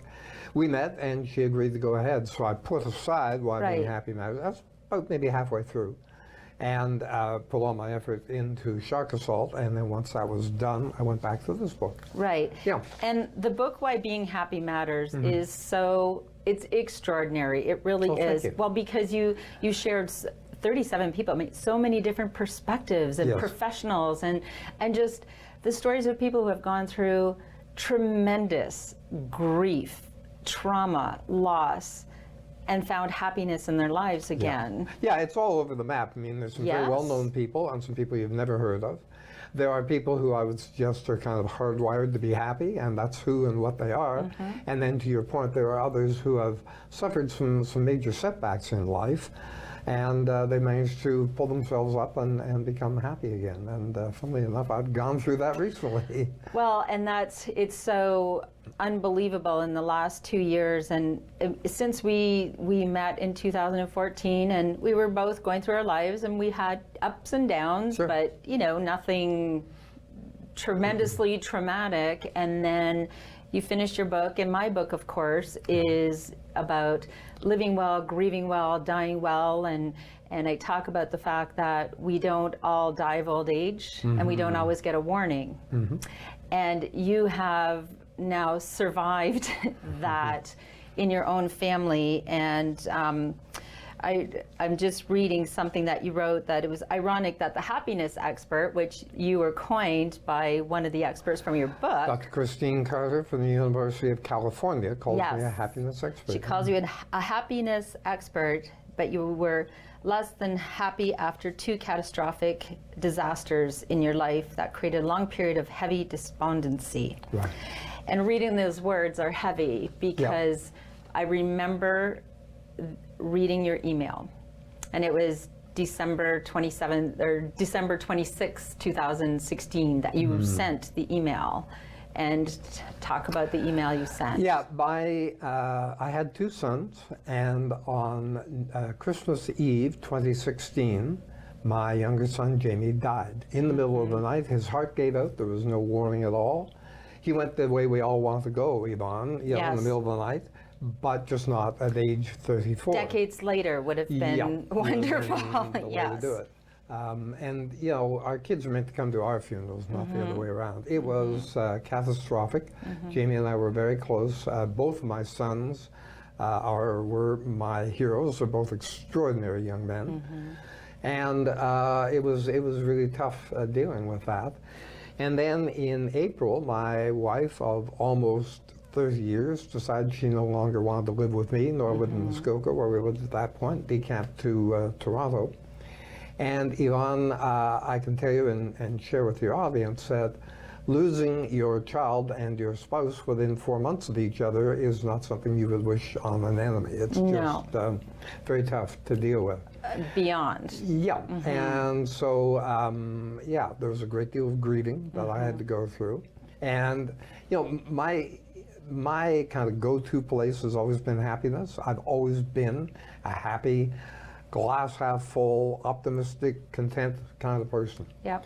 And I've dealt with, death. I mean, my father passed away, and uncles, aunts, that kind of thing, but I've never dealt with anything so close as these 2 events that they did put me down into a very deep place. I considered suicide at one point, or more than one point. So it was pretty nasty. Yes.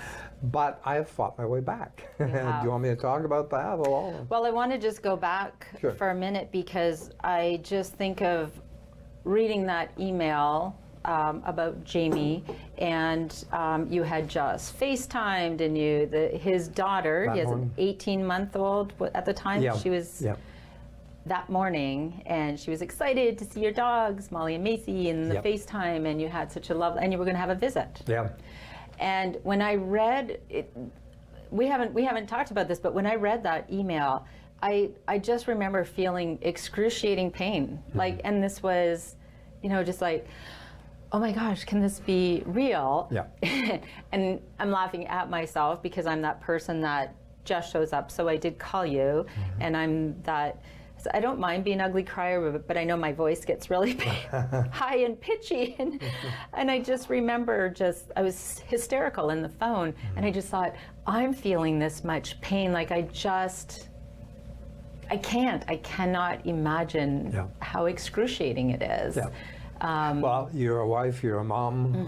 Imagine those being taken from you. Well, yes, and at that moment, and then you had to drive to Toronto and be with Jamie's young wife and young daughter, and it was just so hard to be present and to watch when you can't fix it, right? And and I know that's what a lot of people avoid, because it is. I mean, Jordy and I drove to that funeral. Yes.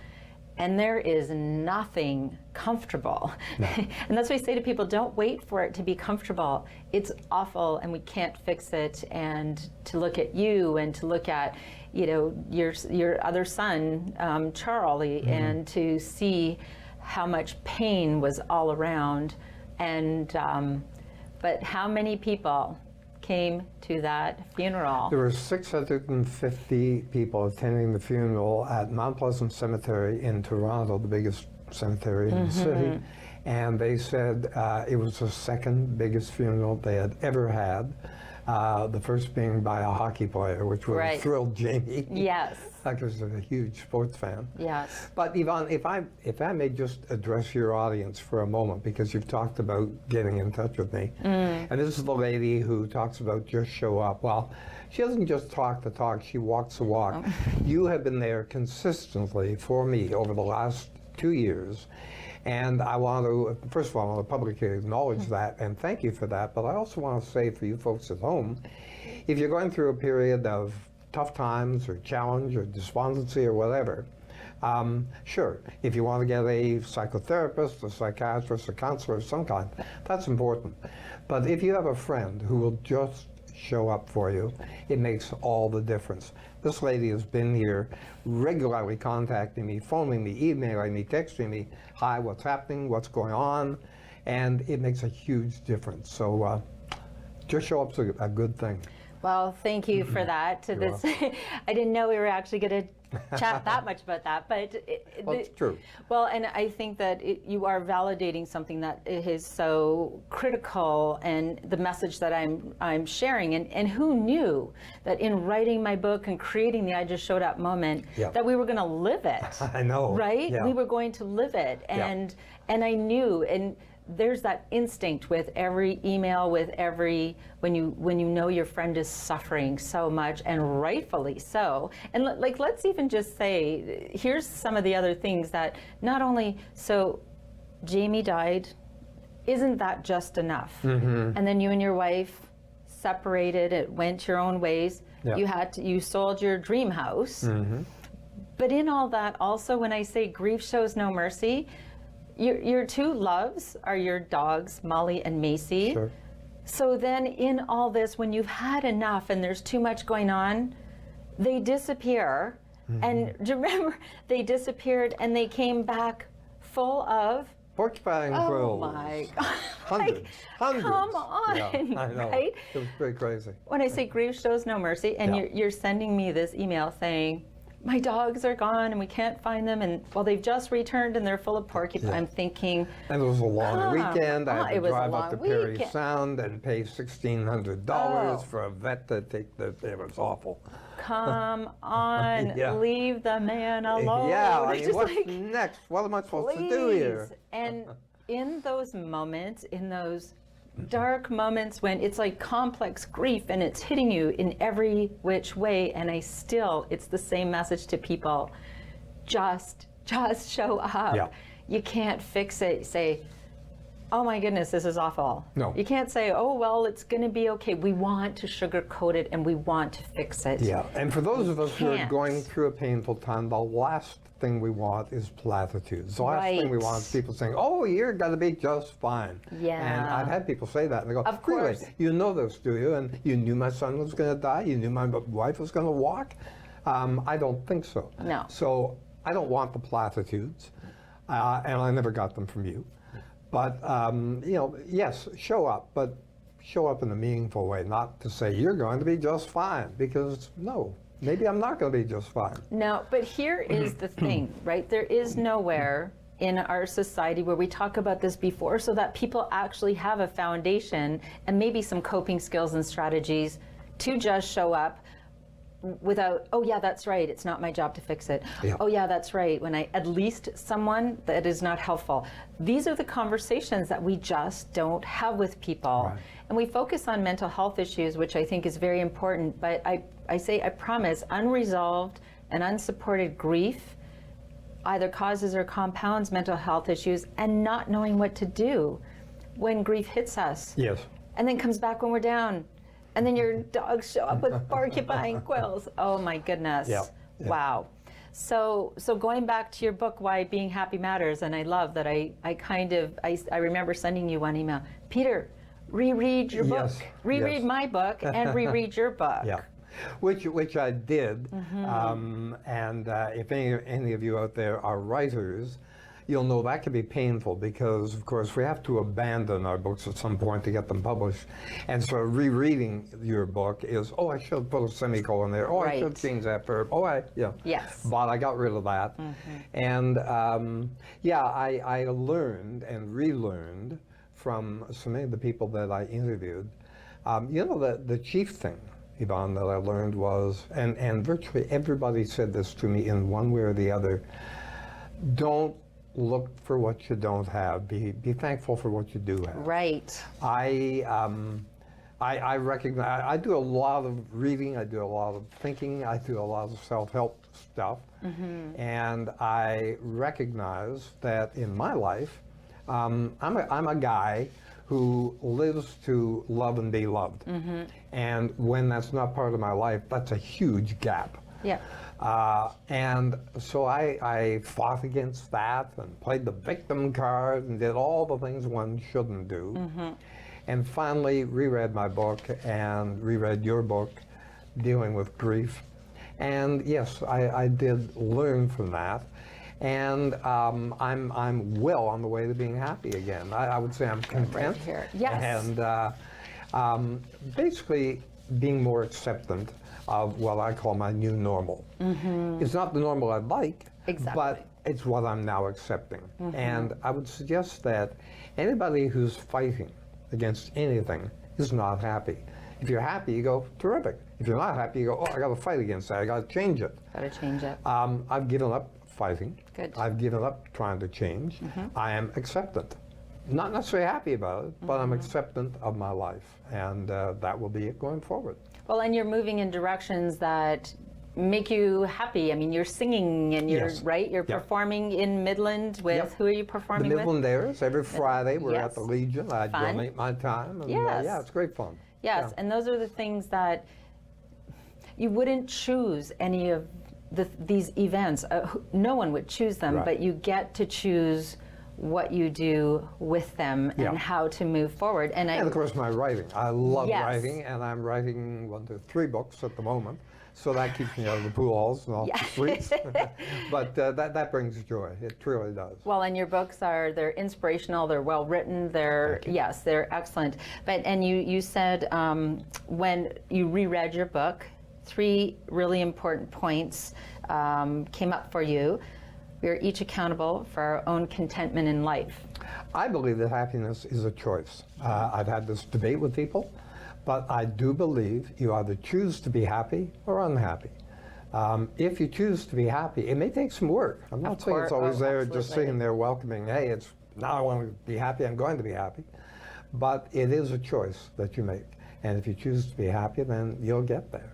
Yeah, and there are definitely times in life, obviously, where you just have to acknowledge and allow the sadness, the grief, everything. I mean, everything that you were going through, right after Jamie died, and for however long it takes.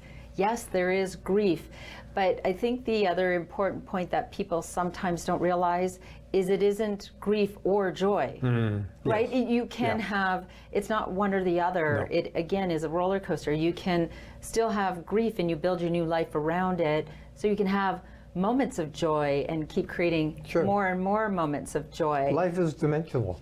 It's not just one-dimensional, it's multi-dimensional. Yes, For sure. And I'll remind you of a phone call that we had that, again, you may or may not remember, because we kind of feel as a society that you grieve for a certain amount of time and then you're kind of done. So I remember you calling me and saying, so, I've been kind of doing this grieving thing for a while here. Am I close to when do I get time out? When am I done? I've put in my time.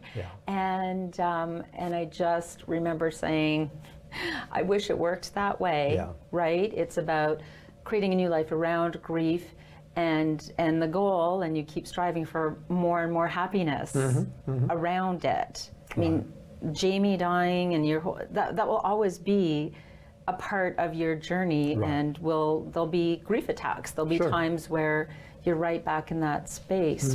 And I knew myself, I had to bottom out before I could come up the other side. That's me. I know myself pretty well. Yes. And so that was your one point, Yeah. and then the second was don't focus on what you don't have. Yeah, that's so important. Huge. All of us, I think.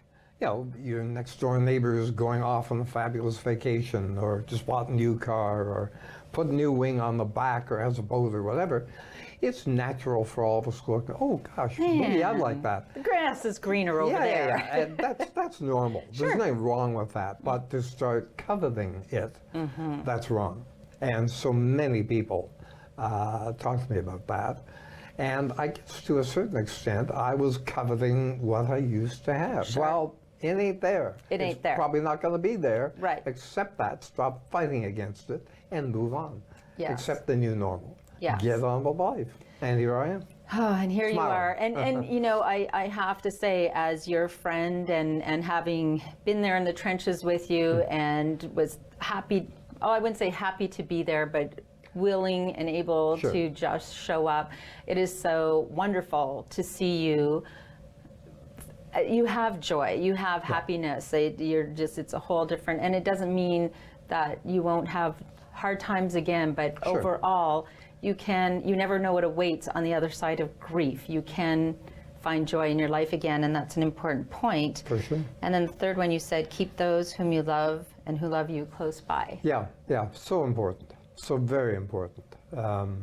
And it's easy to forget that, you know. And that's family members, perhaps, but it's friends. It's friends like you. Keep you close by because you help me, and hopefully I help you. Absolutely. We helped each other. Yes. And that's so, really, really important. Yes. Well, I think that everyone should read the book, Why Being Happy Matters. Here, let me just make sure.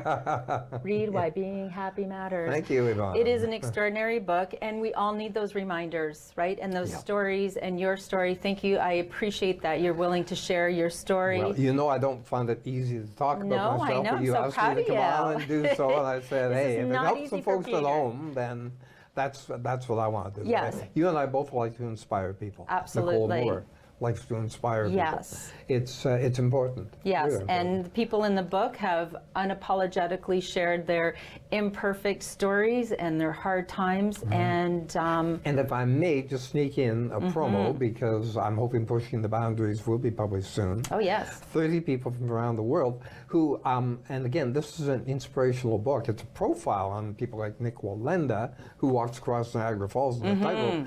But the whole point of the book is to encourage people to kind of get beyond themselves, find the confidence to break out and say, hey, I got to do something neat. I'm not going to walk one of them. across. Yes. Yeah, I'm not going to walk across Niagara Falls in a tightrope, but I'm going to do something that I maybe typically wouldn't do. It's gonna be great. I was risk averse. So. yes. Well, Peter, thank you for everything you do. Your books are amazing. Check out Peter's website, PeterJennings.me. Incredible. You have Thank you. events, you have wonderful books. Thank you for your friendship, and thank you for sharing your story. Yvonne, thank you for having me on. It's been my pleasure. Thank you so much. And thank you for being you. Thank you.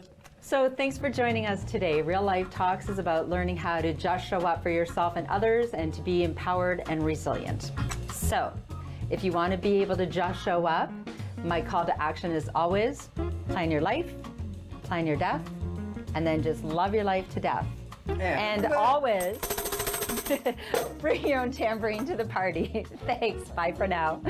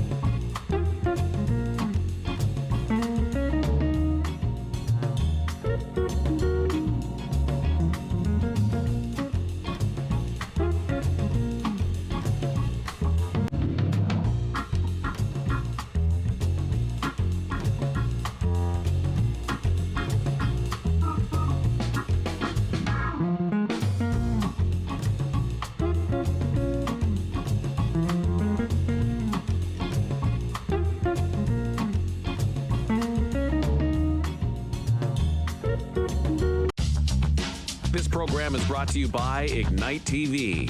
Now you're in command. Visit Rogers.com for more details.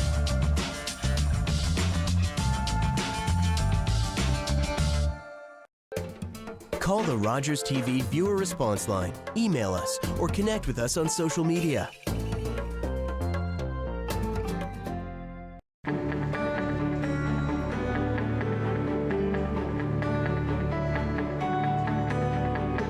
This is Rogers TV. Growing up, I just felt this hatred for myself, and I stopped planning for the future because I didn't think I had one. Without United Way and the generosity of the whole organization, I don't even really know where I'd be. Come home to Hope Valley and see all the faces you love again. Scandals. There he is. Here we all are. When Calls the Heart Season 7, all month long. And watch all your favorite heartwarming episodes of Seasons 1 to 6, only on Super Channel On Demand.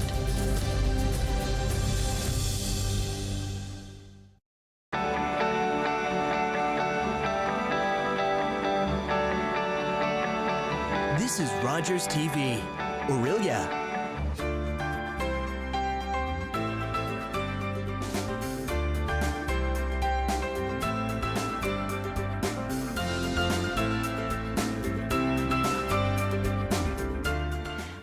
Welcome to Freedom Fighters Code Gray. This is a show where we discuss human trafficking.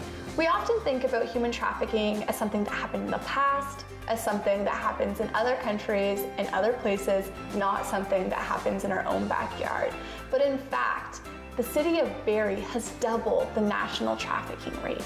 And we know that children as young as 12 years old are being targeted and recruited into exploitation here in our communities. So today, I'm really excited to have on the show Debbie Pond, who is the director and chair of the board for You Are Home Awareness and Support Services. Welcome, Debbie. My pleasure.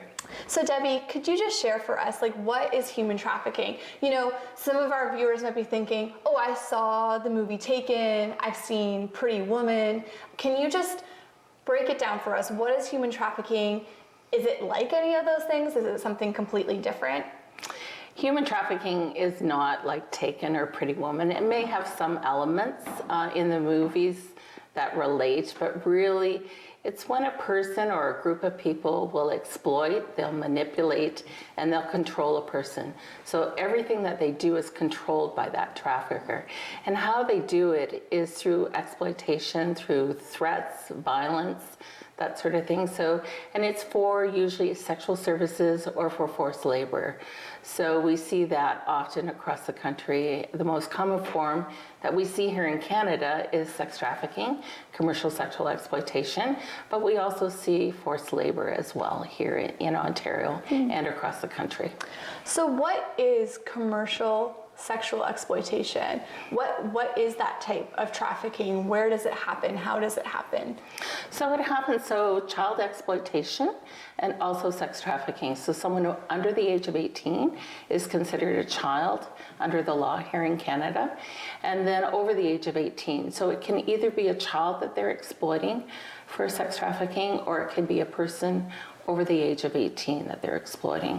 So that's how it happens, or the age group that it happens to. And where it happens is if you look at massage parlors, they advertise the services online, strip clubs, and it happens in Airbnbs and condos and homes and some motels. So it can happen really anywhere in relation to those things. Also the filming of pornography. Everyone thinks that the young girls or the young men that are on those films or those videos are there by choice, but many of them are being forced. They're not there by choice. That's a good point that you're making. I mean, I know with our laws in Canada and the way that pornography is produced, there's no way for someone who's viewing to know if that person's consenting, and they have no way of knowing that age of that individual that's in the film. And so some of the places that you mentioned, Airbnbs, hotels and motels, even strip clubs, are featured in television and movies and things like that, but that's places where exploitation is taking place. Airbnbs is a really interesting one because Airbnbs are pretty new in our like society, right? So how does that work? How is someone trafficked for sex in Airbnbs when it's just a temporary residence? So the trafficker would just go to whoever the owner is and just rent it. Usually you don't have to say what the purpose is of why you're renting the Airbnb. So they can rent it for, a short period of time, for 3 or 4 days, or maybe a week or two. That wouldn't be uncommon. So again, there's not a lot of oversight in relation to the Airbnbs. They're sort of on their own. Lots of times there's a key lock that you can use to get in. You never even meet the owner of the Airbnb. So that's why it's one of the chosen places, and we see a rise of that. There can be a conflation between sex work and sex trafficking, and in some of these places, some people are there by choice. Can you just discuss briefly the difference between consensual sex work and the difference between sex trafficking? So sex trafficking is when someone is forced, so they're not there by choice. So it's not something they've chosen. Whereas a person who is choosing to work in sex work, they're making a choice. They're making a choice to be part of that work. This is the work they want to do. For a number of women too, it can be a constrained choice. So it could be influenced by poverty and many other indicators in their lives, maybe mental health issues or substance abuse issues. So we know that that also influences their choice.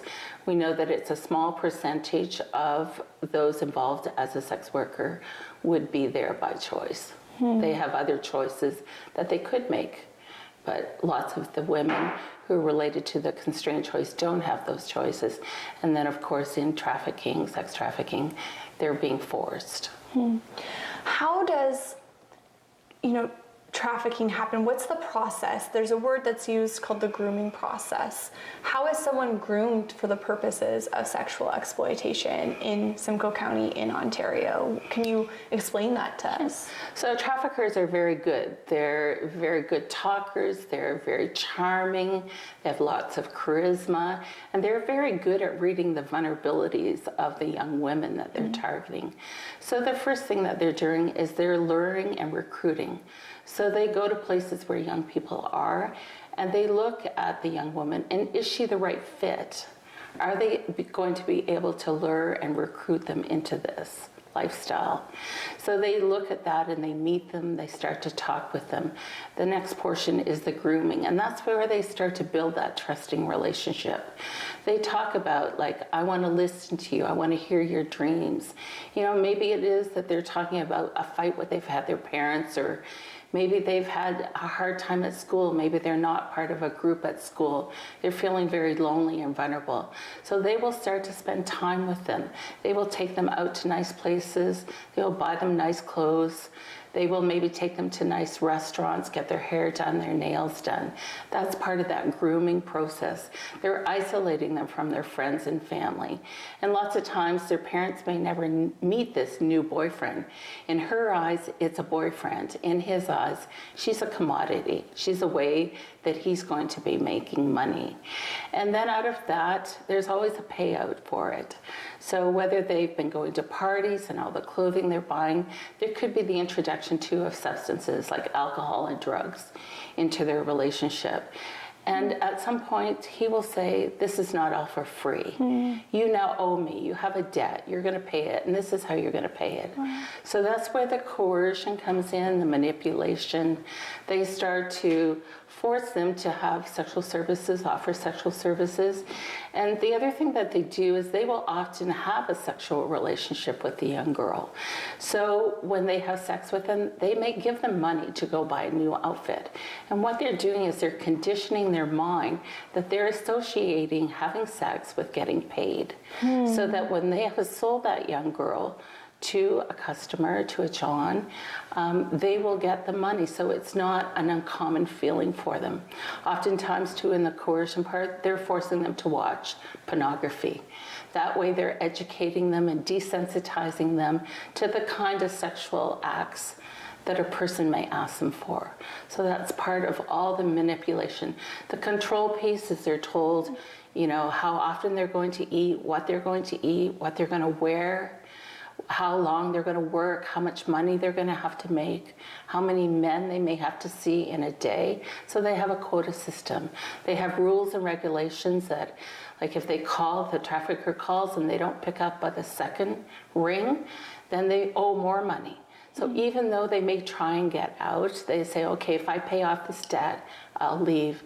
They'll never be able to pay off the debt because it just grows and grows because of the way the trafficker manipulates them. And what you're pointing to is these traffickers are expert psychological manipulators, right? They are preying on the needs of individuals, whether that's shelter, clothing, wanting to be loved, providing those things for them, and then exploiting them, right? Giving them things, promising them a life together, and then demanding repayment. When we talk about movies like Taken, or we get these visuals of someone potentially being chained in bondage, we know that's not necessarily how trafficking happens here. Very briefly, could you explain to us why is it so difficult for someone to leave a situation of trafficking after that manipulation process, someone promising these things and taking them away? Why is it so difficult for that youth, boy or girl or woman, to leave that situation? So there's many barriers to why a person involved in a trafficking situation just can't walk away. One of the things is there's a trauma bond that has really happened between their trafficker and themselves. So they really feel that this is a person they're going to build a life with. They really love this person, even though sometimes it's hard to understand that, but they really care for this person, even though there may be violence involved in the relationship, but they've also remembered that they've been isolated from their friends and family. So their whole circle now has been the trafficker and those individuals who are part of that trusted circle that the trafficker has built. So that becomes their family. For some of the young girls and women, if they have children, they're told that their children will be taken away from them. So that's a huge barrier. Another barrier is they're told that they're the criminals. If you leave, the police are going to arrest you and you're going to go to jail. So again, they convince them that agencies and police, you don't want to talk to them because you're going to go to jail. Oftentimes too, when we look at forced labor, they don't understand our culture. They don't know our language. They don't know who to talk to. So again, those are some of the barriers that we have in relation to leaving any trafficking situation. And in terms of labor, like they may not know from whatever country they've come from that seeking the support of police is a safe thing to do and they won't be reprimanded.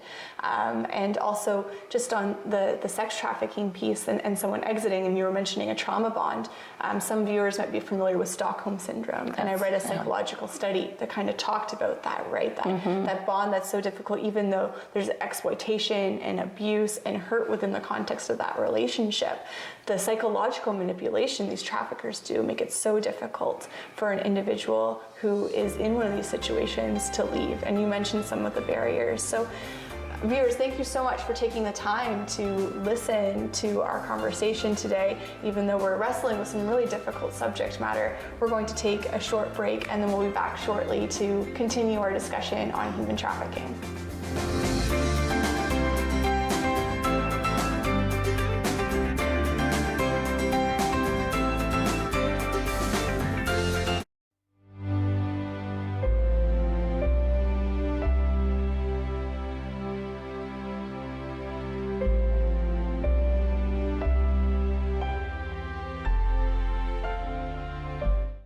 That he fell.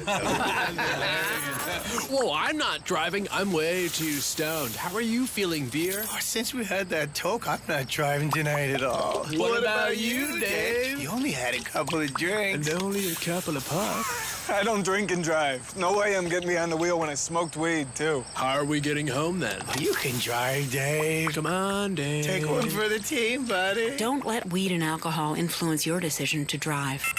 Yeah, I need a ride.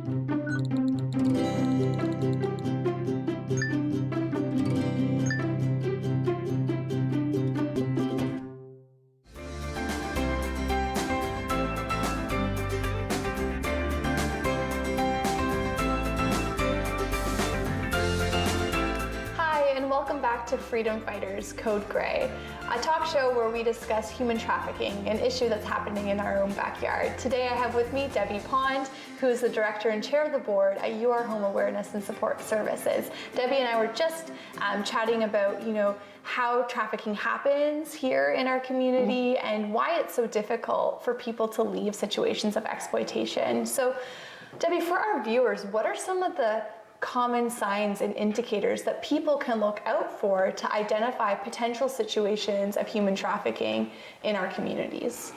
So one of the signs that we see is that young people, especially young people, are on social media a lot. They're on it for extended periods of time. So that is one way we know that they become really vulnerable, is if they're on social media. For parents, some of the clues that you would look for, if your child has new friends that you know nothing about, they've been introduced. They haven't been introduced, I mean. Maybe your child or your young girl has an older boyfriend. Maybe that person has not been introduced and they know about the boyfriend, but they've never been introduced, and they've not even been introduced to her social circle. So that's another indicator. Or if your child is coming home with expensive gifts that you know they've not been able to purchase. Again, maybe they're going out to restaurants and they're hanging out with a different crowd. Maybe you're seeing an increase in alcohol and drug use, some sort of substance abuse. We see that. Oftentimes, they may be missing school. We know of some young girls who actually leave school during a couple periods that they have free, and they will meet up with their trafficker, and they're forced at that point to provide sexual services during school. So they're still going to school. Some of them are still living at home with their families. They haven't totally left their families. Sometimes you'll see and hear the language of the sex industry. So if they talk about the game is the game of sex trafficking. Or if they talk about what a John is, the John is a person who's purchasing sexual services. Or maybe a bottom. The bottom girl is the girl who is most trusted by the trafficker. And it's often talked about that there is a stable. He has a stable or she has a stable of girls that they force into sex trafficking. Again, so sometimes you see the clothing that they're wearing is not really appropriate either for the weather or just not appropriate clothing that they would be wearing for their age. So we often see these things. They're not engaged in their social activities that they're normally involved in. It could be maybe sports or clubs at school or a youth group, but they don't want to interact with the family. They don't want to go on vacation or just normal activities that they're engaged with their family. They're not involved in some of those things. So there's many indicators, and the part of it is some of these indicators are just normal growing up. As a young person, you're going to exhibit some of these things. So if there's one or two, you may not be concerned, but if you have 5 or 6 of these in relation to, you may think, is my child possibly being groomed and lured, or are they being trafficked? Yeah, and you mentioned in one of these indicators that clothing could be a potential indicator. Are there other outward, visible indicators that we may see? It could be, a child at home, but maybe a viewer doesn't have kids, or, you might be out in the community. What are some other physical, outward indicators of trafficking? So they may seem like they're malnutritious. And we often talk with healthcare professionals about some of the things that they would look for. So they look for, maybe they haven't sought medical care. So if you're looking, you may see that they have bruises in other parts of their body that are covered by the clothing they're wearing. Or maybe they've had broken bones that have repaired, but they never sought medical help for it. Some of the other signs we will see are tattoos. It's called branding. So you may see like a barcode on a person, or you may see a crown or gang-related language or names of traffickers, or could even be a slogan on their body. So those are some of the things.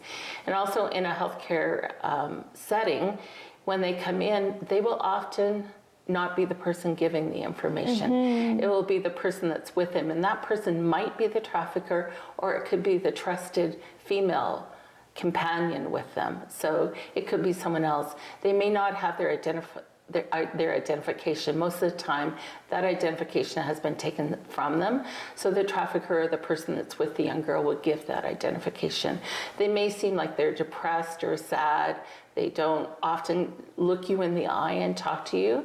So in a lot of those situations, when we talk with healthcare professionals, we say maybe if you can use whatever your purpose is that day to separate them so that you can talk safely with that young girl, even if it's for 2 or 3 minutes. And again, looking at the language that we would use, she does not probably see herself as being trafficked. So you may ask her questions like, do you get to keep the money that you earn? Are you able to leave at any time? Can you call your friends or your family whenever you want? Those are just a few questions that you can ask her to kind of get a sense of where she is. Is she possibly being trafficked without having the trafficker there? And of course, safety is the number one thing whenever you're talking with somebody who is possibly being trafficked. Her safety and your safety as well. A couple things. One is that I notice in our language, myself included, we often use women and girls when we're speaking about trafficking. And I just want to reference and let our viewers know the reason we use that language is because the majority of, and we're talking about sex trafficking right now, of individuals who are trafficked globally for the purposes of sexual exploitation are women and girls. In fact, it's 99% according to the Walk Free Foundation and International Labor Organization. But with that being said, we are seeing more and more boys being trafficked here in Ontario. So this injustice is not, gender specific necessarily, and so there are boys and men and individuals who identify as non-binary who are also trafficked. Debbie, you mentioned a couple things about emotion and behavior, right, of an individual you might suspect being trafficked. Can you talk a little bit more about that, some of the behaviors or emotions